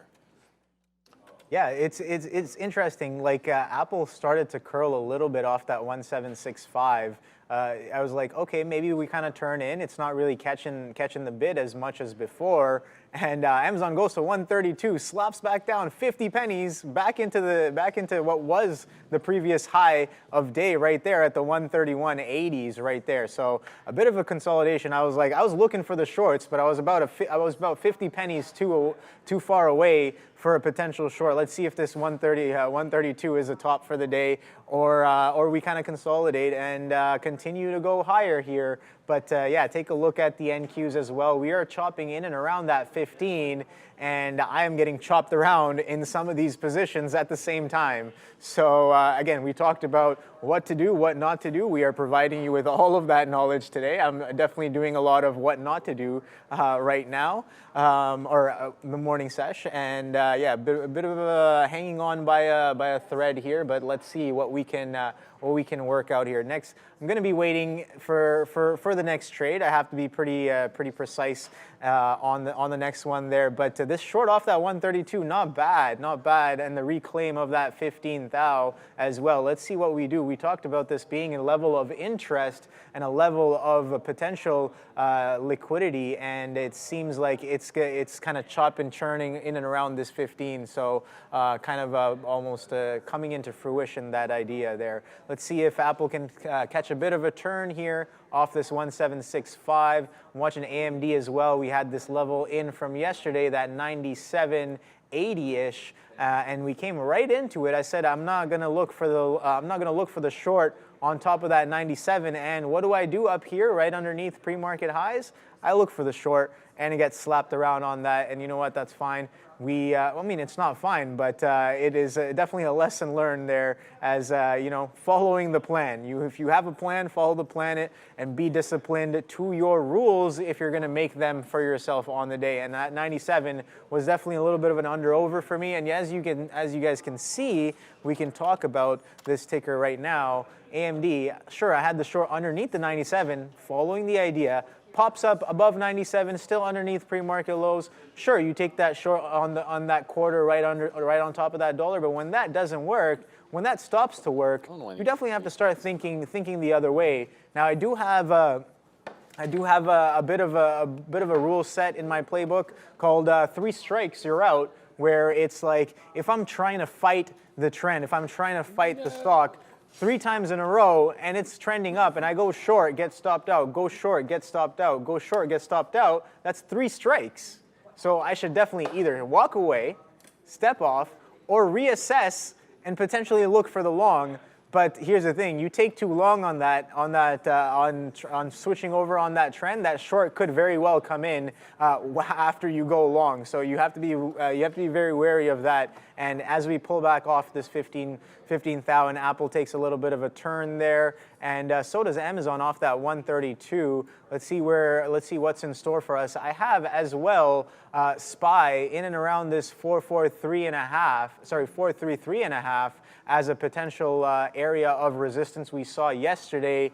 Here, let me just, lost that chart. Let me just pull it back up real quick. All right, yeah, let's take a look at the SPYs. I appreciate you letting me get some food there. No worries. So let's take a look at the SPYs real quick. So right there, that consolidation low from yesterday, that 433.5 as well, kind of acting as a little bit of resistance as we make our way down into VWAP here. Let's see if we can carry on top of the VWAP there for the next potential trade. Definitely missing out on potential shorts, but I think the better short will be if we can make a lower high relative to this wipe up that we've had on the markets here. We broke out of this consolidation, aggressive buying. We haven't seen that kind of buying all week. I even talked to myself about looking for the potential reversion. We saw that VIX. We can take a look at the VIX real quick. We saw the VIX was blasting to the upside there. Bit of a volatility expansion off of these lows. We know we were a little muted for a while there, and then we start pushing 15s and then pushes right up to 17 on yesterday's, was it Thursday? No, Wednesday's close. We slap right back up into the 17s right here. And, sorry, what was that? What?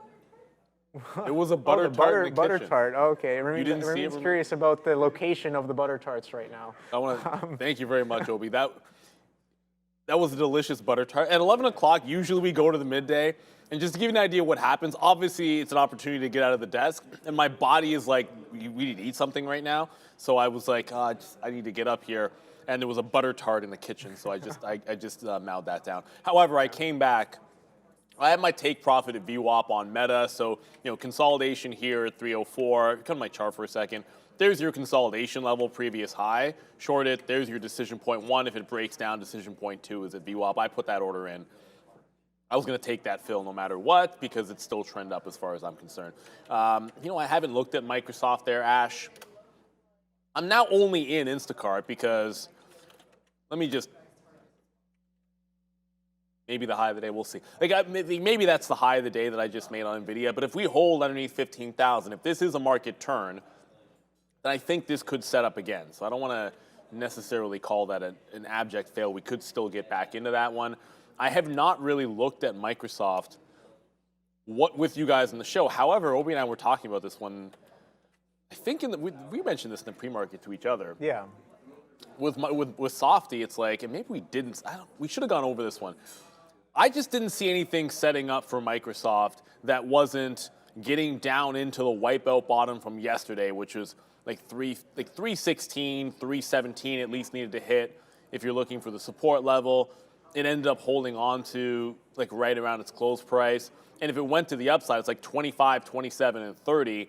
we didn't sniff those levels at the open. So there's just nothing really set up for me. For Microsoft, it was too much of an inside day, I think, and it's fine. Like, if you don't like the levels, you really don't have to trade them. One thing that we did forget, I'm just a little bit embarrassed by this because. Oh, wow. Yeah, so in the afternoon, one of the best parts about the afternoon, at least what I love about the afternoon show, is we'll see things that are setting up that might not be a trade in that moment, but if you get a chance at it the next day, you're really gonna like it. And so this one was pointed out, the major support level. If you're wondering why randomly at the end of the day, a stock that was tanking like SoFi was holding at 790, and we just said, we were talking about it as like, just zoom out. This is one of a plethora of. Plethora? Is that good enough for word of the day? Plethora? Yeah. Hold on a second. Good. Hold on. Do you have word of the day? I think I might. I think plethora is good enough for it. It. I thought I had word of the day here, but I don't even see it. It's over there for sure. Oh, there it is. Okay. Okay, nice. Plethora. No, so you don't say it plethora. Oh. You got to say it plethora. Do you know why you say it plethora? No. Because you've never seen the Three Amigos? Okay, anyways. If you've seen the Three Amigos, you know why you say a plethora of piñatas. That's how you're supposed to say it. Okay. He's like, I got some piñatas. He's like, is it a plethora of piñatas? And then Jefe's like, yes, it's a plethora of piñatas. Jefe, do you know what a plethora is? And he sits there like he has no idea because he's just a henchman. Anyways, it's a really good movie. Steve Martin, Martin Short. You'll absolutely love it. Chevy Neil, Chase. I gotta talk to you and make a list of great movies to watch because could go all I day.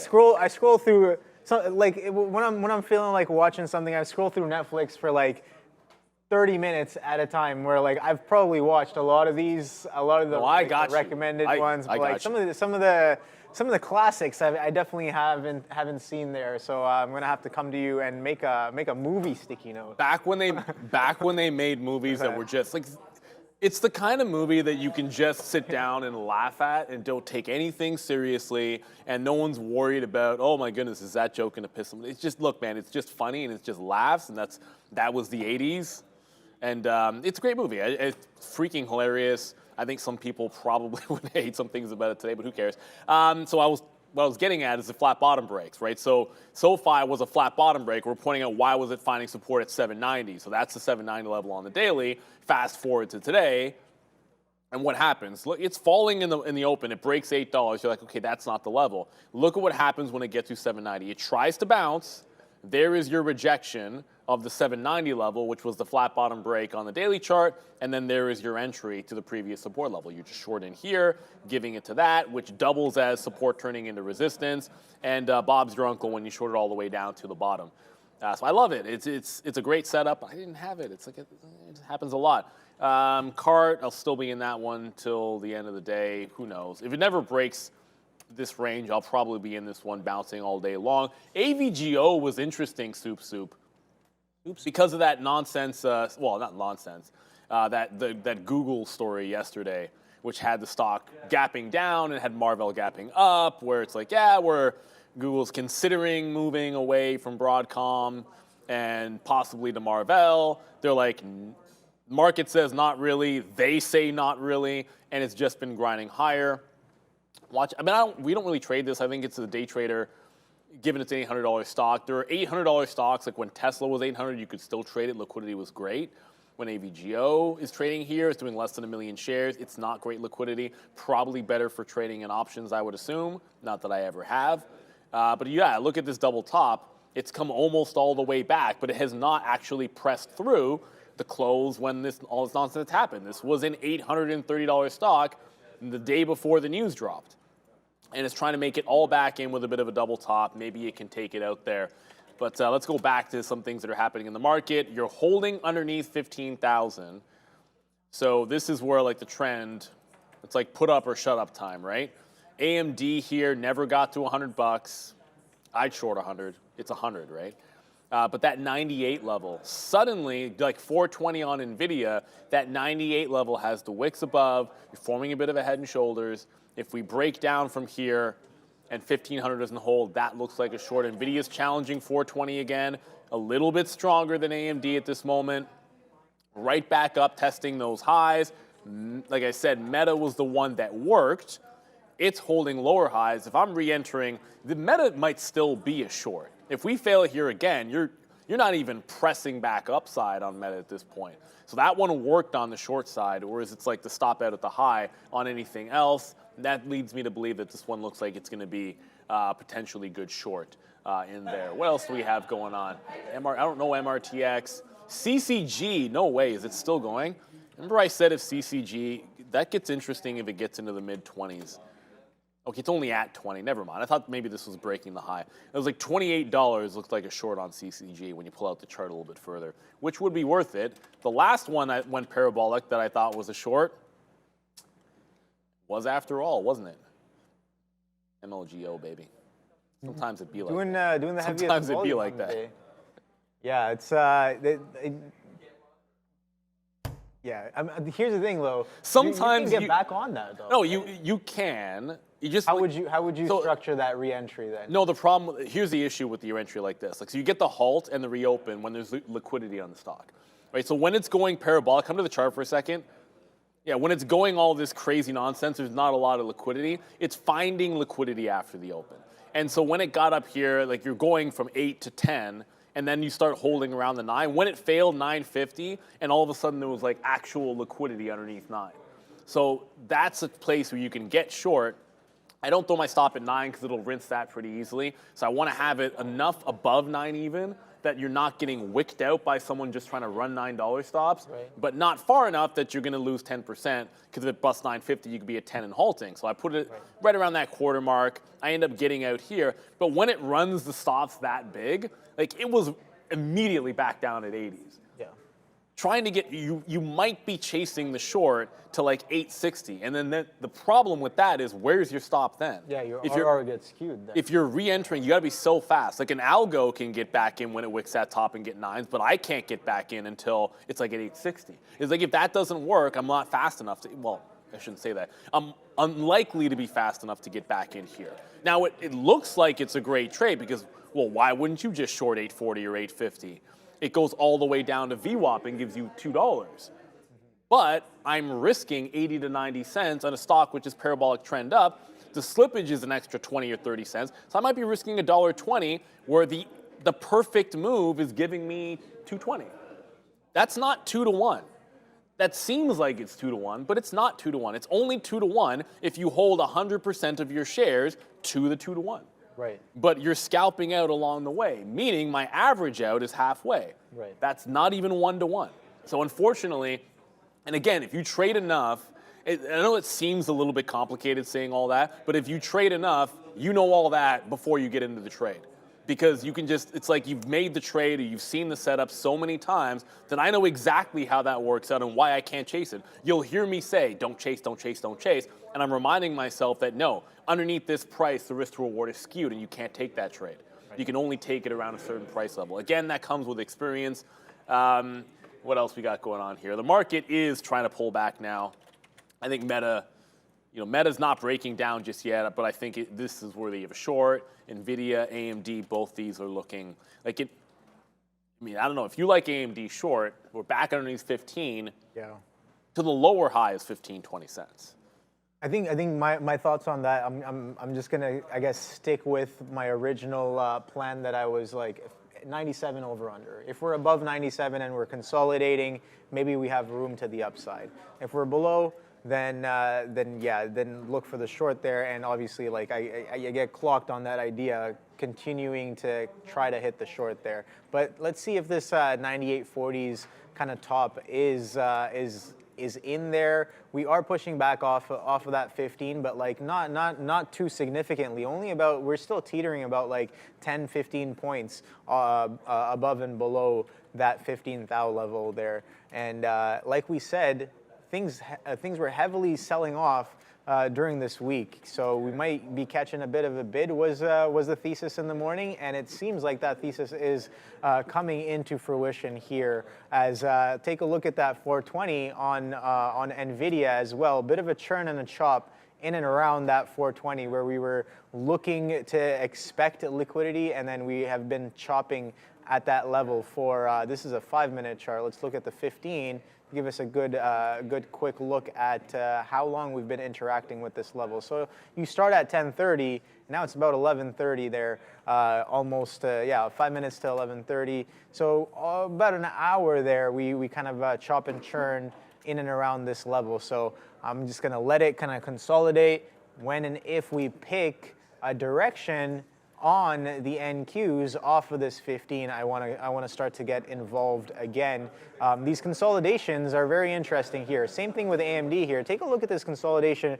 It's consolidating on top of pre-market highs. So the idea was get short underneath this pre-market consolidation. When we get back above it, clearly a reason to buy off that pre-market break with a strong market pushing back towards that 15, and now we're consolidating above those levels. Similarly with Amazon, you kind of you do that shake and bake in and around that 131, but to that pre-market consolidation really tight around that 31.20s, and now if you can see the bottom of this consolidation, this 131.30s, I've been watching that, keeps getting bought up here. Haven't really been involved because of the heavy selling we got from that 132 back into that 131.50, because I'm like, if this is going to continue to the downside and if that 15th rejection is real, then I don't want to get caught in a long. But this consolidation seems like it is the gift that keeps on giving for the past hour or so, where you can get long off of these bidders in the 131.20s and the 30s, and it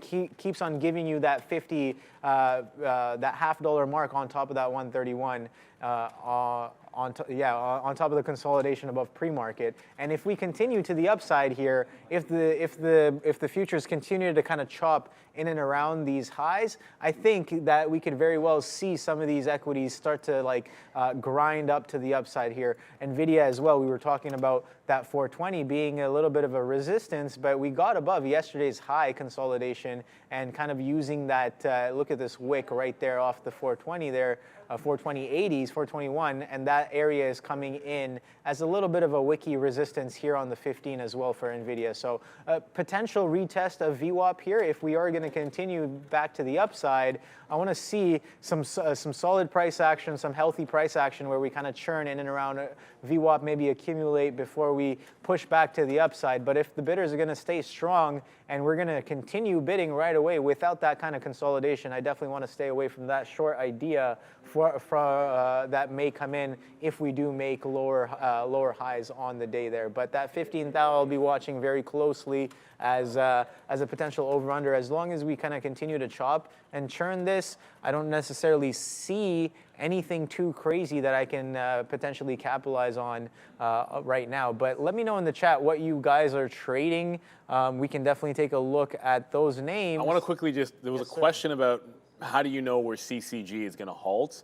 So I believe there are platforms out there which will paint halt bands onto your level 2. Now, Day Trade the World doesn't do that, but I believe there are out there. If you don't have one that does, there is I know Investopedia has an article of just, if you Google circuit breakers, Investopedia has something for it. You'll know you've got it right if you see a chart like this, and it's going to tell you, like, generally speaking, the time range, the type of security, and the band that it has to run too fast, like 5 or 10% depending on the price of the stock and the time of the day. So again, like, it's going to be, what's crazy about it is, like, I know as much as I'll just say that and show you a chart. From my observation, I have seen time and time again where I will look at it, see a stock that I 100% believe should have halted because it hit the band, and it doesn't happen. So sometimes there's exceptions to the rule. I don't understand why, and sometimes I'm just frustrated about it, quite frankly, because it doesn't always make sense. But if your platform, you can always ask your broker, hey, can I see halt bands on that level? A general rule of thumb, if a stock moves 10% too fast, then that's a good idea. When I said 28 on CCG, I was talking about what I think is going to be a resistance level, and I was sort of pulling it back into, you just look at it on Wednesday. So Tuesday, 28 was the bottom, and on Wednesday, it based out at 28 with 28 at resistance. It's hard to tell because of that nonsense move to 200, but that's the $28 level essentially right there. So I'm looking at 28 as resistance. I don't touch it. I don't think about short till it gets to that price. The one thing that has just been consistently, like, this is what it is, man. Like, it's Instacart at 30, Like, how many times does it have to do this? Like, it's ridiculous. Like, it's just the problem. Now, the problem is when you get it the first time, you notice this, like all the best fills are the first time. Now everybody wants to be long at 30 because it's not breaking, so you can just scalp it. So there's just more people offering on the way up. So it's a little bit extra that it needs to get through the top, unfortunately. But I was telling, I've told traders the story on Facebook's IPO day when their underwriter defended the issue price, there was just nothing like it. And I kind of promised myself if I see an issue price get defended, that it's just a trade that you take until it stops working. And I made the mistake of not doing it yesterday until the end of the day. And you can see, like, it was just absolute gold. Like, you got a real move off that 30. It went almost to 31. And even if it bounced at the end of the day, too, and I had this move and not the second one because I was at 345, and that still bounced up to VWAP. Today, it's not as good because everybody can see exactly what's happening here, and that's just not wanting to be embarrassed. And it's not a good look when IPO investors get rinsed. So I elected to take AMD here off that 98 level. I like that resistance. This is the area that I thought was a decision-making point. I was in Meta and NVIDIA instead. But I kind of look at it here and I say, if we're not going to break out this top, and right now, here's what's happening. The NASDAQ's trying to take out the top. AMD's trying to get through the lower high. So it's not even at the high of the day. So if we fail, let's say we break this top and wick it again and we get another red candle failing above here, ideally, AMD's not even at the high of the day at that point. It's still checking out around here, making it an easier short to work with. I usually like that to be the case, where you're pressing the high and you have a stock that cannot seem to get past the lower high. Now, Meta would probably be a better example because look at Meta. Meta is no longer even bouncing as the market's making a fresh top. Meta is maybe even a better short at this particular point. We've got about a half an hour. We're going to do lunch money as usual. It is almost for LTAS, it's mostly OB and I all day. We're going to have, I believe it's going to be Yannick. Yannick is going to be coming through for a little bit there. And I thought we'd try to get Brankles, the floor manager, on here for a bit. I don't know if that's going to happen. Now, I'll still do lunch money at the desk with Brennan. We have a few ideas. I've been jotting them down, the names that have been overlooked that have some opportunities out there that aren't always what you want to do when the market's active, but during lunchtime and the rest of the day, we have some ideas out there for you. Yeah, I should maybe be thinking about Meta off this level. It's already turned. It was the one that worked. That was the one that gave you the flush you wanted as the market was making highs. We failed 15,000. I try to get back into this one. I'd like to see it break down from here, obviously. I think it goes without saying.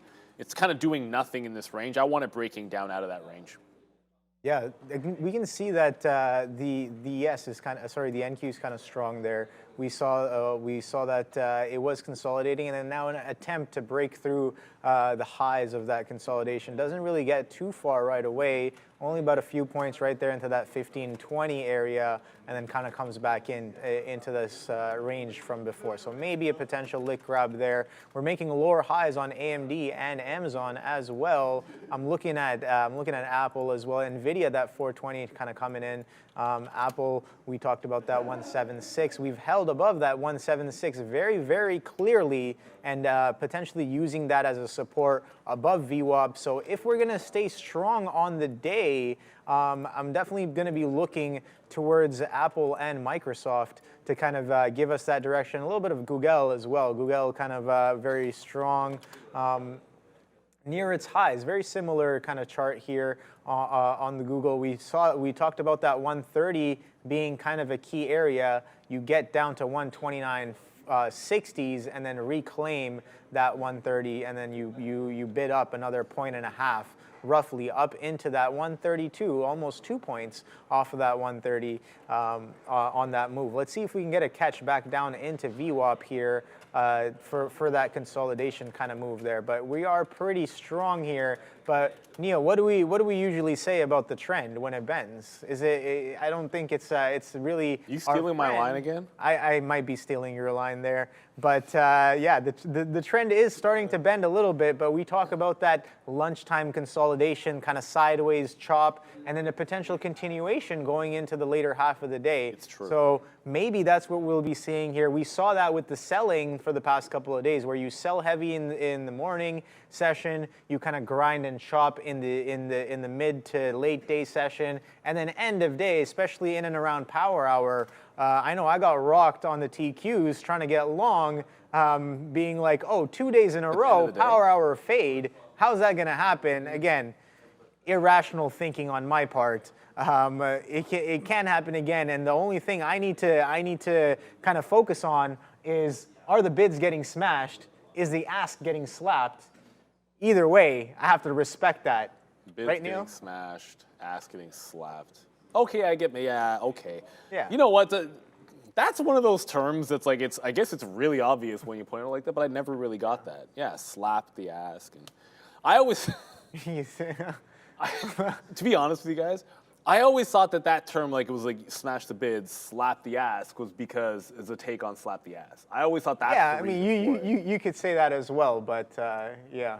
Maybe there wasn't a reason for it. It's weird. Like there's all these things. There's a nice heavy ask right there on the level 2. You might want to just slap it out of the way, or if you see it getting slapped, that could definitely be something as well. Oh, but this is a family show. I'm talking about the level 2. Unacceptable. I apologize. That's unacceptable. We don't do that stuff. I'm just absolutely kidding. You think we really care? No, we don't. It's a trading floor. It is what it is. That was a good one. You kind of got me there. I'm into meta. Level 2 talk. Level 2 talk. It's a trap. Man, I should have shorted here. I said I'd wait for this to break down. Okay, so it started breaking down. Come to the chart for a second. I'll show you what's up. So Meta started breaking down. I decided I was going to wait for that to happen instead of sit in the short, which I could have been in $1 higher if you take it off that resistance level where I exited the first trade. But stair step down, this is the next stair step. If it holds on to VWAP, I guess we got to give some back here. AMD still holding right around 98 and doing nothing. And then I was saying this in the chat. A couple of people were like, oh, thank you for the Instacart trade. To be honest, like, I said this in the chat. Sometimes the best trade, not sometimes, most of the times the best trades are the most boring trades. Because it's the kind of thing that's just, it'll seem a little bit gimmicky. Like, I'm not outsmarting the market here. There's nothing about buying cart at 30 that is genius or makes me look like a smart person. It doesn't. Like, quite frankly, it's like I'm basically picking the lowest hanging fruit, which is intellectually, like, literally the least smart thing that you can do. Like, I'm not proving anybody, I'm not looking fancy. It's just, like, it just wins. And that's the way I look at it. Like, who cares about, like, I outsmarted the market, ha ha ha, I was right. Nah, man, forget it. It just happens to work. So if it happens to work and you get paid, then that's what we're kind of trying to do as a trader. It shouldn't matter how you get it as long as you do. I did want to go back to SoFi for a quick second because as this stock is dying, someone's like, why is SoFi so weak? Flat bottom break, technical break to the downside. As to why else it might be weak, I'm just throwing it out there, but a certain somebody called it a buy yesterday. And I almost feel like now there's algos that are hunting against Jimmy Chill. I don't know. Like, I have nothing against Cramer. I grew up watching Kudlow and Cramer. So I understand, like, a lot of people like to take shots at the guy. It's just, I don't know. You're talking about the guy, Jim Cramer. Jim Cramer. Yeah. I happen to know he calls SoFi a buy. I know he likes SoFi, and he seems to be friends with the CEO. But it's not easy, kind of for years and years, putting yourself out there and sort of talking to everybody and giving ideas. Like the amount of times you're going to be wrong, it's completely insane. Like, I also say this: I have a newfound respect for, like, broadcasters, man. Like, oh my goodness. Like, I used to be, like, I'd watch a sports event or a game or something. Oh, I hate you, Amazon. So, why didn't you tell me not to go short AMD? Yeah, well, I did go short. You did AMD. tell me not. You did tell me not. I said I didn't even follow my own plan. I said above 97, I don't even want to think about the short. I'm gonna blame Obi for this. Yeah, bad discipline. It's a work in progress, Neil. It's not taking care of business. It's not that I'm defending Jim. It's just that I have a respect. I have a newfound respect for people that have to be on a camera all day long. And it comes down to, like, how hard it actually is, because, like, I've just been a trader for 20 years, and doing this is not easy. Like, to finish the thought on broadcasters, like, I'll be watching a game and I'm like, my goodness, this guy's a former player and he's managed and he's talking this much. He doesn't know anything about baseball. What is he saying? I know ball. But it's like, he has to sit there. The word sauce is going to come out of his mouth at some point. And he's just going to try, and what he says is going to be nonsensical. It's going to happen. It's literally inevitable. So it's not an easy thing to do, and sometimes you're going to get it right, sometimes you're going to get it wrong. I'm not simply saying, like, I'm not sitting here defending every single one of Jimmy Chill's picks or anything like that. It's just, I have some respect for anybody that can be on camera all day long. So Nimit, we forgot about SPRY, didn't we? But I just want to make sure, I'm going to adjust my stop and make it a little bit tighter on Meta. And why am I going to make my stop a little bit tighter on Meta? Because we're through a fresh high here. So I don't want to give it, come my chart, I'm not going to give it all the way. No. I'm going to tighten up that stop because the NASDAQ just took out that high. We forgot about SPRY. We're going to go to Brendo and come back. Some relative weakness early on this morning, guys, in the banking group. Back to the upside right now. Just seeing a couple of these popping up. Here's Wells Fargo. A bit of a spike there on some decent buy volume. So downside versus pretty decent market here. 1% for the NASDAQ right now. Banks were weak, but trying to get going as well. The banks were weak, and then they came back. Yeah, I guess we've been having some trouble with some of the Canadian banks as well. I don't know. They've been in the news as well. Was it? I think it was Unusual Whales was tweeting that BMO and RBC, both dual traded, right, on both the American markets and the Canadian markets, catching a bit of a bad news as what is it? 40% of their clients are pushing negative amortization. Yeah, it hasn't looked great for them. Like, I think, what was this? I don't know if this is still true, but the stat was like half a year ago to a year ago that the most heavily shorted bank in North America was actually TD Bank. Now, TD has the biggest exposure to the U.S. Candidly speaking, I like TD. I own shares of TD. My insurance is through TD, so I'm not going to sit there and tell you I don't like them. But yeah, most heavily shorted, I think, for a reason. I'm being told in my ear, so I'm not being nitpicky. This is all Fabian's fault. He wants you to adjust your mic. Yes. So it's like on the other side. On this side. Now I was gonna be low. Okay, yeah, no, I was gonna be low key about it, but then I was like, whatever, man. They're in my ear complaining about your microphone. And again, if right, you guys, listen, when I'm turning towards you, yeah, I guess the. Oh, you know what? Oh, thank you. I use what happens when you talk mess about the person that can hit a button anytime they want.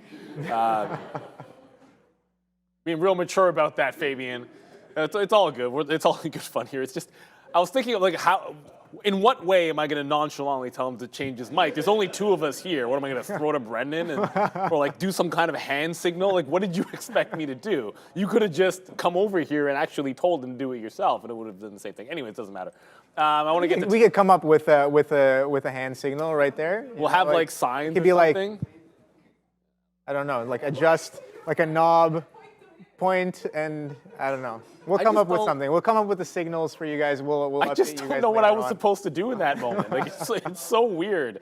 Like, can you please tell Obi to change his mic and move it to the other side? Yeah, I'm currently not wearing a headpiece, so I can't necessarily. Earpiece. Yeah, sorry, earpiece. Not the whole headpiece, but yeah, the earpiece there. If that's a headpiece, it's impressive looking. I'll tell you that much. I'll have what you're having in about 5 years when my hair starts falling out.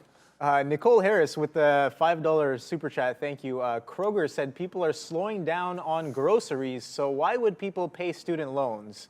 Foreclosures and credit card defaults are up. SoFi is doomed. Yes, I think those stats are definitely true. SoFi, whether we see I guess a manifestation of that idea and that sentiment in the price action is yet to be seen, but it seems like it has been selling off a little bit there. You know, it's been hurt, and I was tongue-in-cheek about the, Jim Cramer called it a buy, that's why it's down. I think it's a flat bottom break. There's been pressure on it, and most of you guys don't realize, the student loans in the U.S., it's like 3-4x what it is here. Oh yeah. It's very, if you guys think you have it bad, trust me, you do. One of the reasons I had an opportunity to go to school in the States on a partial scholarship, I was like, this is great. I'd love to run track in a U.S. school. And even with the partial scholarship, I was paying twice as much to go to a school in the States. It was ridiculous. It's why would anybody do that? I go to a good school here and pay full price. And it was half price. And it's nuts. You guys pay a lot of money, man. And when you look at those And when you look at those loans, it's like it's a difficult thing, and people are going to have to start paying for them again. I think that weighs on some of the retailers. It's certainly going to weigh on SoFi because it means all those loans aren't going to get paid off. Right. That's not a great sign. Look at the firm is at the low of the day right now. For firms at the low of the day, and I'm not railing against capitalism. I'm just simply saying, like, a lot of times it's like you don't realize if you live in a bubble, you don't realize like how big that powder keg might be relative to other places. Like student loan issues there's an issue here. It's more like the actual dollar amounts are a lot bigger. We got our own issues up here. Ain't nothing perfect in Canada. Let's be real for a second. Yeah, I think ain't one of those holier than like our country's better. We got our own issues up here. But I want to see if I can take it back to the market for a quick second because I saw someone talking about a firm, and a firm's been having a rough day. Now, every now and then you draw an important line in a chart, and then, look, I was short a firm yesterday when it broke the line in the chart, so at least that was okay. But I wasn't short it today as it continued through the line in the chart. So that's a fail.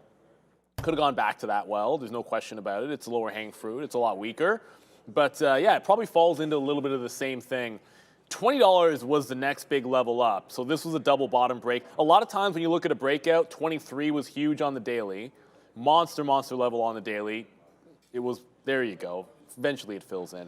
Monster on the daily, couldn't get through 25. Breaks underneath it. Let's see, could that support turn into a bid? Definitely the 50 period to 20, I think, is going to be the level. So it's on the downward trend. I wouldn't really be looking at a buy until or bid until it gets down here. Like, look at how many days without pulling back it went to the upside. A firm is fully capable of making that look like a Christmas tree. And I'm only saying that because other people call it a Christmas tree when it's all green up and all red down. That makes no sense to me.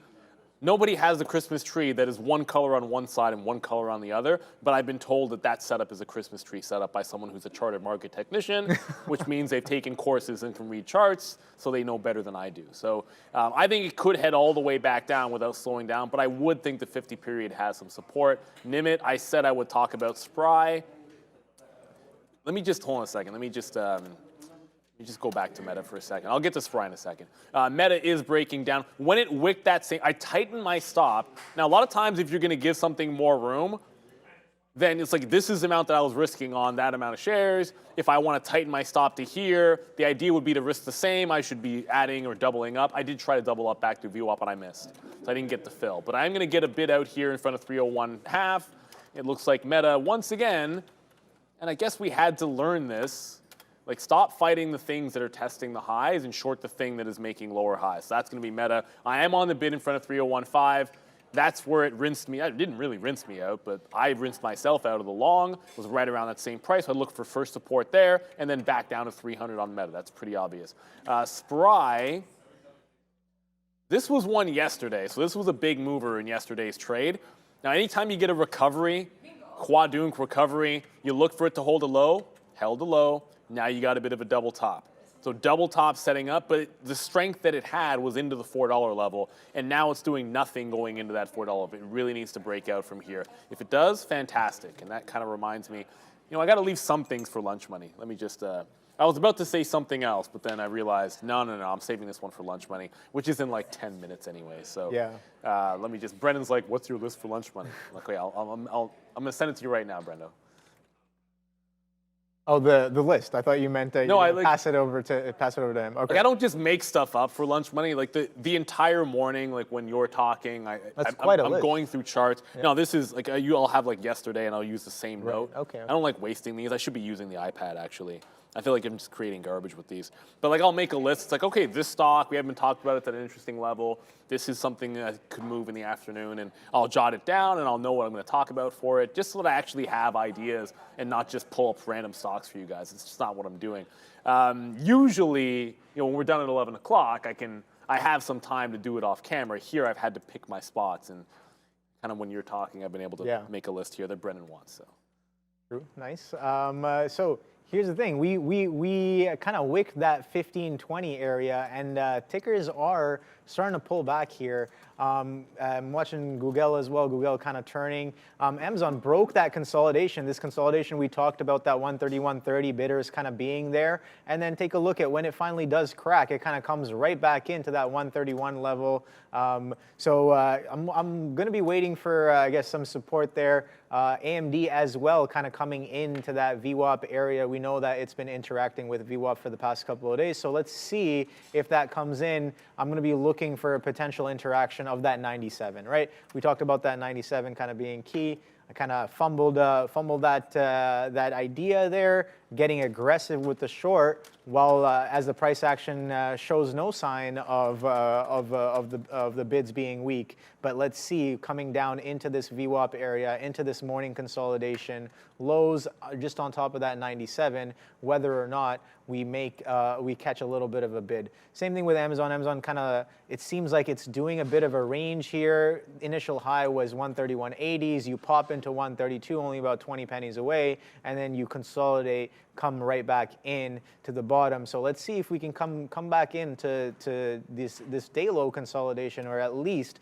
just underneath this 131. Let's see what this 131 does. We talked about that support being just underneath that 131 also. So I'm going to be waiting for both of those levels to potentially come in. As I say that, AMD catches quite a bid right off of that initial push towards VWAP there. Again, the NQs haven't really gone too far off of those levels, still holding on top of that 15. Leon saying thank you, Obi, on AMD. Yeah, at least somebody is following my over/under 97 idea there. Good job, guys, in the chat if you guys took that idea. But yeah, through that 97 was really nice. Coming back into it, let's see if we can recycle that trade thesis of the long.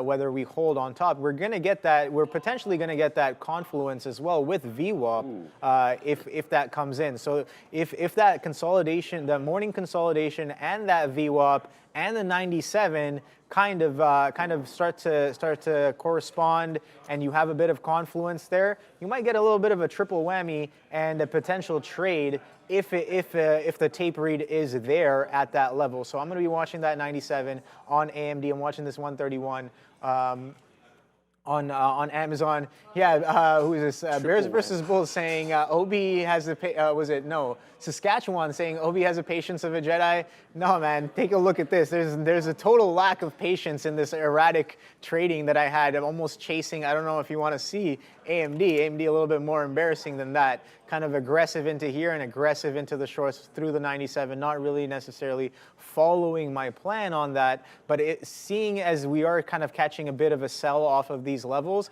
let's see how far this sell kind of comes in. Again, we talked about being patient for the next trade, as I have to be very meticulous, hanging on by a thread, right? Like I said, we were talking about this. It's a little difficult to properly focus on the tape and watch the main screen and entertain at the same time. I don't know how you guys do it, Neil. Kudos to you guys. That's definitely a very strong skill to have. It is definitely a challenge. I think sometimes like there's times when it's like I'm just not even looking at the camera. You guys will know, like I'll be talking to you and I'm just completely looking at something else, and there's just no way around it. Like it's not intentional, and we're not trying to be that way. There was a good question in there, and I'm a Star Wars guy. So if somebody's gonna ask you what color your lightsaber is, you're gonna have to give an answer. Red. Seriously? Red. Really? That was very quick. All right, so Obi is a Sith, and now we have to basically look at him cut eye all the time. Clearly, because my bias is in absolutes, I have to change this, right?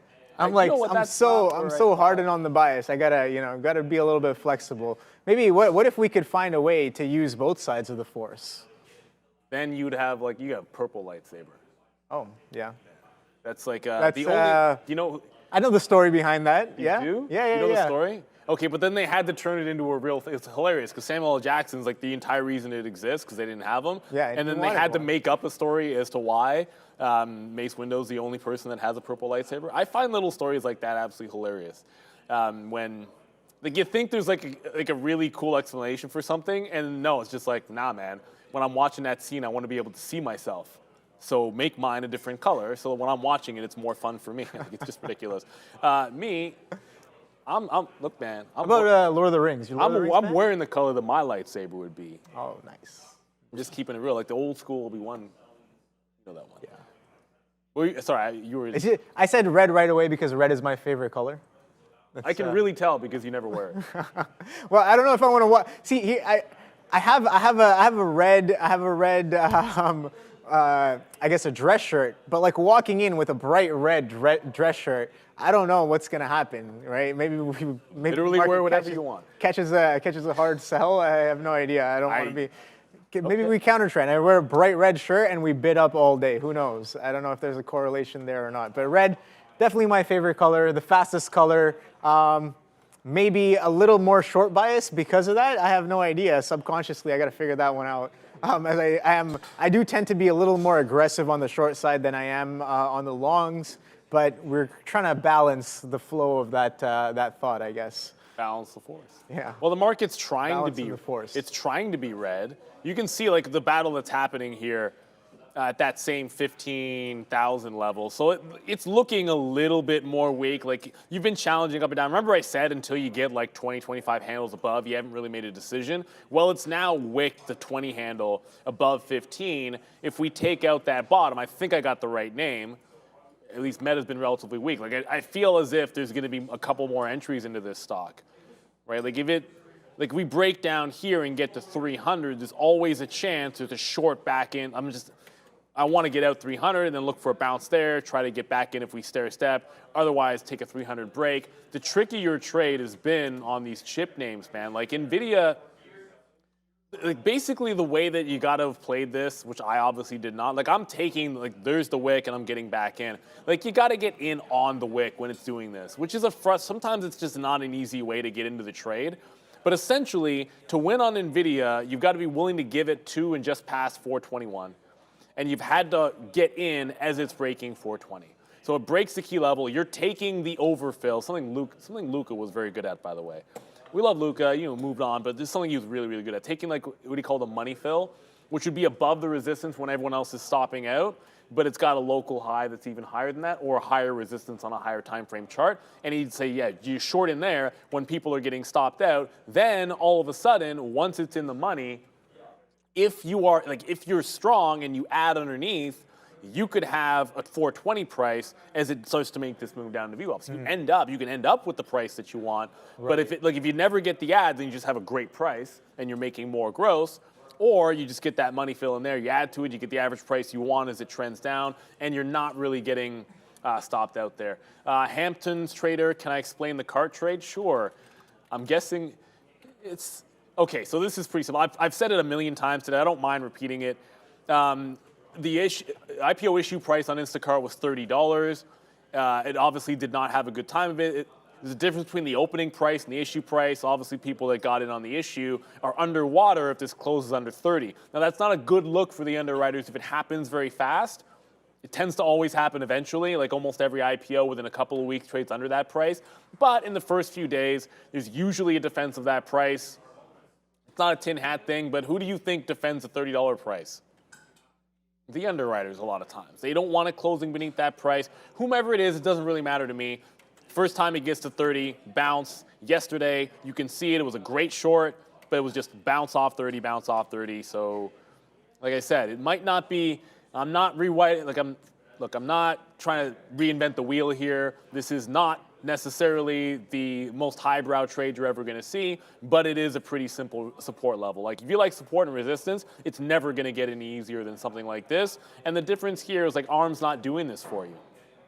Like ARM's issue price is 51. It broke it yesterday. Great. It broke it yesterday and then made a bottom at 50. So it held a bit there, tried to hold off the open yesterday, was just failing it each time, tried to support it at the end of the day. It's just not doing the same thing on ARM at the issue price. So CART's the one holding, so CART's the one that I want. My stop originally was literally 99, and then I got wicked out on it. So if anyone wondering what my stop was, here, like the fourth time I took it, I was long at 01s, and I'm like, if it just ticks a tick under, I'm just going to get out and punch out 99 for a 2-cent hit when you can take 10 to 15, 20 cents for a winner. That's like 5, 10, 15 to 1, whatever you want. But After I got wicked out, I moved my stop a couple of cents underneath because there's a few shares at 99. I'll let it break the 99. At this point, it's not like you can turn into a loser unless I do something really stupid, and I wouldn't short it till it gets underneath 29.90. Joseph, thank you for the birthday wishes. It is not my birthday, but I'll take it anyways. It's just a fun thing we do around here. It's jokes. I forget where this whole thing started, where you just start saying happy birthday to whoever happens to be on camera. And I love it when you guys do it. I feel like you guys did it to Luca first, and then it's like, yeah, it's not my birthday. And you probably won't see me on my birthday. If I'm in on my birthday, then I'm doing it wrong. That's all I'm going to say. I'm born on Boxing Day. It's just... Really? You wouldn't want to trade on your birthday? I mean, you have to take time off in the market. Oh, of course. At some point. Yeah. Like, it's already, like, there's always family stuff going on. Right. It's like, In I always the have evening, people over usually. for Christmas. Right. And, like, it's just a day that, like, I don't want to come in on that day because I'm enjoying time with the family. That's usually the reason why I'm not going to want to trade on my birthday. Although I have one good story, then I have to get to the desk and I get set up for lunch money. My first year of trading after I graduated, the first Christmas holidays, I remember I had like huge plans for like New Year's Eve, and it was the last trading day of the year was New Year's Eve, and the buddy that I graduated with at the same time, we sat next to each other, traded together pretty much every single day. You know, he's still in the business, doesn't trade now, but still in the business, done very well for himself.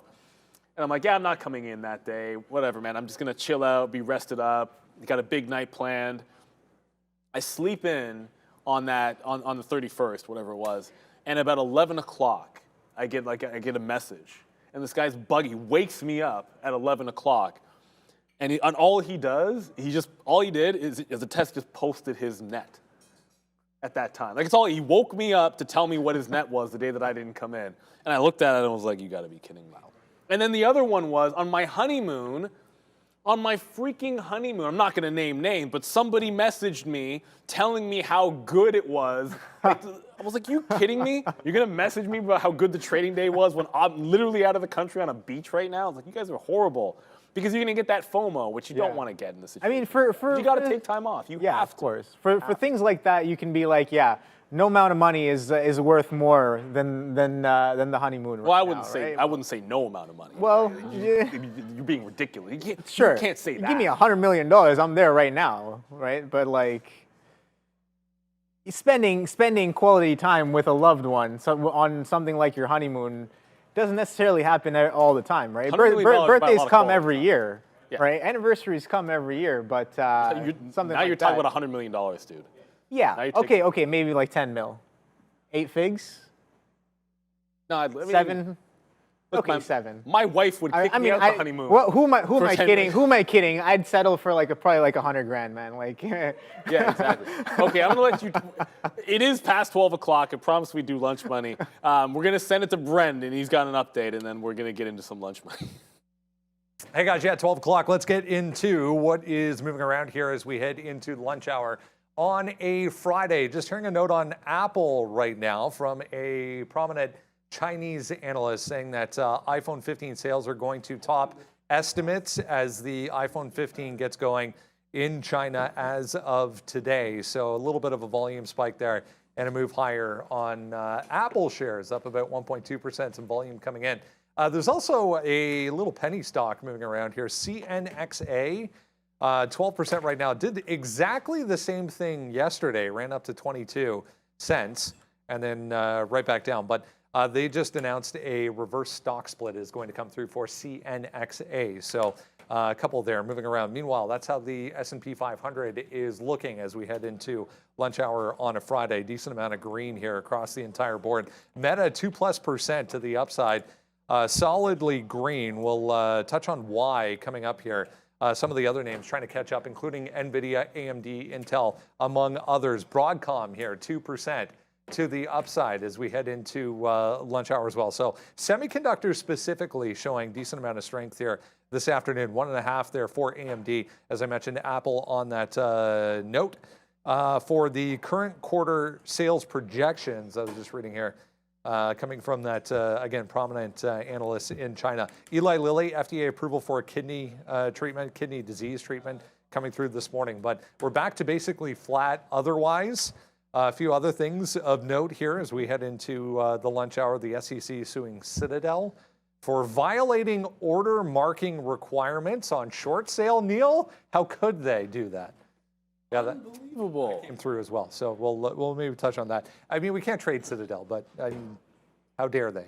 Yeah, PMI, manufacturing PMI, lower than expected, signaling maybe things are starting to improve in September as far as manufacturing is concerned. That was at 9:45 this morning if you missed it. We'll kick things off here in Lunch Money with this one.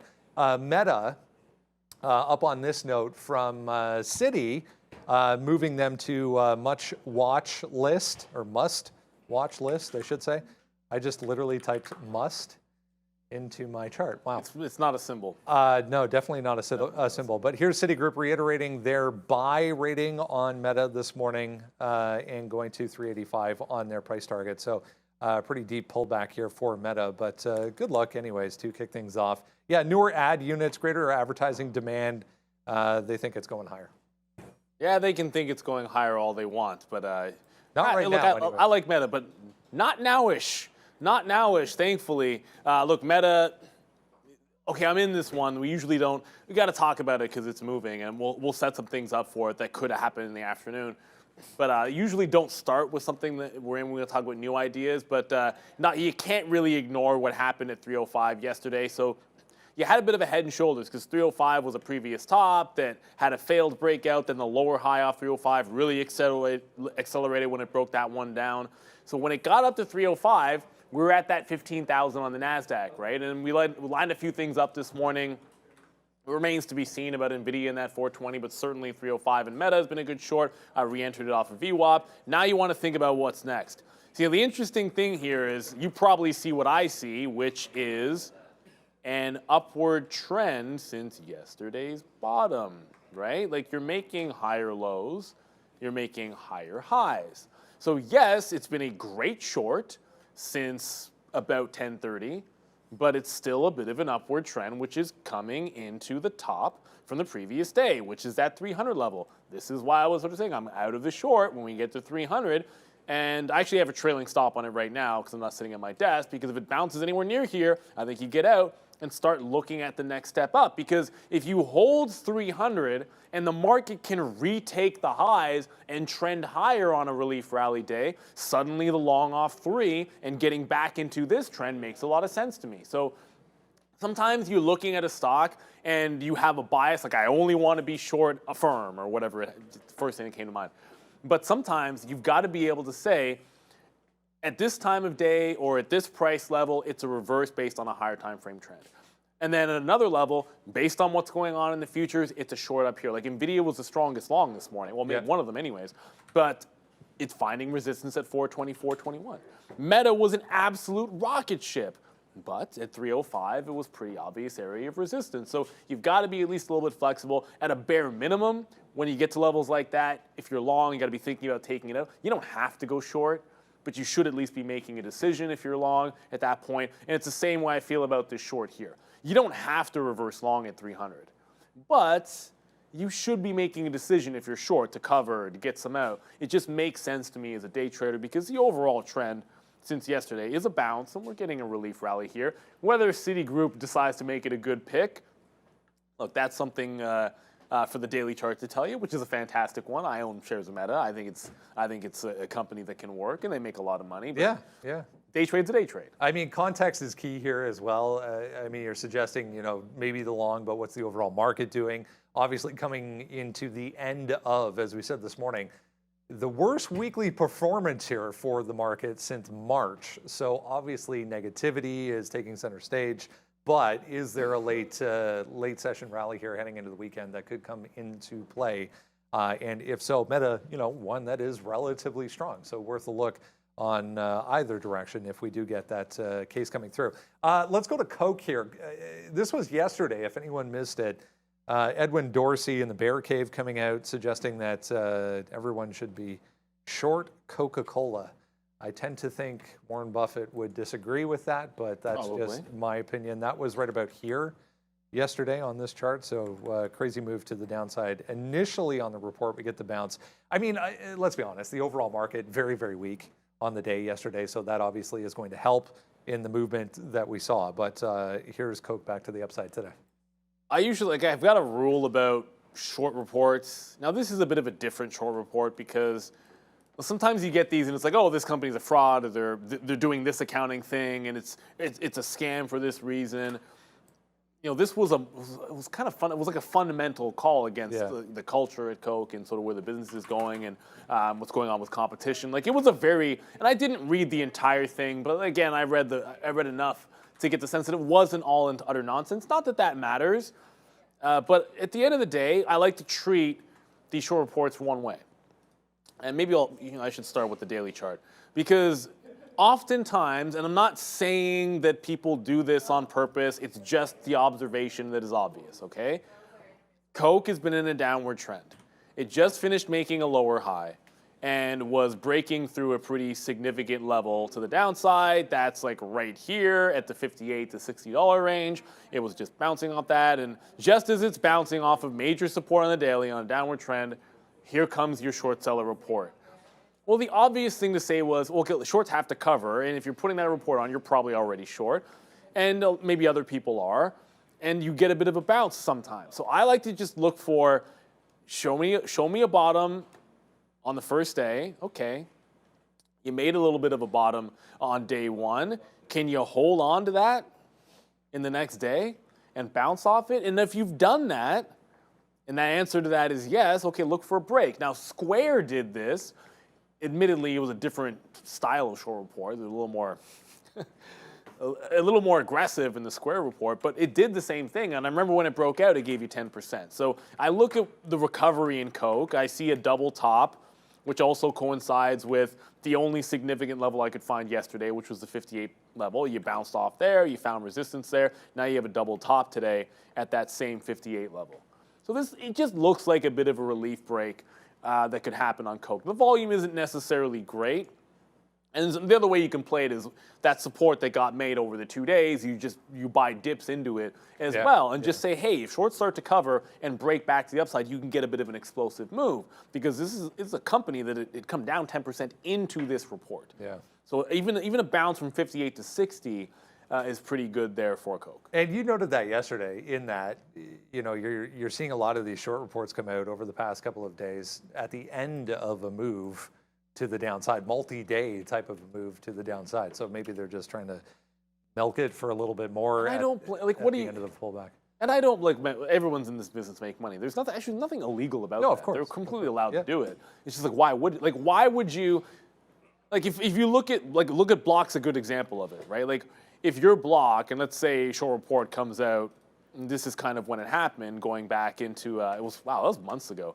But, you know, the stock is making lower highs. There's 90, there's 80, that's $80 there, double top. So if you believe in that it's a short, like, you're initiating your position as a trader, I don't know, like in here off 80, in here, or in here, like somewhere on the lower highs, you're like, okay, now I'm believing in it, and it's stair-stepping to the downside. Where are you going to put out the report when you're right at a resistance level, which is signaling that you're short so that some hedge could squeeze you out of it? No, you're going to put out the report when it just failed. Like look at this, man. It had just failed a moving average after it was stair-stepping to the downside, and then the report comes out and it makes a wipeout bottom. Now look at what happened when it held. It held a couple of days there at that 58 level and shot right back up, $10.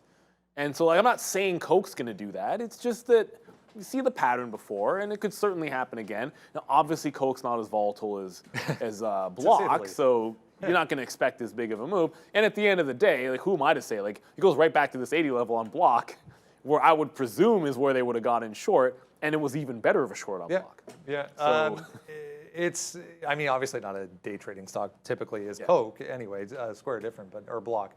Just reading a note here, guys, I heard in my ear as well. FTC expected to file this lawsuit against Amazon as soon as Tuesday next week. So heads up on AMZN doing absolutely nothing on that note. But again, Politico just reporting that FTC lawsuit going to come through on Amazon as soon as Tuesday.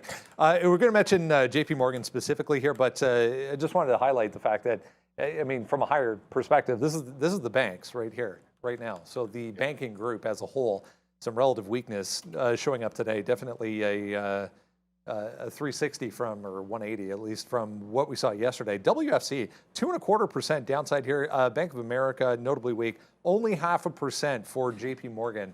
Why did you want to point that one out? Well, because it's only down 0.5%, I think was kind of the look that I had for JP Morgan. And it also had, like, I know the trend here was an obvious one. So it come to my, there's a daily chart. Failure at 150, and you've been trending down ever since. Now, it might not be down a lot today, but when you fail a level like that on a stock which has been respecting technicals, I just look at it, okay, why aren't you getting to 143? And if you're getting to 143, you've got a long way to go. And it's not, like, it hasn't been that bad for JP Morgan today, but it's been, I'd say, relatively clean in terms of the setup, right? Like, it's very clean lower highs. It did the same thing yesterday and what was kind of an early up day, but you're getting very clean lower highs. Whoops, that just zoomed in the wrong direction. I'm going the other way. Whatever. You get very clean double top, but you're getting lower highs into a flat bottom around that 146. So I feel as if this is one which is trying to play a little bit of catch up. And you want, if you can short pops in here, it's a small risk to reward. If the worst happens, you've got a flat bottom break on a lagger, which I think is trending to the downside.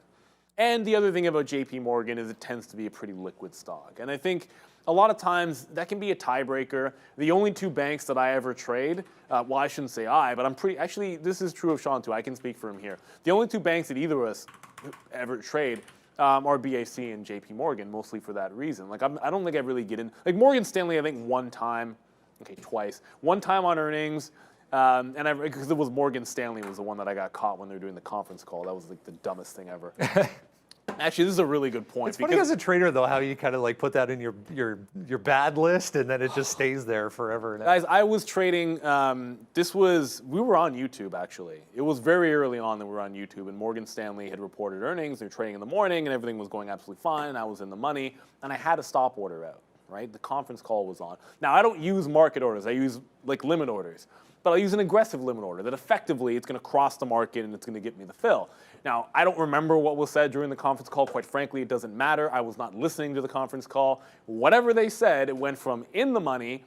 And when my trailing stop hit, I got slipped. Like, it was ridiculous. I looked at the fill and I was like, how is that even possible? Because it flat out just missed every single level and then punched gap down because whatever got said, the algos dropped the bid. Right when, I don't even know what he said, but he dropped the bid. I got essentially like the worst possible price you could get. And I'm like, I am never trading a bank during the conference call again, which should have been true the first time through. But now you guys can learn from that mistake of mine. I'll never live it down. I actually wish I could remember the day that it was because it's somewhere on YouTube for you to look up. I just wouldn't know how you found it. Like, it would have been the day that Morgan Stanley reported a couple of years ago, and it would have been between 9:30 and 10 o'clock, and you would have seen me be like, what the hell just happened? And yeah, that kind of sucked. But anyways, it's a learning experience for me. If you ever hear me say don't trade during an earnings call unless you're listening to it, like, I really mean it. It's pretty dumb to do that, and I did it myself. And something that we remind people of on an ongoing basis. I was just seeing Faraday Future pop up here, FFIE. There was a couple of minor notes this morning. Yeah, new CEO, but that was known, I think. Anyways, here's FFIE 10% or 10.6%, just broke back through $4. Not saying anything new right now, but I'll keep an eye out for Faraday. Let's 420 for that one, by the way. Yeah, it has a little bit of room still to go. This was the Wall Street Journal on Disney suggesting they laid off their Beijing streaming technology team entirely. That was early this morning, and that comes following reports earlier in the week that they were close to a sale of that said division, the TV and streaming division over in China. So where there's smoke, there's fire, as we like to say around here, but nothing since then. We'll see if anything amounts from it as far as a potential deal as we've been waiting for. So this is a cheapie because, I mean, look at the daily chart. And it's just the last few days, this is $82 the last few days. And I understand it's trending to the downside, but 4 days in a row, you essentially have the same low on Disney. You're at that bottom. You've already wicked underneath it and trying to make a higher low. On top of that, and this is the cheesy, gimmicky part of the trade. Like, okay, you don't always want to look for bottoms like this, but it's hard for me to ignore a stock that makes that bottom. It was close here. When I first threw it up, it was when it was at this level and was actually bouncing in front of 82, but since then it's actually wicked under and looks almost better in some ways. But that same long idea, well, if they announce that there's nothing brewing and there's no sale, well, you're long in front of the low and you're stopping out there anyways. What difference does it make? Like whether the news hits or not, you're going to stop out at that bottom. But if you take the long here and there happens to be positive news, you're literally sitting at the low of the day in front of major support. It's not the same thing as the Instacart long with people defending that price, but it's an established support level when there's potentially lingering good news on the stock. Now, the downside would be, from experience, typically like deal making and that kind of stuff, they very rarely announce any of that kind of stuff on a Friday afternoon. Yeah. If it gets announced, it's getting announced earlier in mid of the week and never on a Friday. Typically, instead of Friday, they would just do it over the weekend. That's why they call it Merger Mondays. A lot of deals get announced on Sunday and Sunday night. I have a great story about that. That's not great, but yeah, it's interesting to tie back to that Wall Street Journal report this morning suggesting that the team has been laid off over there. So something could be brewing. It's just like maybe it is on a Friday as well. If you were picking bottoms, that's the bottom you'd pick anyways. So like if something good happened to get announced, okay, fine. You're already stopping out at the bottom, which is 15 cents from here. So I like the setup. It's just you're looking for a little bit of luck at a good price. The other side of the story is it's one division. Yes, it's China. It's a big division, but it's one division in a company that still has a ton of underlying issues. And how big of a positive catalyst remains to be seen. For Disney, but that's good luck. Let's talk some IPOs here. ARM specifically, I mean, they've been this says lackluster, but I would typically use some stronger language than lackluster, to say the least, for ARM, for Instacart, for this Klaviyo. I noticed today, Klaviyo, I think it was after 10:30 before it got to 1 million shares. So trading interest in general in that stock, just not even there. At this point. So, I mean, here's ARM just flushed right out of the gate this morning, down to 50.5 once again. There's no real significant news on these, but the downside continues. Yeah, so, sometimes mornings can be like this, and it's a frustrating one for me in that I didn't have the ARM short. I believe it's a short, and the fundamentals are ridiculous. The valuation's nonsensical. So when it presents you with a short setup, it's kind of like Intel at the open. Like, to not have it is a bit frustrating, especially for the style of trader that I am. But once it's happened, you move on to the next, and you can see it's not showing a lot of respect for the issue price at $51. Initially, it tried to bounce off that level, and there's been some support at times, but now you're going back and forth above and below it, which is providing an opportunity. Like, you can see it kind of anchor off of that price, break away, and then break down, hold 50 even. So what that's setting up is anytime it goes above 51, just like a short the pop into the half, you're looking for the push down into 50. Understand that it's respecting the 50 level, and you can get out there. But just, if that's going to be the range, accept that's the range. Forget about 51 for now. I think you're just looking for the short. I believe this is a short till it's not. At some point, it's going to break down and be in the 40s, maybe even the 30s. With 100p, that was never going to hold up. I understand their margins are fantastic, but that only goes so far. You can't tell me that NVIDIA is pulling back because everyone thinks it's overvalued, and then also in the same breath tell me that ARM is worth the valuation that it has right here. So the selling pressure is going to come in, and it's only going to hold 50 for so long. So I would rather just be every day looking for short, every afternoon looking for scalp shorts, sort of bank up that profit, and then one of these days, it probably just flushes through that 50 level. Just seeing this Chi-Chi or Che-Che or whatever the hell you want to call it. You can't say it Chi-Chi. You know what? It's got to be Che-Che. The reason I do, I have to tell you this, the reason I do is I sit here and I listen to 2, sometimes 3 different squawk services in my ear, and all of them say it differently. Oh, seriously? So take your pick. It's whatever you want it to be. CCG, we'll call it that. Just on a volume alert popping up in front of me once again, trying to hold on to 20, but still Quite a day here, 41% almost for CCG. Oil, by the way. Is Axla halted? Tanking right now. Which one's that? Axela, AXLA. AXLA. I will have a look. Axla is halted to the upside. Come to my chart for a second. Brendan's going to look that up. No, it is halted. Brendan's going to look that one up. I'm going to pull up the 15-minute for the daily's not going to tell you. We don't really care about the daily chart there because it has that ridiculous move to 40. But I do want to show you. Yeah, so it's in a halt. It's trying to get out the Schneid. Nice breakout at 10. That's the level you want to see a stock breakout from. Why wasn't I watching that today? At the risk of sounding unpopular, I blame me missing Axla on you, the viewer. No, I'm just kidding. I should have been watching the stock when it based out at $10. You should never blame it on something else because it's always your own responsibility. So in a halt, again, I can't see the tap from my desk here. I'm using my trade ideas, but I can tell you if it's through, this is like 12.5, you have a bit of a sizable gap. So it's halted just underneath $12. And I think there's a lot of like 12.50, 15. If it can push through there, I think anywhere close to 20 is an obvious short, just based on the fact that when you get these moves after a big flush down like this, it almost never finds its way more than halfway back to that 40 top, right? So if it's 10 and it has a 40 top, very rarely do you see one of these get past $20 because a halfway retracement, everybody and their mother wants to get out that is bag holding this from above $20 in that particular case. I know it's one of those reverse split type plays too, but those only work for so long. Yeah. Like that bounce playoff, do the reverse tank, base out, then break out like nonsense because you have a small float. None of those actually last very long. Like you get crazy moves, but you're not hanging on to it for a month. You're getting a week out of it, and then it pulls back in. Like HKD was a very random. Yeah, like every low floater isn't going to be HKD that can somehow manage to stay up there for a month or however long that was. Usually it's done after a week. Yeah, this has been a couple of months worth of these penny stocks, announcing these reverse splits and getting a crazy pop on that. There's another one today, was looking at when we came on.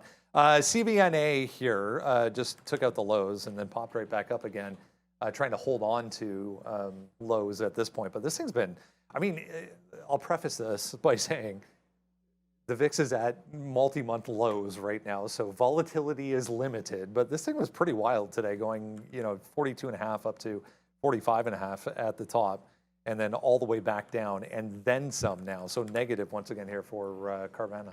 Okay, before we get to Carvana, I just want to shout out Rockin' the Beard. They called Axla.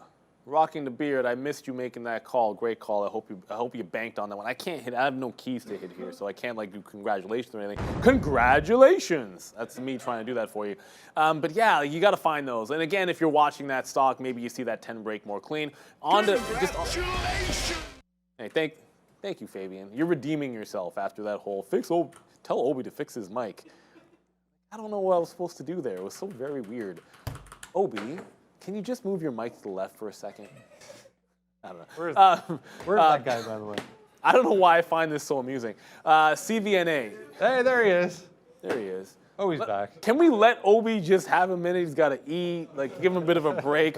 Obi's putting in more hours today than I am, actually, than either one of us. It's crazy. We have a lot of people off today. Shout out to everyone that's sticking through it. A few people off on the same day. It just has to happen. We're going to give you the entire day no matter what. So on to Carvana. Why I think that failure is significant is because of the daily chart. Because you're holding underneath the 50 period in what has been a pullback, and every time it tries to get back up to 45, it runs to the major moving average and just rejects it. So usually the next step in that is Huadunk. I'm not saying it's going to happen, but you saw a major rejection of 45 even, right here, and then a lower high. Next step, Huadunk, and 40 would be the next obvious level. So, right there, right now. Your lunch money trade. Yeah. If I was sitting here, I think it's worth it. Ideally, it runs back up here and kind of traps some people into a breakout long at 43. If you're looking for the most momentum on a trade, a lot of times is after stops are run. So when I say I hope something happens, or ideally this is what happens, I don't mean that to be against the other side of a trade. I mean that for what you're looking to make your trade better. So if it were to break 43 here, maybe get up, test around in around VWAP, and then slam back down, trap some people into the long above 43, then that short gets more explosive. Now, if it just happens to break down from here, then I'm not sitting on my desk. It could break the low. You give it to 43 even. There's room to 40. And on the higher time frame, it's the kind of trade that could set up that maybe it doesn't work today, or the first time, you take it a second time in the afternoon, it flushes, or maybe you take it on Monday if we're beneath the 50 period, and eventually it flushes. But it looks like it's trying to head back down at least to 40, if not to like 36, 37, which is support on the daily chart there. This is what my computer just did. Heyo. That's never good. Oh, snap. Oh, snap. Trust me, like apparently I have not enough memory to open this page, so I'll work on that. Trust me when I say that was Tesla. I had it all keyed up and ready to go. If you missed it this morning, we were touching on this. There's more rumblings of not only a factory, but a battery factory going into India sooner than later, it would look like, for Tesla. I mean, it started off the day very, very well, gapping to the upside, but it's been nothing but a fade ever since. Yeah, unfortunately. I mean, it felt like it could have been the day that Tesla did it. I lost on a long today in Tesla. I'm salty about that. 250. If you look at the daily, the 50 period here is kind of underneath 256, but that's kind of, you can see like the 60 level is the big one on the daily, and I feel like the short is probably best there. But if you look at the 50 period trying to battle above, it's been failing above the 50 period, but not cleanly, and the level that's setting up is just this 256. So you have resistance there, but then the lower high corresponds with the 50 period on the daily, which doesn't look very good for Tesla for the afternoon. It does set up that if you do get a relief rally and you break out 56, then suddenly your support level becomes the 50 period on the daily, where you could find buyers that you can't get past in the afternoon. But until then, it feels like it's the other way around at this point, unfortunately. So like this is one where like I want it to be the other thing. Like I want this to be above VWAP and talk about Tesla. If we make an afternoon run, I usually like Tesla for afternoon runners. You guys, if you watch the show, when you get a big move in the afternoon, a lot of times when Tesla is leading the charge, it is the best vehicle out there for it. I prefer that to be the case, no but puns. You're underneath. I know, that was a pun intended. Right? I got dad jokes. But I just, it looks like it's, right now, it looks like it's a bit of a short off that level. But I'm conflicted with this one because when I was thinking about it, and again, I was coming up with these ideas for lunch money during the show, and I was like, it was right about here-ish, and I'm like, ooh, okay, at 256, it's right at that 50 period on the daily, and it's breaking back up. And then all of a sudden, it puts in a lower high, puts in a lower low, and what I thought was like an afternoon long play looks like a short off the same level that I'm not in love with. There you go. We'll wrap it up with that. The boys are back. They're ready to go. They're ready to take you through to Yannick and Obi is who I am speaking of. Ready to take you through to 2 o'clock. Then you'll get, hey, more of Obi today. It's the all Obi all the time day around here, which we don't mind. Great stuff. How is he doing it? Lots of ideas, lots of opportunities for the afternoon, guys. We'll touch base again at 2. What's going on, guys? Welcome back. Here we are at the midday show, and it's brought to you. My name is Obi. This is Yannick. Falling into routine there a little bit there. So, how's your day going, Yanni? Yeah, my day is pretty chill. Nothing too crazy going on today. We just involved ourselves with some typical gappers, MLGO, and was just trading ATVI buyout today. Nothing crazy. MLGO, I'm sure you guys heard all about this one. I was too late to the party, I didn't like it in the morning. I came in today with the mentality of just, preserving confidence, preserving risk on a Friday. It's my birthday week, so, I'm just trying to keep it chill and, not go too crazy. That's why I just, one type of momentum trade. The rest was just buyout trading, and yeah, that was great.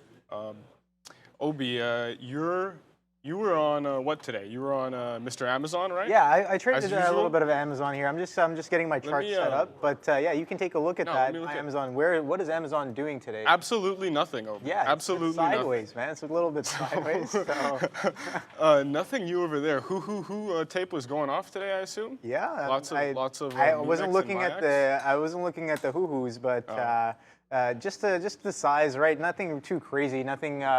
That significant, but I did have a couple levels marked out. That 131, the 130 as well, and we're kind of teetering in and around those levels. So yeah, that's I think the trade that I kind of botched up the most was the AMD trade, and yeah, that didn't really go too well. It was a little too aggressive.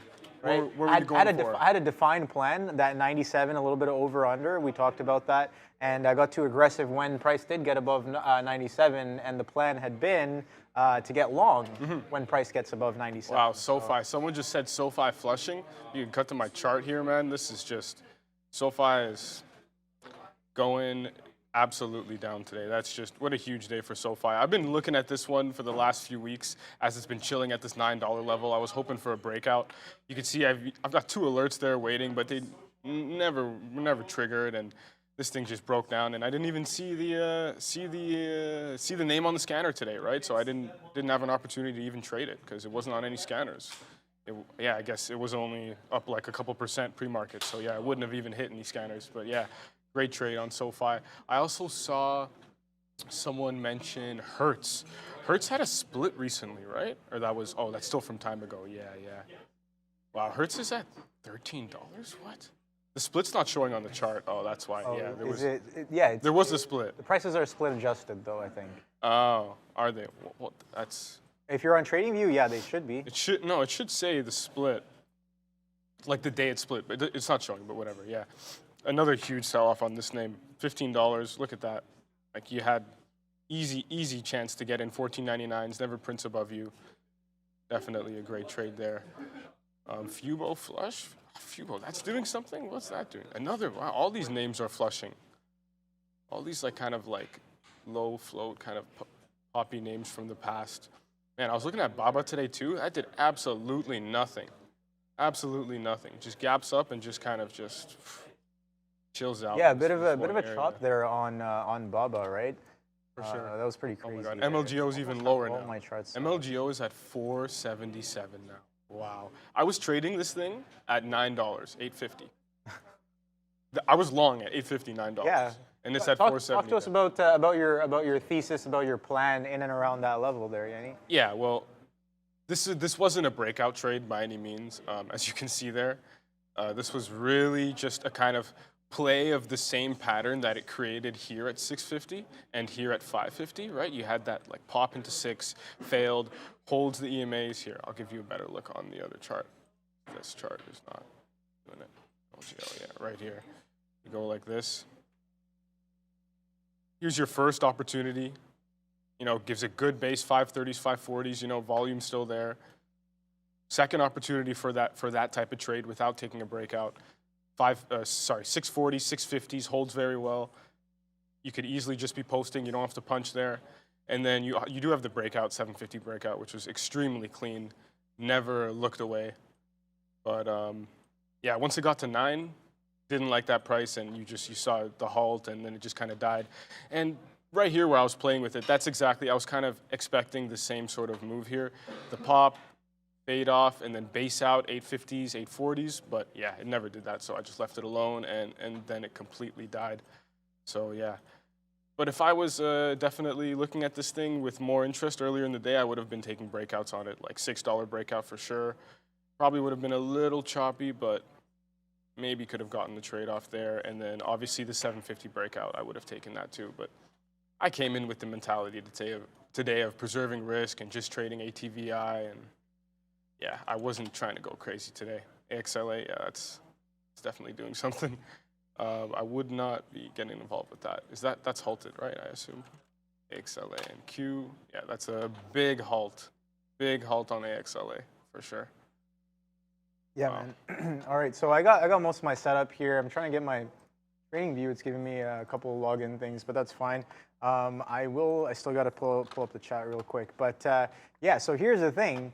For the midday show, I'm going to be on TMS. You guys know that. I was trading live for the main show, but right now I'm gonna do some TMS because mental is not in the right place. You guys saw how aggressive I was in the morning, and yeah, I kind of spent a lot of my daily risk limit trying to force some of those ideas. So I thought, for the midday show, we're going to do a little bit of TMS, try to get those reps in, try to get some, again, still trying to take the trades I want to try and I want to take using that confluence and everything. Let's see if we can get a couple wins on our belts, get that mojo back, so when we hop back on for the closing show, we could potentially use that little bit of mojo to carry over into potential trades in the evening show. So you know what? I'm just gonna pull up the chat right now. Let me know in the chat what you guys are trading today. We can take a look at a few names here. I gotta get some of my watch lists up as well as you know, switching over a quick setup is a little messed here. I didn't realize that my TMS layout is a little bit different here. I had to refix a couple of charts, move them back around.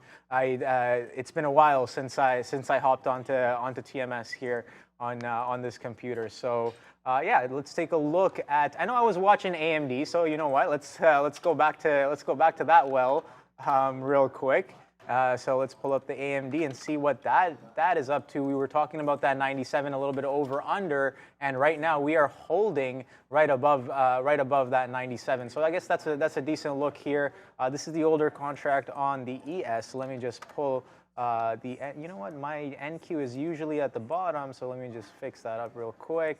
See what the futures are doing. So okay, we bid right back up past that 15,000, pushing for those highs. Right now, and you know what? I'm curious to know what Apple and Microsoft are up to. So let's take a quick look right there on these very charts. Apple, straight up, Yanni. Yeah, I don't know if you heard. I had a plan. What was the plan? I had a plan in the morning. Hold on one second. Let me just grab my sticky notes right over here. He's going to grab his sticky notes. Wow, that's pretty serious. Dang. I gotta show you guys the plan. I thought you knew the plan. The plan. No, I knew the plan. I gotta show what's up. No, the plan is in my head, of course. But we kind of you skewed away from the plan. Yeah, a little bit there. We had that 174 area on Apple there. Didn't really interact with it. And take a look at where 174 kind of what 174 did today on Apple there. Pretty interesting. I guess you know what, the trade was missed. But there was, I guess I was looking for too much. I was looking for a dip. The level I had actually written down was about 20, 30 pennies underneath the 174. But like, I like to give it like, you know, plus minus at least 20, 30 pennies because, I mean, it's almost a $200 ticker. Just a little bit of a chop can get you wicked out on that. So I think defining certain levels, you got to give it that little bit of a wiggle room because it's not going to be perfect. Not all the support and resistance levels or levels of key interest are exactly at that price, right? It's more of an area, and we always talk about this as well. But yeah, that's 174 coming in real nice. It only gives you 5 pennies off the dollar. To get long. It doesn't even flip the dollar. But take a look at that consolidation. That gave you, what chart is that? It's a 1 minute. So that's the 1 thing. minute I don't right necessarily look at the 1 minute. If we can push over to Yanni's chart there, take a look at the 1 minute chart. It gives you a triple bottom with almost like a head and shoulders, right? So kind of a pattern forming for that 174 hold. Sure. And I guess that, if I was looking at the 1 minute, that might have been a little bit more enticing. Yeah. There on that hold, as we did have that level for a level of interest. But you know what? Next trade. Yeah, even if it didn't give you the fail break, you could still be getting long, like 15s, even into 20s, risking 20 pennies under the whole dollar. And you're already in the money a full dollar within about 15, 20 minutes. And then if you held for another 15, 20 minutes, you got $2.50 a share on a 20-cent risk. So that's an excellent trade. That's all, 1 to 10, 1 to 12.5 trade right there. On 20-cent risk. The ideas, some of the ideas are there, some of the ideas are not, but the execution is still rudimentary on my part. That's something I'm definitely trying to get better at. But Yanni, talk to me. You've been on the floor for how long now? May 8th was my first day, so it's been that's almost what, what, months? 5 months now? Yeah. 5 months. So 6 how months. are you liking your time here? What have you learned, and what is the difference? I know you traded at home as well. We talk about some of the crazy trades that you've had in the past. What's the difference from trading at home versus trading here? You guys, you want to tell the chat? Well, I mean, I could go on forever with the differences, all the way from, when you're at home, you typically don't have a group of traders. I mean, you might be in some sort of, Discord or whatever, but you're not really in each other's faces, right? Like saying things out, like keeping each other in check, yelling out tickers and whatnot, and just kind of bouncing ideas off each other throughout the day, right? Even when nothing's going on. And that's just the first part of it. Obviously, when you're on a prop floor, you get access to, right, the software, the proprietary software that has its own advantages from, having direct market access. So you can, take passive fills, add liquidity, and get paid for your fills, right? And amongst, the speed of fills and other types of orders that we have, and obviously access to capital, right? So it's very different than trading at home per se. And it's not that you can't do it at home. I've seen many people do it at home. It's just, different edge, right? Different edge here. We have different opportunities here, different types of trades that we take because of the, orders that we can take advantage of, and as well the times of day that we can play in, right? A lot of people can't even trade pre-market and post-market. We can fully trade from, 4 a.m. all the way till, 4:15, but you can get special access to trade after 4:15 on certain occasions for earnings names and whatnot, if you have a good track record of playing earnings after hours, right? But yeah, no, definitely a lot of differences with being at home to being on a floor. The main thing for me is just, obviously the experiences that you get from the traders that come through here and the traders that have been here, and, everything's just kind of passed down. You can see it in like the guys that have been here for a long time. They have so much knowledge from the traders that have been here before that are no longer here, right? And they carry that down for us, and it's really beautiful to see that. Yeah, really. Sure. I love the culture of the floor as well. Yeah, exactly. That was something I definitely vibed with very early on, and I recognized and I realized the value of being surrounded by other traders. Very different from trading at home. Mm-hmm. But yeah, definitely.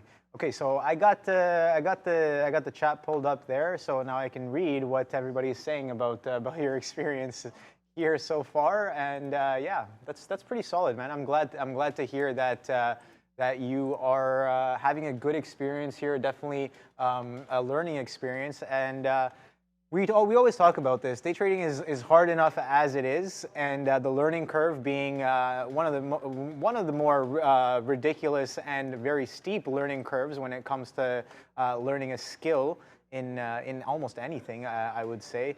But anything you can do to kind of curb the curve there of the learning is definitely beneficial. So I guess we talk about like reading books. Mm-hmm. There's some great trading books out there. Again, talking about having mentors, being around experienced people, but being on the trading floor, definitely a very, very different experience. Yeah, I mean, no other, think about this. In what other workplace can you randomly just yell out?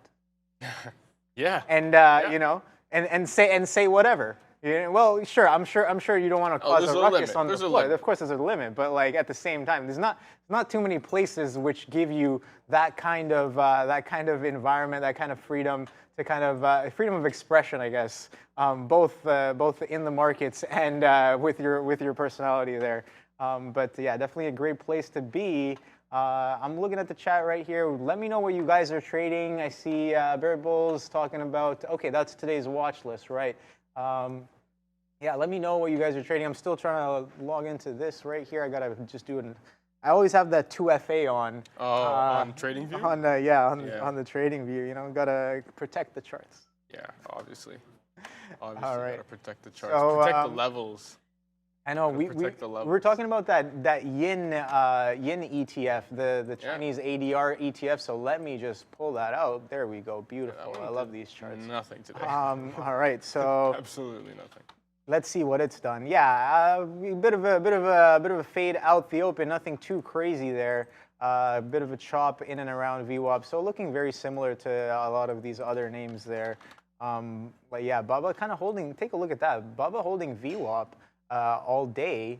That's interesting. That looks a little different. What about PDD? We can take a quick look at PDD. PDD also holding VWAP. VWAP respect on PDD. What's the next name? I guess we can take a quick look at some of the EVs as well.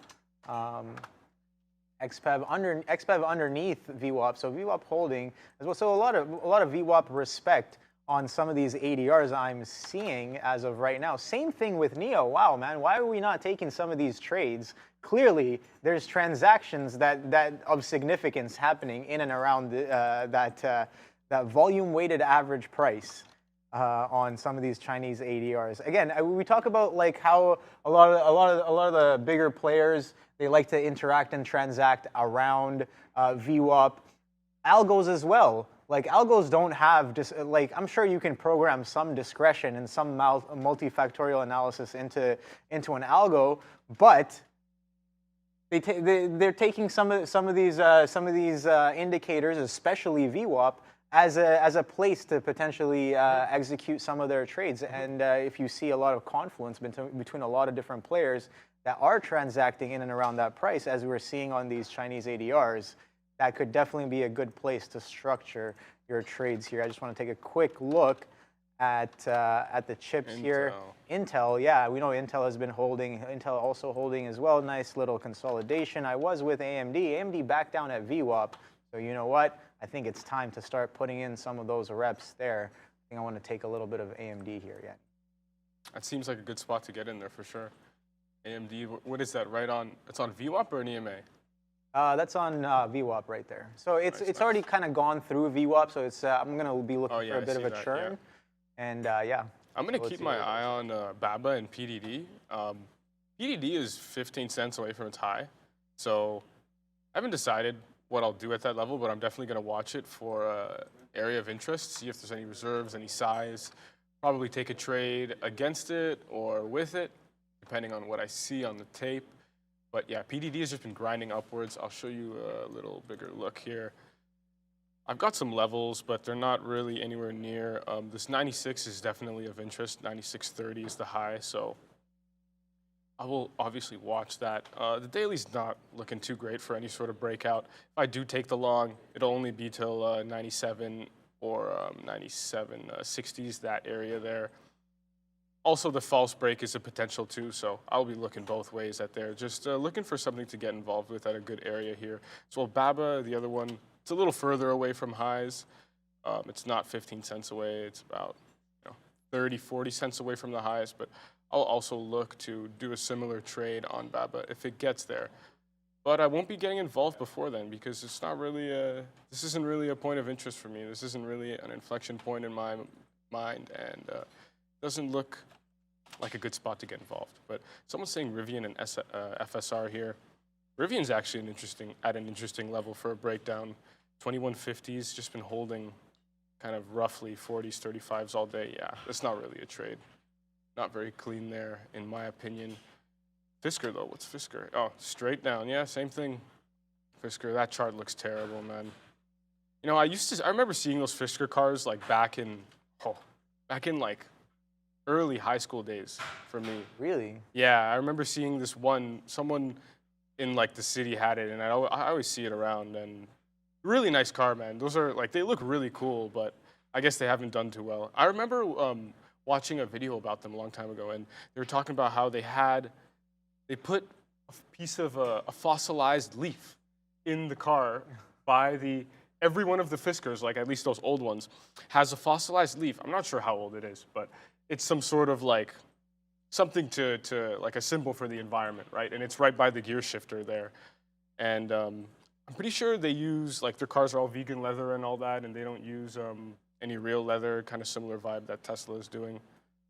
Okay. No, Fisker cars, they definitely look cool. They look great, but they're not very fast and they're not very reliable. And they're very expensive for an EV. They're like one of the most expensive EVs at that time. But they were also one of the first. One of the first that actually had a production car. After what's the Toyota's hybrid? I have no idea. Don't they The, have a few the of famous one, the one hybrid, the Prius. Yeah. That was like one of the first hybrids on the market. And then Fisker had their like luxury hybrid.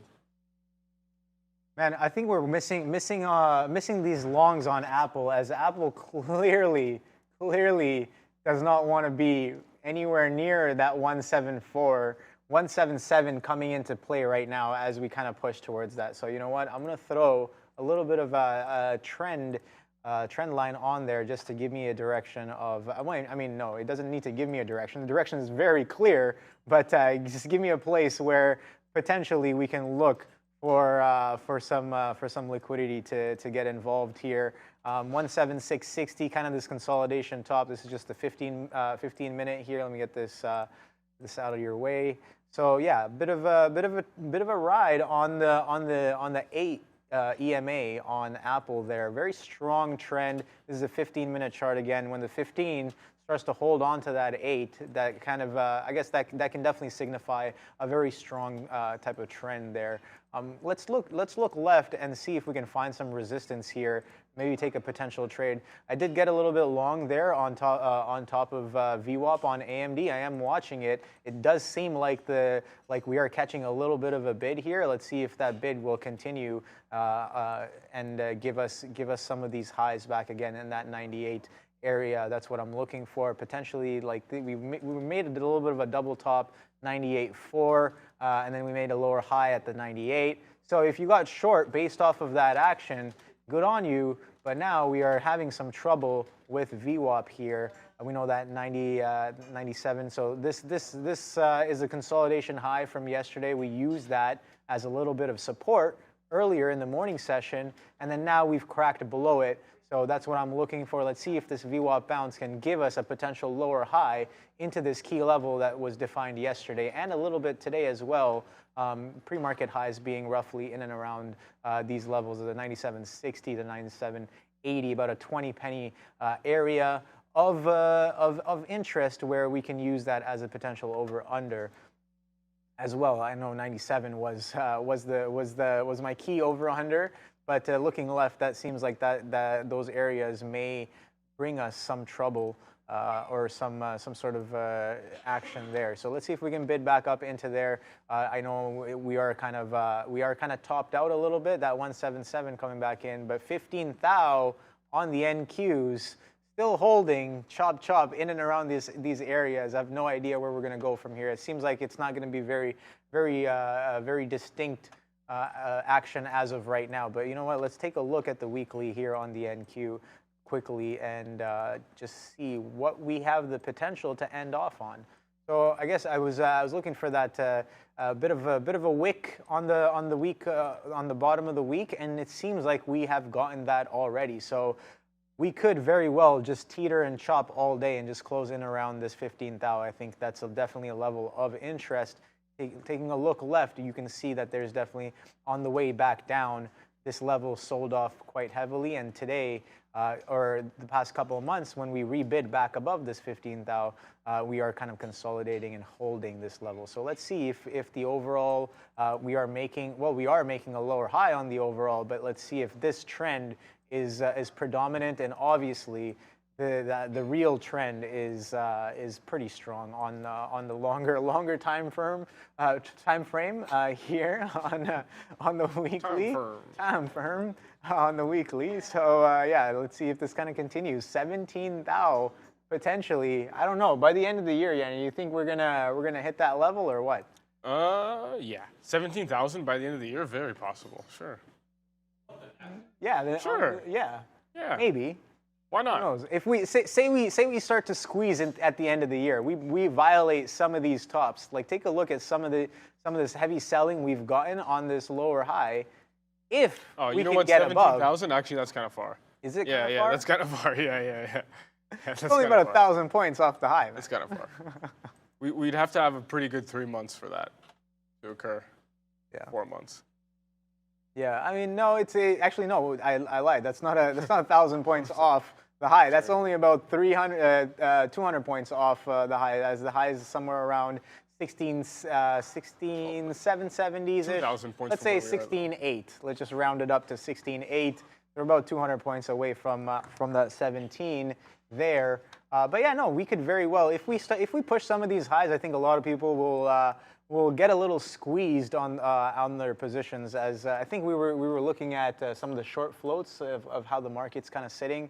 A lot of puts, a lot of shorts kind of active right now. So let's see if that's just people positioning on this relatively lower high on the weekly, or it's just a churn and a chop that's probably baiting some shorts in, and then we just continue and hold. On the perpetual trend, since the 80s, since the 90s, we've just been ticking straight up. And sure, we've had volatile times in between, slow and grindy times in between, but the overall picture of that dollar cost averaging idea still very much intact. Most certainly, most certainly. Looking at Carvana here, also looking fairly interesting. Not for a long, like we usually do here on the show when we're trading Carvana, but actually for the short through 42.50. It's not a very good level from yesterday, but if we look back a little further here, 42.50 shows up a few times here. Look at this. 42.50 is right here.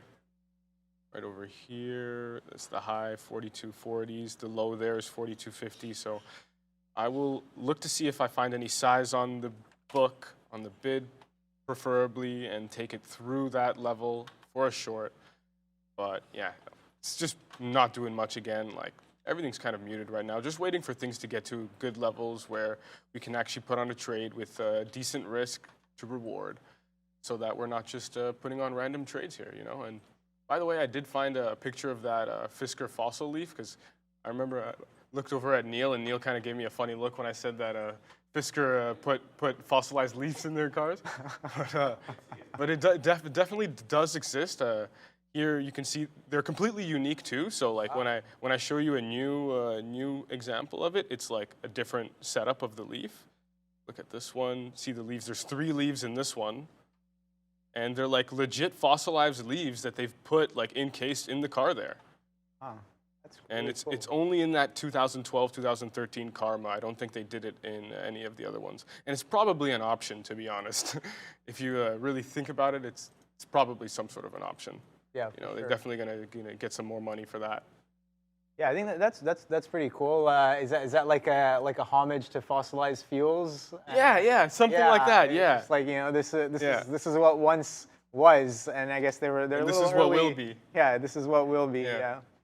I think that's pretty cool. It's interesting. Definitely, companies getting creative with their I guess interior livery. I think that's what it's Yeah, called. precisely. Yeah. Yeah, I think that's very interesting look. Always trying to keep the consumers happy there. That's for always sure. a good thing to look for when it comes to companies. And Fisker being relatively new, Yes. a relatively new contender in the EV field, definitely putting some good work for the customer there. I think that's really cool.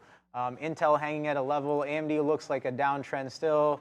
Sean says, Obi, MLGO trying to break back through 5s. I haven't been looking at it, but I know Yanni's been trading MLGO today. Let's take a look at it for the first time here, MLGO. Okay, yeah, bit of a, you talked about being short on this one, trying to get the long early on this morning, right?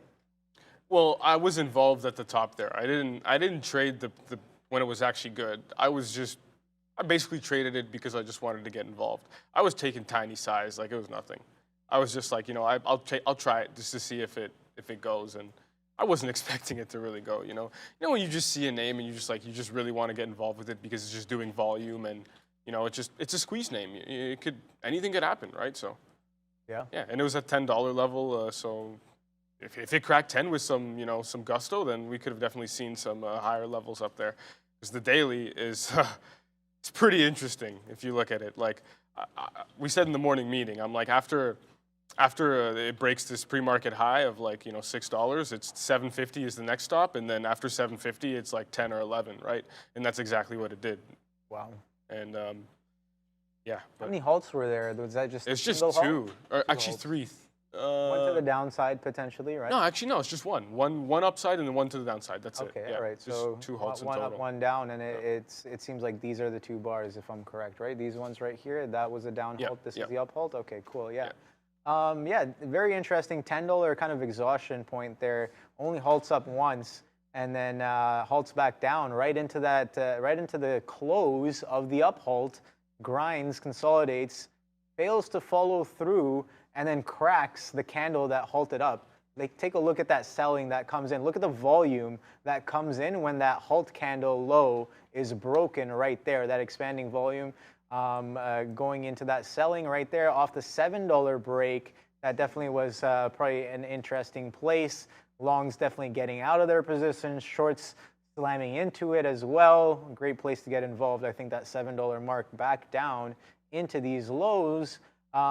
If you're thinking about the long, I maybe back down into these lows, but I think the best kind of long was out the open, as Yannick mentioned, off that $6 break, pushing into that 10. Now, you guys said you called out that 10 test. Did you have like a level on looking left that gave you that 10, or you were just like, okay, if it gets here, the probability of it touching 10 becomes much higher? Well, 750 was like, if it cracks 750, then it has like, here, let me just show you a better look here. So like we gap up, right, $5, and if you look back here, there's no resistance, right? So before today, the most recent high is 440, and cleared that right away, right? Already trading, opens up at like 570s, right? So already above that first level, and 550 as well. So $6 was the first level that you had your trade. Through 6, 750 is the next level, 740, 738, right, roughly about there. That's your actual first level after it clears 6. You've got nothing here. This is a whole day of selling, so it's really 740s is that first level. And then what happened? After 750s, look, that high is what, 744 on that candle? The high on the candle, 744. After it cleared those highs of 744, it never looked back and flew straight to $10, which is essentially the next level. I mean, you could sit there and say 9 is the next level, which I guess it could have stopped at 9. It could have stopped at whatever. But 10 is really that huge psychological level. And as soon as it got to 10, instant selling and just down from there. If it cracked 10, I definitely could have seen 1150s. This sort of area, 1140, 1130 high. That's what I would have expected. But yeah, it didn't get there, and we'll have to see. This thing looks dead. It's came down all the way from there. So I mean, for this thing to continue going over $10 in the next few days would be pretty crazy. And if it does, I'll definitely get involved. But this thing has nothing on me here today. If you got the short off of 10, that's crazy. What a short that would have been. Just as good as the long, if not better.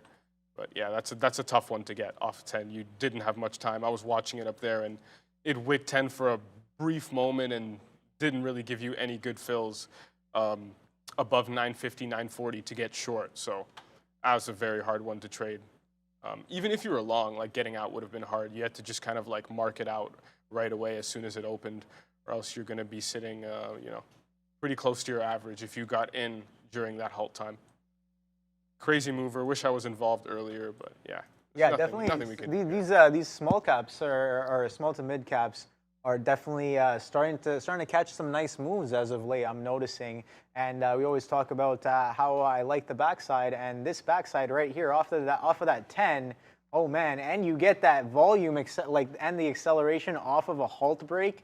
Oh boy, that definitely has me drooling a little bit. There, it's beautiful, beautiful chart. Nice classic pump and dump. Straight to 10, a clean hold at 10, and then fade back in. Yeah, definitely. I'm a little disappointed I wasn't necessarily involved in this one. But take a look at this. It's doing a significant R-vol, especially in the pre-market, almost 3,000x, 2,000x. It's averaging huge, like 1.5x, 1.5K times the average volume. Now, this ticker, just looking left, like it barely does any volume. So if it starts doing any sort of volume like it is today, it's definitely going to be thousands of times more than the average, right? The average, it says here the average 10-day is about 7 million. That may or may not be skewed with the type of volume we've been getting over the past couple of days plus today. But yeah, normally not as much volume on MLGO, but doing a decent move today. People talking about Tesla. Let's take a look at Tesla here. So I had okay. So here, let me just talk about my positions here real quick. So I had the long for AMD on top of that VWAP. This was the idea. You guys can see it right there. We're coming back in. Got my stop in. Again, practicing good habits. Again, for those of you who are just joining us, I am on TMS for the midday show today, as we kind of rocked a lot of our daily risk limit in the morning, getting a little aggressive on the short side when a lot of these names. It was just AMD. I was a little aggressive on AMD, but yeah. So it comes back in. The idea was to get involved in and around VWAP. We were in the money. We were out of the money, and then we were out of line when the price action and the tape goes against us, and we kind of disrespect that, hold it a little bit too far against us, and get a little slapped up on that. But yeah, let's take a look at Tesla as well. So pieced off a little bit of the AMD, holding a little piece there. Just got a stop in and around just underneath VWAP. Close to this previous consolidation right here. Apple kind of taking a turn as well, so we got a little short there. Apple, again, we talked about how that 174 was nice. The target for that 174 trade was 176. That comes in, key level, acts as support, and then we push up another point there. A 177. Looking at the tape, a little bit heavy. Market looking like it's kind of turning here, especially on the ES. And the NQ kind of makes a lower high relative to this initial wick up through this 1520. So I'm like, all right, maybe this is all she wrote. On Apple, we take that short underneath 177. Couldn't quite clip the level, but the idea is definitely there. Let's see if it comes into fruition. Let's see if Apple can come down in towards VWAP here, and AMD, let's see if it holds above VWAP and pushes up. NVIDIA, let's take a quick look at NVIDIA. I definitely have to reference that when trading something like AMD.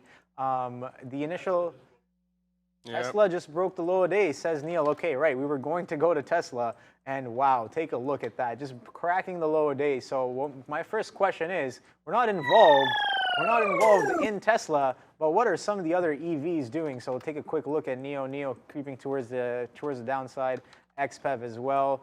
Okay, not as much, a little bit of a chop there. Let's check Fisker real quick.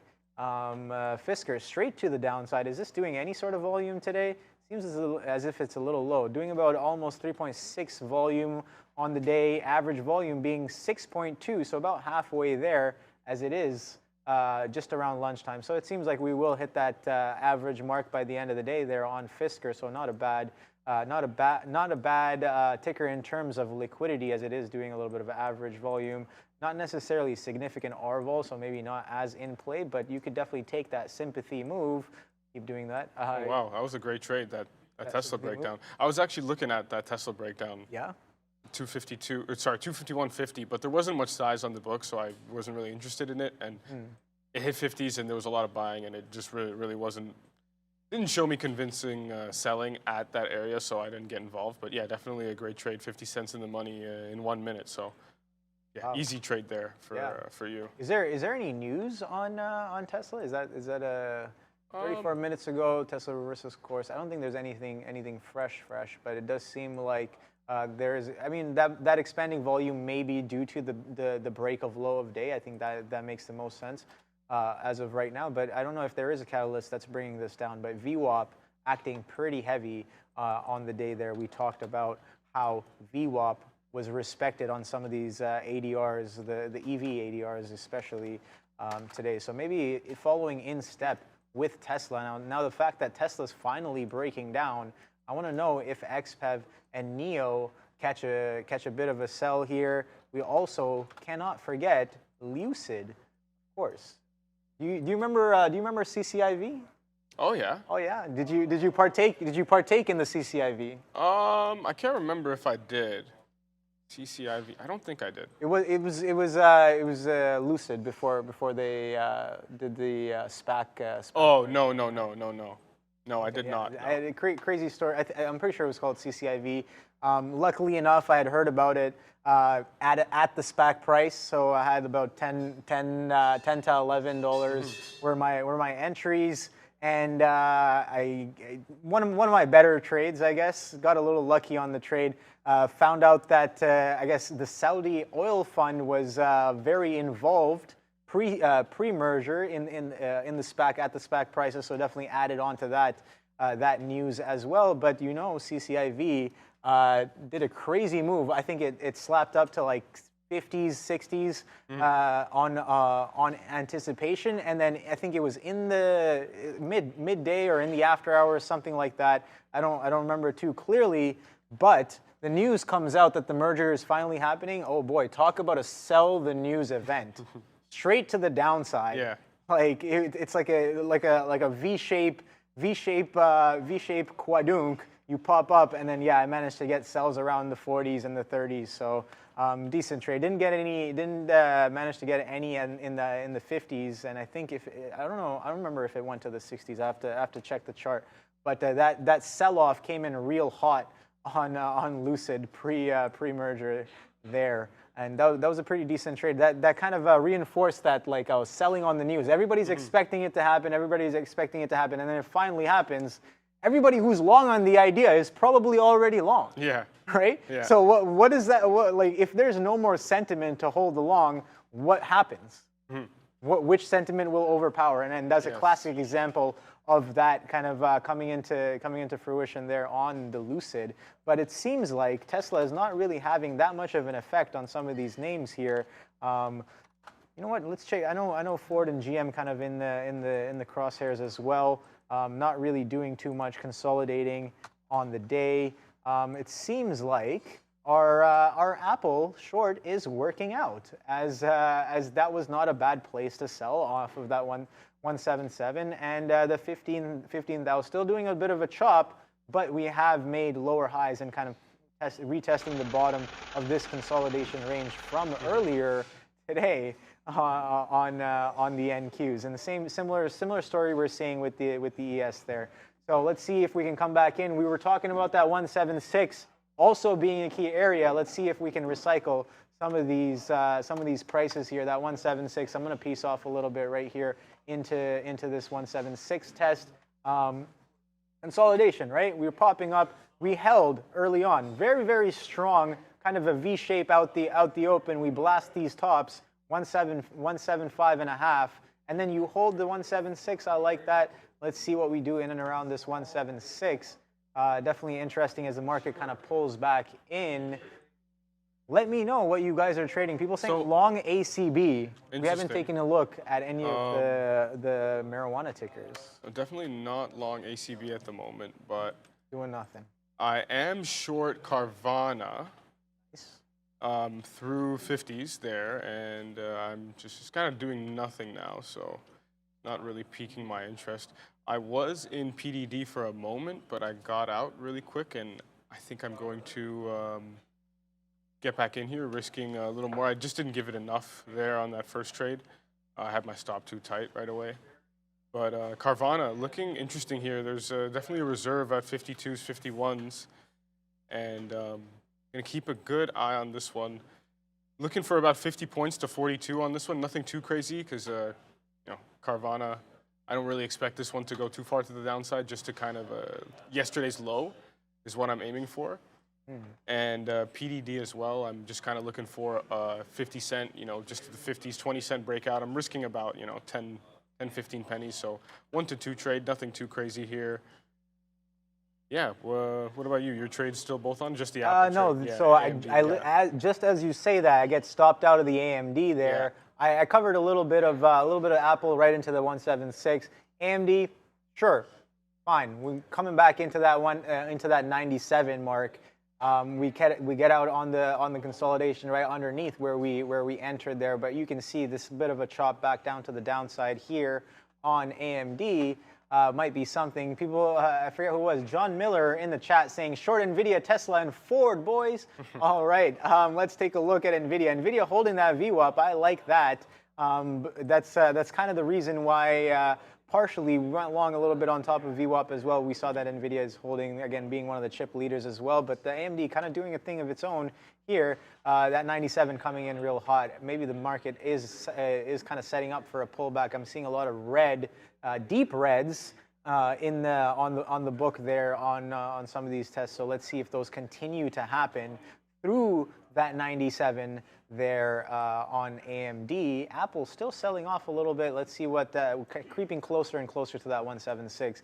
Watching it on the way up, kind of a grind on the way up. Sure, you get a little bit of acceleration off some of those breaks. But yeah, moreover, just a bit of a grind as the market just does a bit of a chop, right? So I think that's a good look on Apple. Nvidia breaking through VWAP. So yeah, the long idea is definitely not in I guess the right way right now as the markets pull back. About 60 pennies in the money there on the Apple short. Let's see what that 176 does. We just cracked the lows, the consolidation lows right there on the NQs. The highs right there, we talked about 14,970 being that pre-market consolidation or a pre-market high just before the open. And we're coming right back into it, that area right there. So let's see if that area is of any significance going further into the day. This is really sensitive there. You know that I don't know what it's called, but that shake the window and minimize everything function. What is that? You don't know that one? No. So so when you take any random window on your PC and you do a little bit of a shake, it closes everything, and when you open it back up, when you redo the shake, and it comes back in. I was never told about this. Yeah, no, it's useful in a sense, but like if you move around a lot of windows, then yeah, it's gonna get in the way, for sure. No, it shouldn't. Yeah, it should be default off for sure. No, I think you can change that around. There's settings in your Windows settings that can change that around. People are saying, who's that? So I just saw somebody say short Amazon. All right, let's go check Amazon. I don't know if I'm gonna hop right. Oh wow, take a look at that. Oh my God, yeah. Wow.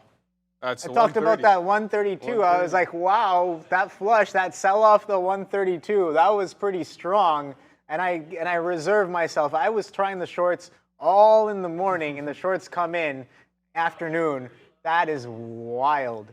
That is wild. Absolutely wild. Oh my God, I did it again.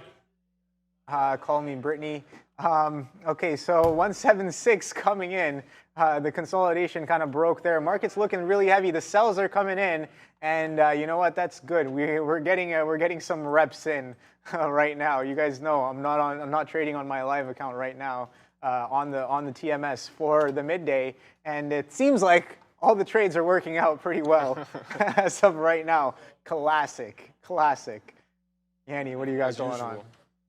Oh, it's just actually, I heard the boys yelling about cart in the back. I remember looking at this one earlier today, and it was just like preserving 30s all day, like 29.98s, 97s. And it was pretty interesting. I was more looking short on this one rather than kind of getting in front of the reserve and going long off of it, which would have been the play. But no, it's just IPO, man. This one was crazy. I remember the 30 level from, I think it was yesterday it was there too, right? I believe so. Yeah, yesterday was the same thing at 30. We look here. The same thing.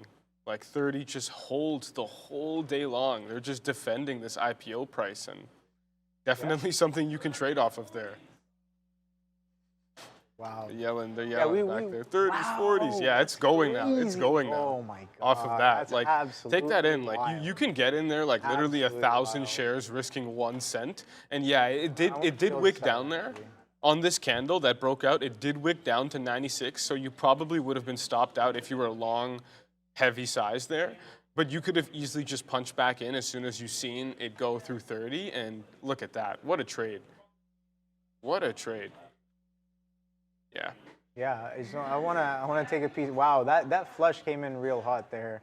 I go to take a quick short, and it kind of clips me right away. Yeah. Okay, all right, all the way back down. I thought I was shorting in the 30s. That flush down was pretty crazy there. Maybe something about using not market order, but a bit of a cross at the wrong moment there. Interesting look. You know what? I'm gonna punch out of this and then maybe reassess real quick. I do want to see if we can kind of magnet back into the 30s there. But that rip, that's absolutely wild there. That's an absolutely wild rip on cart. We talked again. Neil talked about how the defense of the IPO price, especially when you have strong underwriters. I think I'm forgetting who the underwriters for CART is, but you know what? Here's the thing: you can all you got to do is search up CART S1, and it's usually one of the first links there. So right, Maple Bear Inc. Have you seen this replay? Yeah, replay function. You know about this replay function on TradingView? Yeah, it's actually great. I love it. Let's watch the cart break because I want to see how quick it was. At least on TradingView. Make that bigger. Make that one. No, that specific chart. If you go in the middle, middle of the chart at the bottom. Yeah, that one right there. Okay, let's watch that. That was a wild rip. That's a 1 minute. Yeah, look at that. Oh wow! Oh, what the lick grab? Oh no! It did the lick grab. No. That's not real time. It just formed the candles. Yeah, no, it's not real. I know. Time. You can do it like a half time. Will they show it real time though? No, I don't think so. It just replays the candles that were printed. Yeah. I wish I was watching that. Because some people are saying that you couldn't punch back in on that. But while we're speaking, Carvana is selling off quite heavily here. We look that's what 20 cents in the money right now, and for Carvana, that's doing pretty good right now. Looking for 42, so I will wait till then. See what size is saying on the book. Maybe I'll get out a little earlier, get some size out beforehand if I see some size like that stepping up. But for now, we're just going to chill out in this trade and wait for 42s because it looks like that's coming in. Someone, DB Cooper, saying you can play it in real time. Well, you're going to have to show how that is possible because on this, they're saying 1 minute time frame. Yeah, that's on the 1 minute time frame. If you go back to the replay at the bottom, you have the 1x. There. If you go to 1x, you can probably change the timing a little bit. 10 uptick per second, 0.5. Yeah. Let's try that. I don't know how slow that would be. That's going to be, pretty slow. But yeah. Yeah, no. Maybe the half. I don't know. The half might be a little faster there. Yeah. Oh, now it's doing something. Yeah.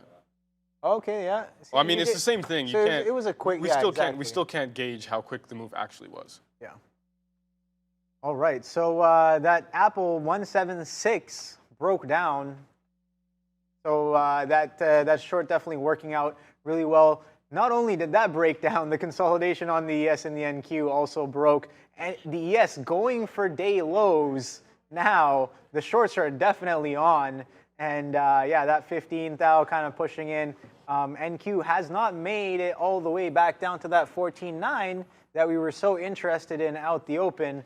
But now it seems like it is quadunking right back to the downside there. Shorts are definitely on the table here. Apple coming in nicely. Why can I not have some of these trades in the live? That's what I'm asking right now. It is what it is. But we make the move. The whole point of being in on TMS for the midday was we had a bit of a rough morning. I wanted to get back into the mojo.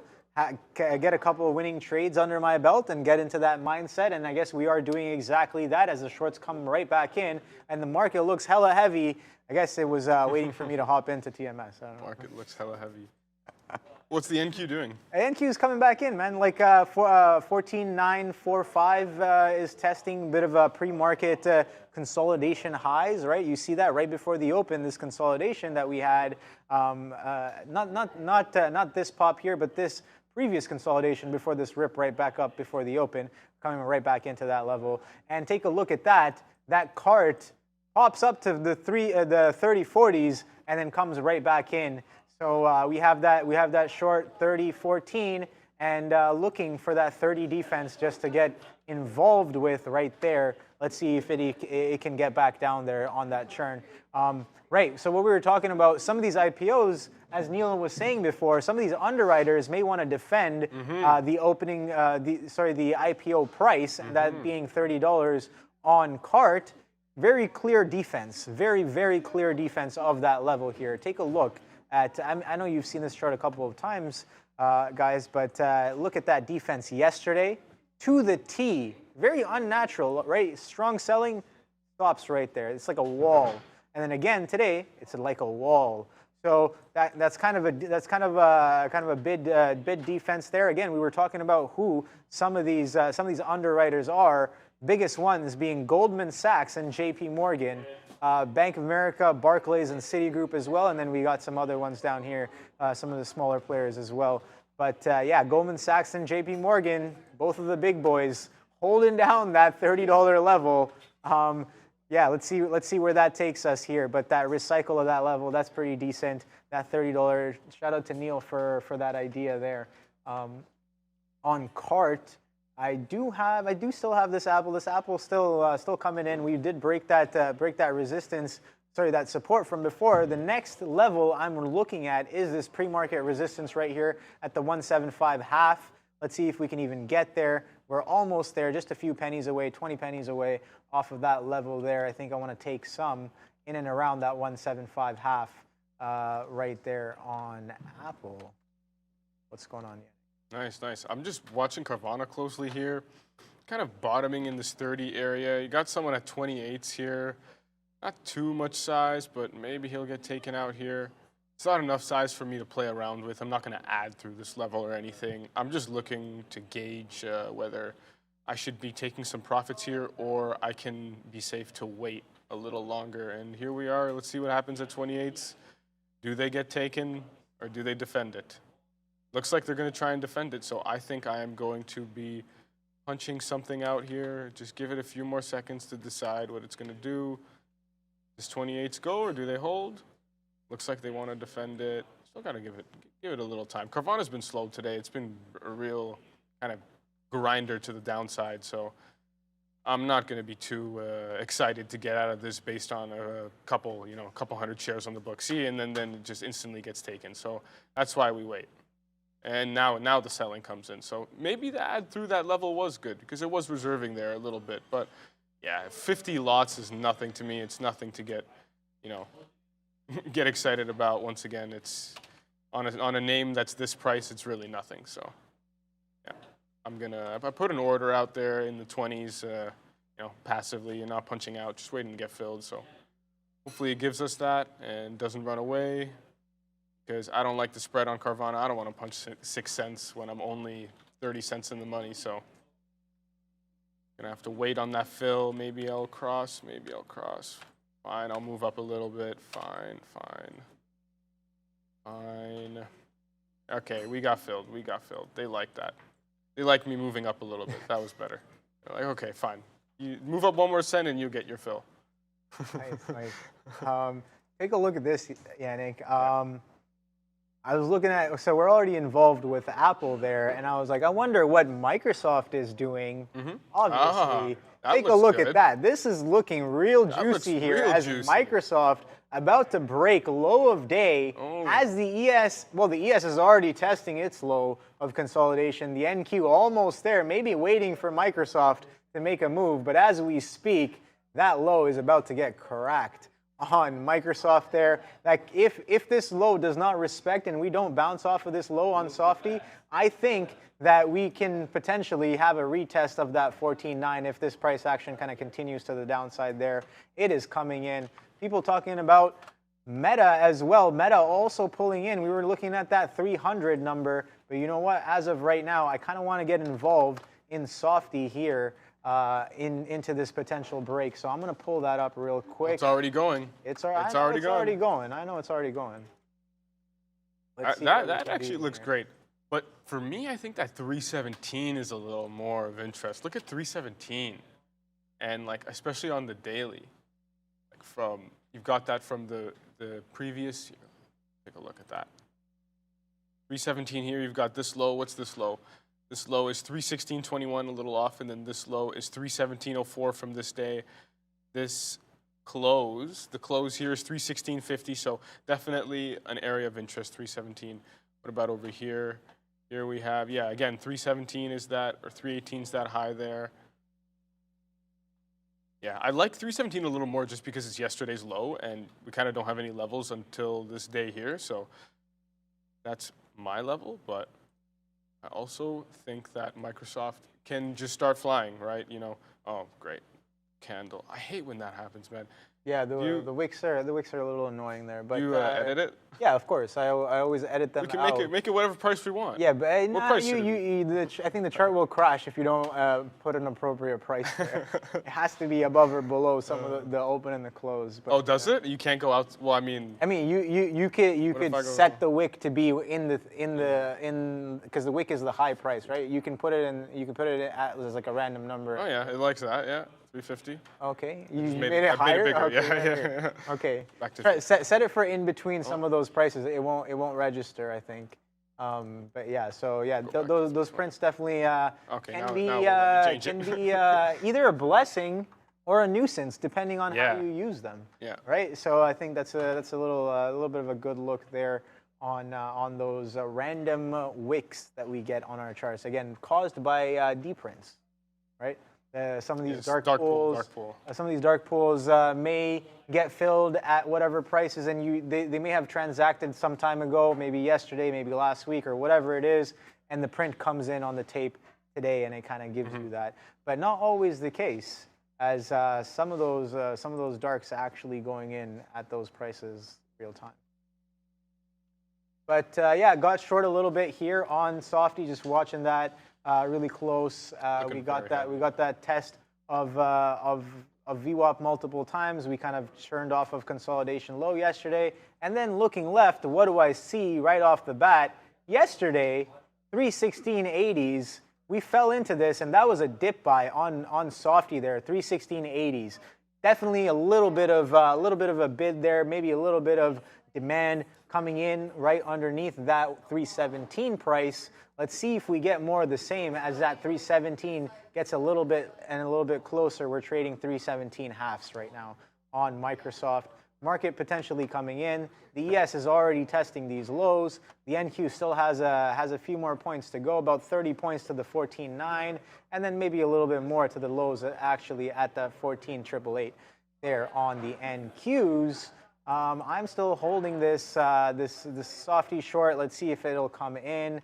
If it doesn't, that'll be fine. I'm going to probably get out of it if it rips back up to the upside, and that was just a failure to follow through. You got to keep it tight on these, right? The initial breakdown, probably not going to be that clean if you're chasing that break. Clearly, the place to short was up here, turn 320s, and then maybe up here as well. You got a little toppy. Yeah, I got this was the wick you were talking about, right? I got the same one here. Let me just fix that up real quick so we can get a good visual on this price action. All right, so we did break this previous low here just underneath this 318, goes down to 317.5 and catches a bit of a bid back into this level 318. We are still short just underneath, just in the 75. So you know what? The fact that we are ripping right back up to the upside, I kind of want to piece off of this one. Don't want to get in the way of Softy if it is going to do a bounce. It may or may not get pretty aggressive, and I don't want to be part of that aggression on the wrong side of the move there. But we are looking a little bit heavy here. That 175.50, I got that fill there. Still got a small piece of the position left. Let's see if we can make it all the way down to 175 here, if the market is going to stay heavy. If it doesn't, if we just pop back up, if we just churn and burn in and around this 15, then yeah, this is probably all she wrote for today. Probably indeed. Just checking out Carvana again. It came back to my average now. I did manage to get most of it out down there. There's some size here at 57. I'm going to watch to see what this size, how it behaves here. If someone starts front running the size, then I will probably join in on that and add to the short. But it seems like it's pretty strong off the bottom there, so my good guess is that this breaks that size and I will be stopped out of this trade in the 60s area, 42.60. So here it's trying to break it. Yeah, it probably will break it. We don't need to watch this. This is nothing crazy here on Carvana. It's just the usual business. MLGO is actually kind of doing something here, bottoming out at that 460s that it hit, and now it's kind of trending up a bit. I mean, got a little micro trend, you could say. Overall, it's still trending down, right? If we look back, this chart does not look very good. This is clearly in a downtrend, right? But we hold 5, we hold 6 today. there's no reason that this grinds up and gets to $10 next week and then, continues squeezing. So that's the beauty about these names, is that they're never done until they're done. They're never done until they're done. Even on a day like today, where it looks like this thing is done and has nothing left on it, we could come back Monday. It could easily be at $7, $8, and then, there we go again. And what happened to the market? Everything's kind of just falling now. Oh, yeah. We're happened? cracking. Yeah, something is definitely going on. Softies coming in as well. Apple coming back in. NQ's pushing back down to the 14.9. The shorts are definitely in play. Oh, yeah. I guess we clipped the Apple off the 177 push, but clearly Softy could have been there for Softy, could have been there for a few other names as well, but can't catch them all. Not Ash Ketchum out here. Oh, Fed's Dally, and it's unlikely we'll be at 2% inflation. Okay, so the Fed is speaking still. So all right, so that can definitely bring some in. We were talking about people in the chat pointing out the SPYs. The 433 kind of holds, and then we break back down to the 431s. Yesterday's close. Take a look at this, Yannick. Yesterday's close coming into play right now here on the SPY. So if we continue to the downside here, I'm curious to know what the weekly is going to end off in. Here. So pretty much a flat week to close on, getting pretty heavy there, pretty accelerating to the downside. So we're breaking through this consolidation that's been happening since June on the SPY right now. So if we break this level, I think we're well poised to kind of catch a bit of a sell here. But looking left, take a look at this. A bit of a top there from September of last year. Before we kind of did a bit of a quadunk, so maybe resistance turns support potentially. Well, it did over here.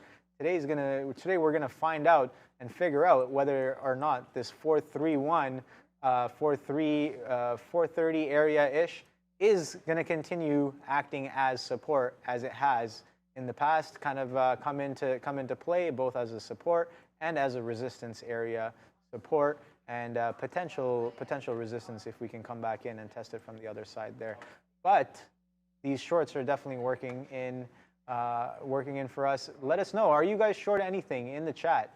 What are you guys short if you are? Or are you fighting the trend like I was in the morning? Are you fighting the tape?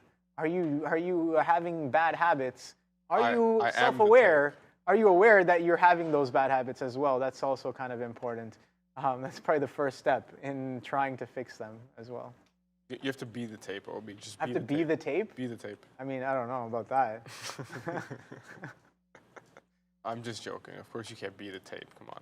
We sit here, we watch what the market does, and then we make decisions based on that. We're not changing information as the river gets laid out. The information gets the information changes up. The probabilities change up.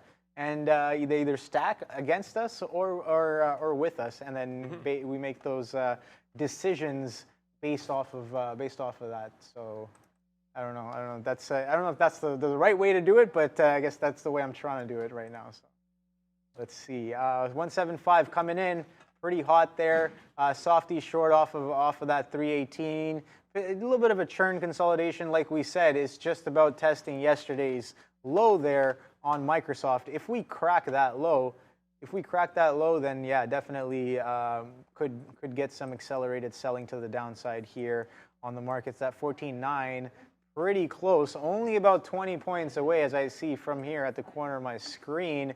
If that comes in, I think that 175 is definitely in play today. But this low on Softy is what I am concerned about. Let's see if the bidders step in.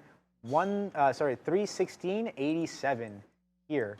Automaker saying short TQs. I'm sure the TQs look very, very similar. We were talking about this. What is the VIX at? The VIX is pushing back towards 17, and yeah, definitely with the VIX this strong, maybe the VIX above in the 20s, the market is definitely going to become in play, as we won't need to look and find for random in play names in a quiet market.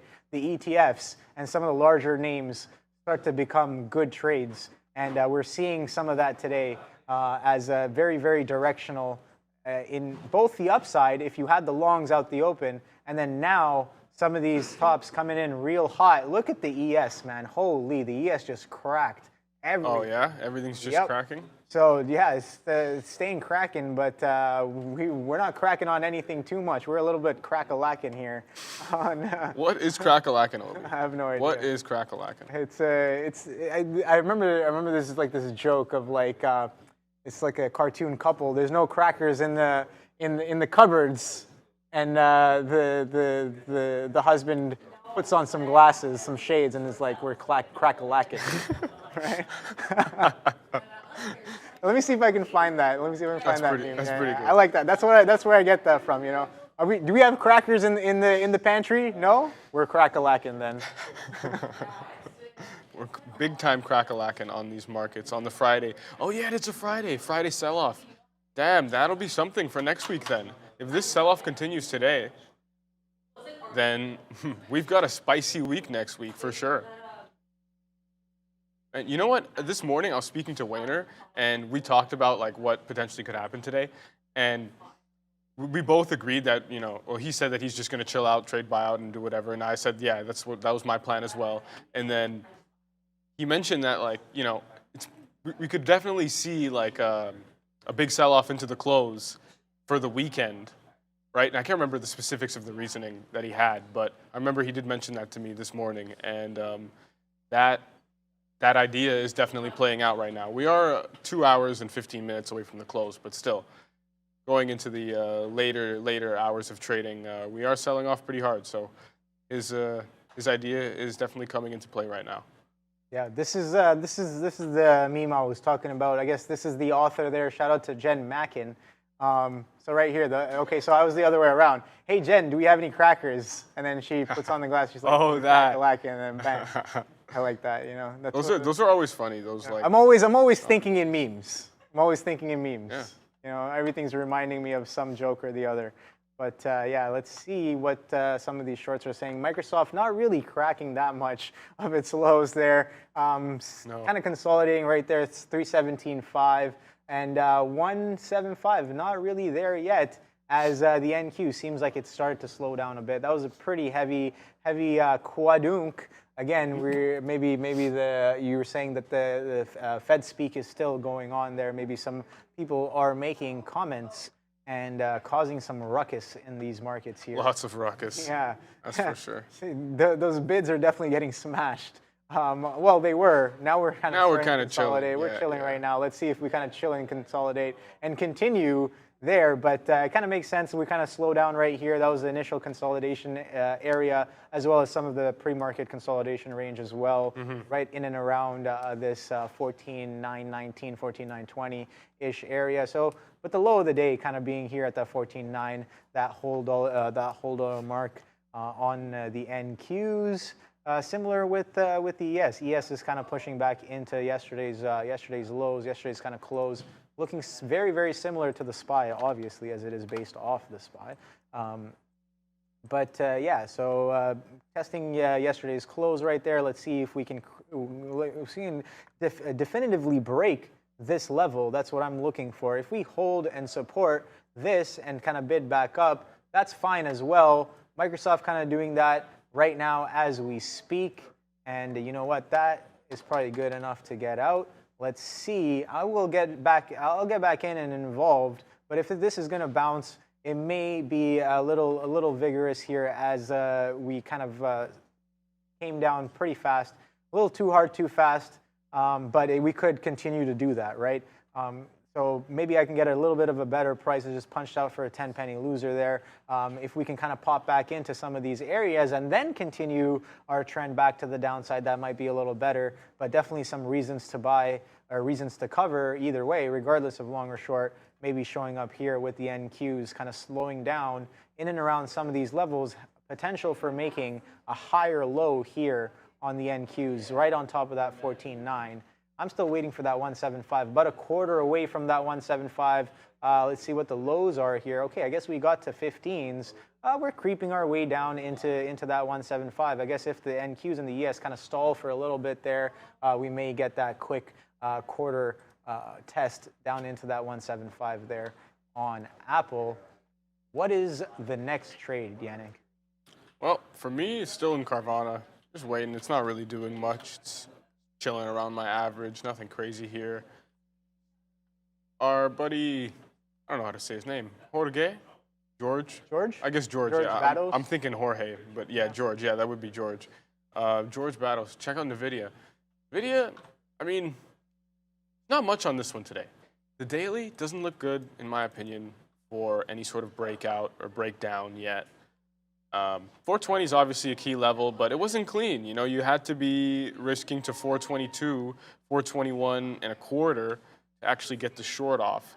And if you wanted to long this thing off of some sort of dip by strength, wasn't much there either. 414 is the only level that I've got here. 412 is also a level, but realistically, there's not much here. 410 is that dip buy spot for me on NVIDIA. If it's above 420, then also 420 is a good dip buy spot, like a fail break spot to look for. But NVIDIA just kind of trading sideways. You know, small ATR today. What is it, like $7 range, $8 range? So nothing too crazy for NVIDIA.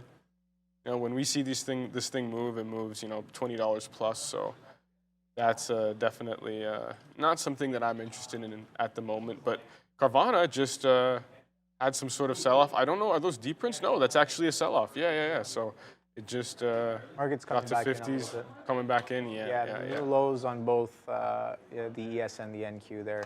So seeing that, got back short on the softie for a little bit less size than before.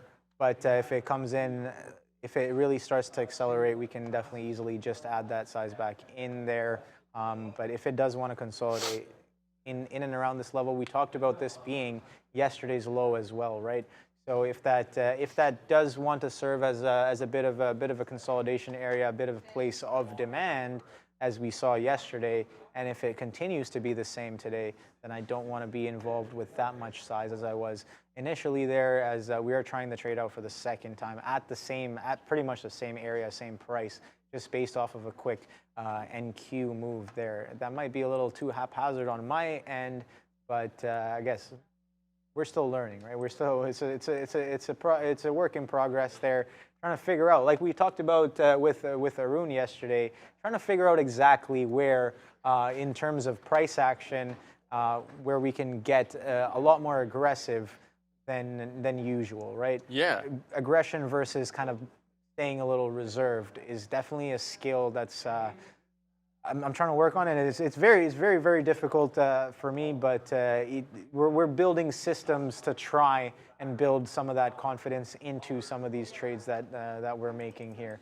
But you know what? Experience and screen time, you can't beat that with a lot of things there. Of course, got to have edge, but that's a whole different thing. Yeah, definitely agree with that. Sizing is one of the most important parts of trading. You know, like most of the time, you're not really hitting anything crazy, right? You're not going crazy, not taking ridiculous risk. But then once in a while, you see those opportunities that just hit you right in the face, and you know exactly when to hit it big, and that's where you got to save your risk for, because a lot of the setups, they're not really there. Not really there on days where things aren't doing too much, and you can trade them, of course, get involved, but don't go crazy on these setups that aren't, that come every day, right? The setups that happen every day don't give that much, but the setups that come once a year, twice a year, 3 times a year, that's where you got to be ready to hit. That's right? Just like, these IPOs that we've had, right? We haven't had an IPO the size of ARM since, 2021. We got an IPO that size, and look what ARM did, right? It was absolutely insane. If you were ready to hit that with massive size, massive shareage, and you had the confidence to do that, then you easily, I would say like 5 to 6 figure trades on those. For sure. With not that much size either. With the opportunities that it's given, amount of liquidity as well. Yeah, definitely. And I'm sure there are players on the street, and even maybe at home, individual traders that made that kind of that chop on those IPOs. So, work in progress. We are seeing the opportunities and how big and vast they can be if effectively executed on. And again, great thing about being on the floor is observing how some other traders may be taking that same trade and like you can take that trade, I can take that trade, you know, somebody else can take that trade, and we all have each other to kind of bounce ideas off of, and you know, really butt heads as to like why we did certain things one way versus the other, and using that as a tool of value to kind of grow together in a sense, right? So that, again, beautiful thing about being on the floor is getting to experience some of these trades. And sure, there will be more trades. There will be other trades, not the same, but the market does rhyme in a sense, right? So you're always getting like an outlier IPO after a period of deadness. Sure, if that kind of situation ever sets up again, the type of action we've seen on ARM and CART and KVYO could repeat in the future very easily, certainly, right? Oh yeah. But yeah, so I covered a little bit of Apple there on the pop. Maybe not the best thing to do, but I was like, okay, well, that 175, you know what, I don't necessarily I don't have too much left either, but I'll just take it here at the 175 half, and it kind of slaps back into that level. But on the other hand, we added into the 318 on Softy. We were a little bit more comfortable to do so because, like I said, they didn't take as much size as we did initially, so I can keep myself a little bit more flexible as to how I want to piece into the move. Like, we know the trade can give you a little bit of a chop before it follows through in the direction that you're looking for. Now, you're, again, like Yannick just said, the sizing of how to get into that. You can get it all in at once, right? But if the move is something like Microsoft, and it's bound to do a bit of a chop around, and you want to, the bigger you are, I'm going to assume you're going to keep your stop a little bit tighter. The easier to get taked out on larger size if you're getting all in at once. But if you're building into the picture of the day, for example, right here, you have multiple rejections off this 321. You have almost like a head and shoulders type of formation here, right? So you get this rejection of the 3-2.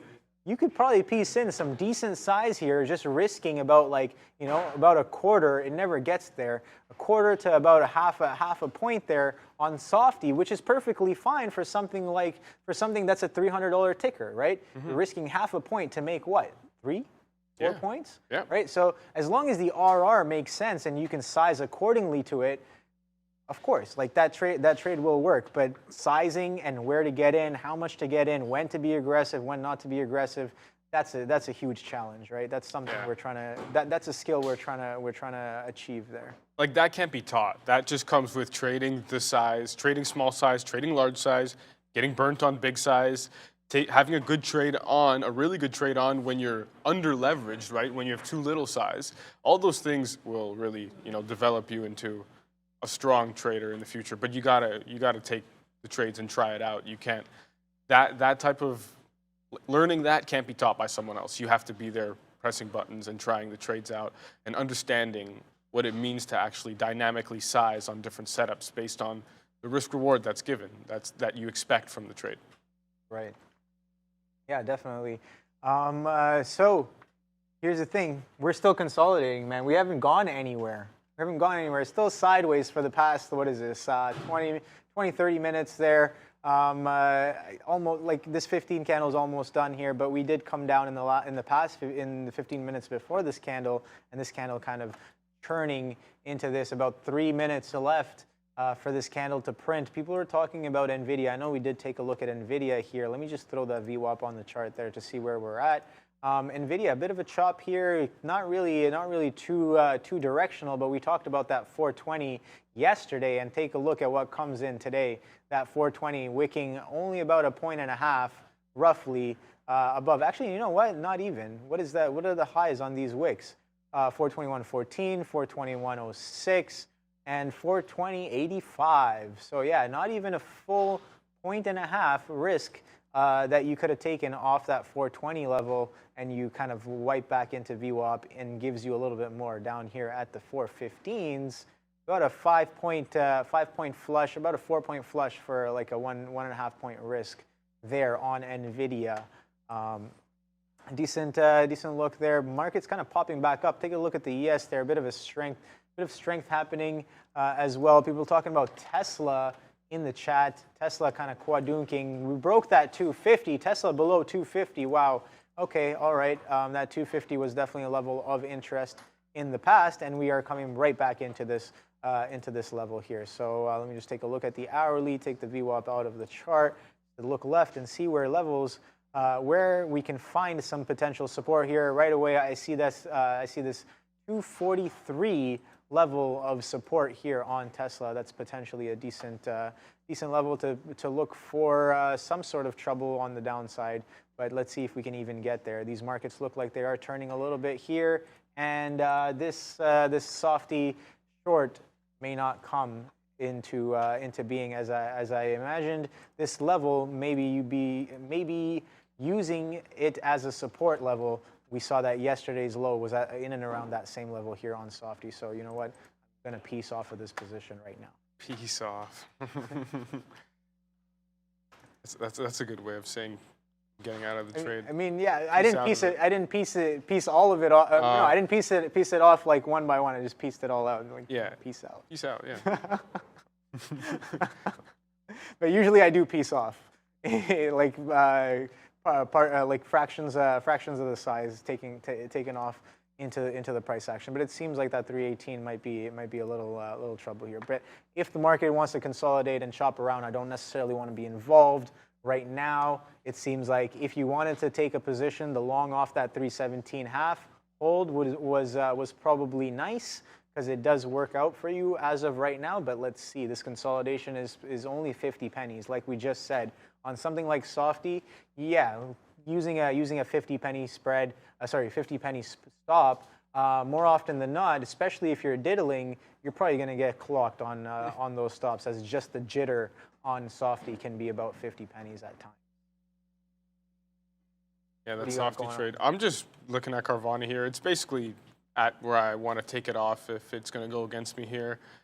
It's just really, it's not doing much. It's been reserving this like 34, 42, 33 area for a while now, and then 42.50s, it can't break it to the upside. So it's really just a flat trade at this point and not doing very much. That first breakdown was very good, 42.50s. It really never printed above 42.50s, just a few pennies for one candle.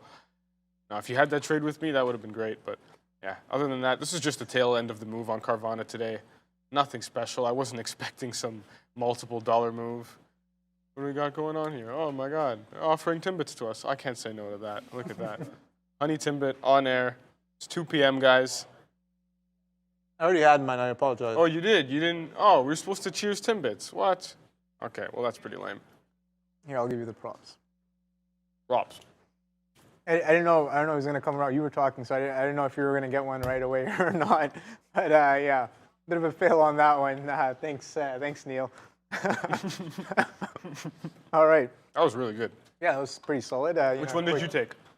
What's that? Which one did you take? I got the chocolate one. Oh, you like the chocolate one? You can't go wrong with the chocolate one.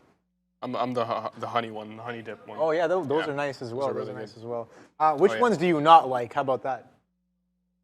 Which ones do I not like? Okay, the chocolate one's in the bottom of my least favorite. Chocolate's in the bottom. The regular sour cream one, that's not glazed. Mm-hmm. And then the old-fashioned one, bottom. Okay, all right. So those are our choices for our Timbits. Yep. Well, Yannick, our time. Our time is up. My time is up. Your time is just. I'm still going for another 2 hours there. My time is up. But yeah, great midday show today. Excuse me. Nice job. Nice job and, to you too. Yeah, chat. We'll see you guys next week. I guess for the midday show. Now I won't be around. Max and Sharif will be back, hopefully. And yeah, you guys will be seeing us around. This is Yannick. Yeah. I'm Obi. Take it easy. See you guys. Come in 2 o'clock on a Friday afternoon here as we get going into the final couple hours of what is going to be a pretty negative week for stocks right across the board, as we said.